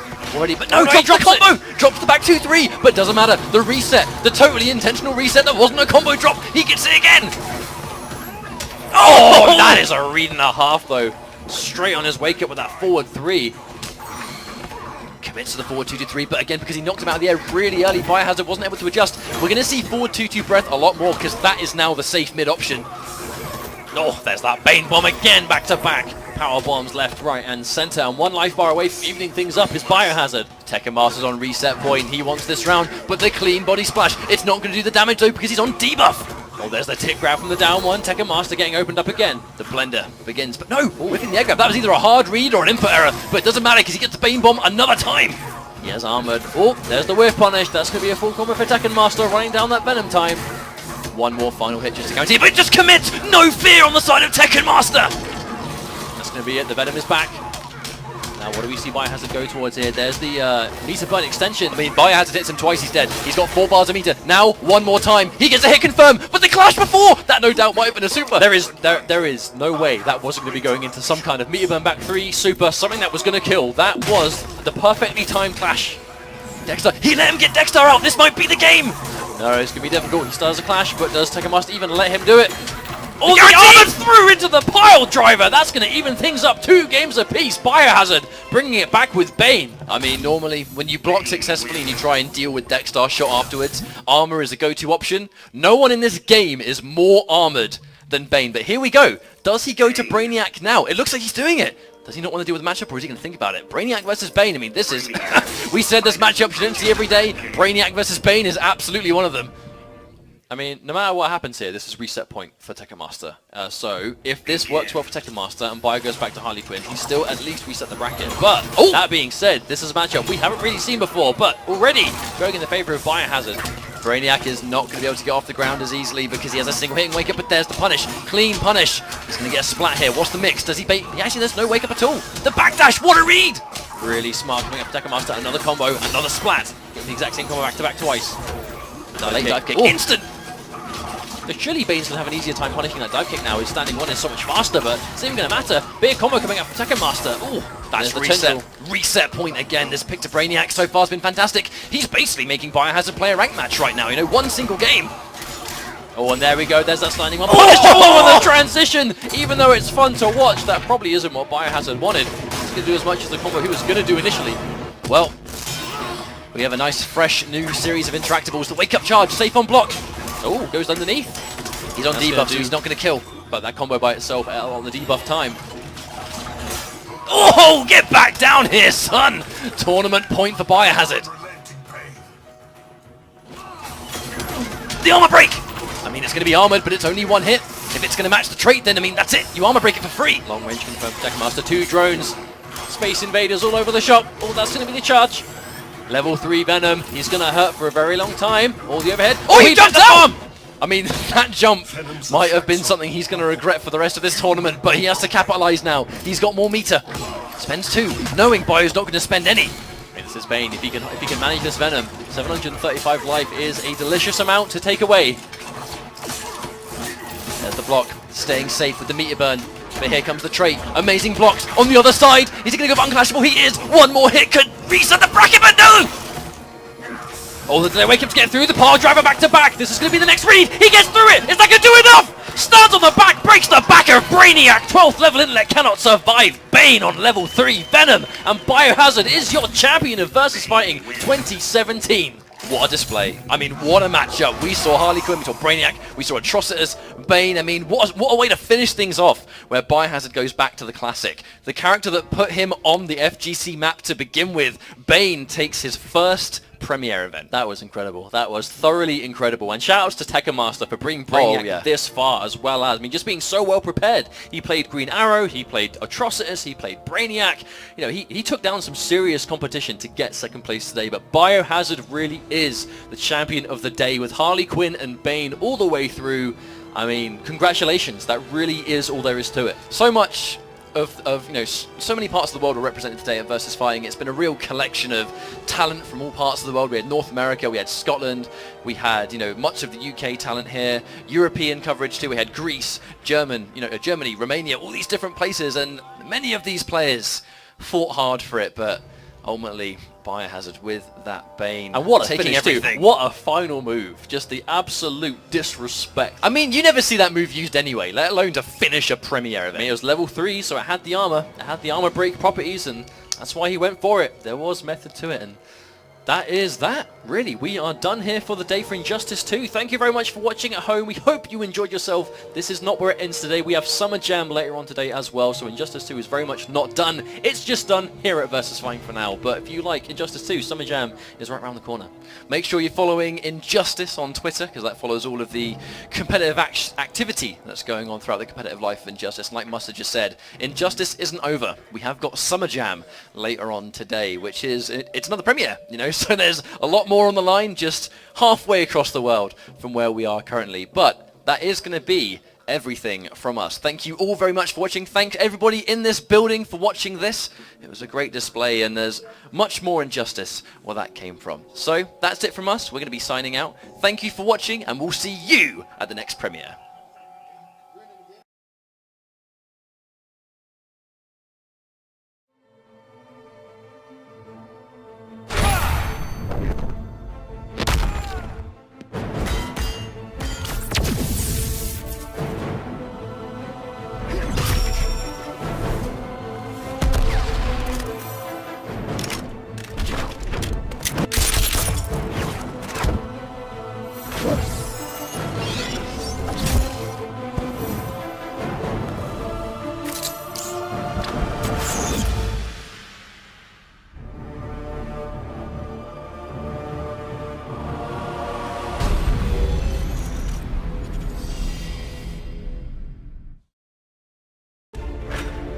In my years fighting crime, I've learned one truth.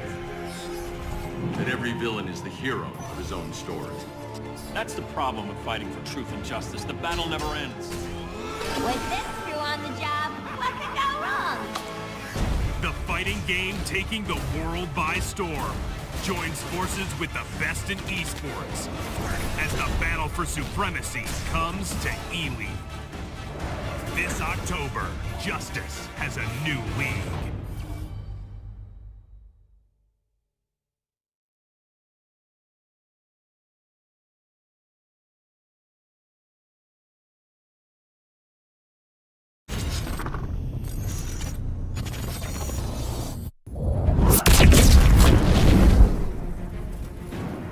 You're burning the wrong bridges.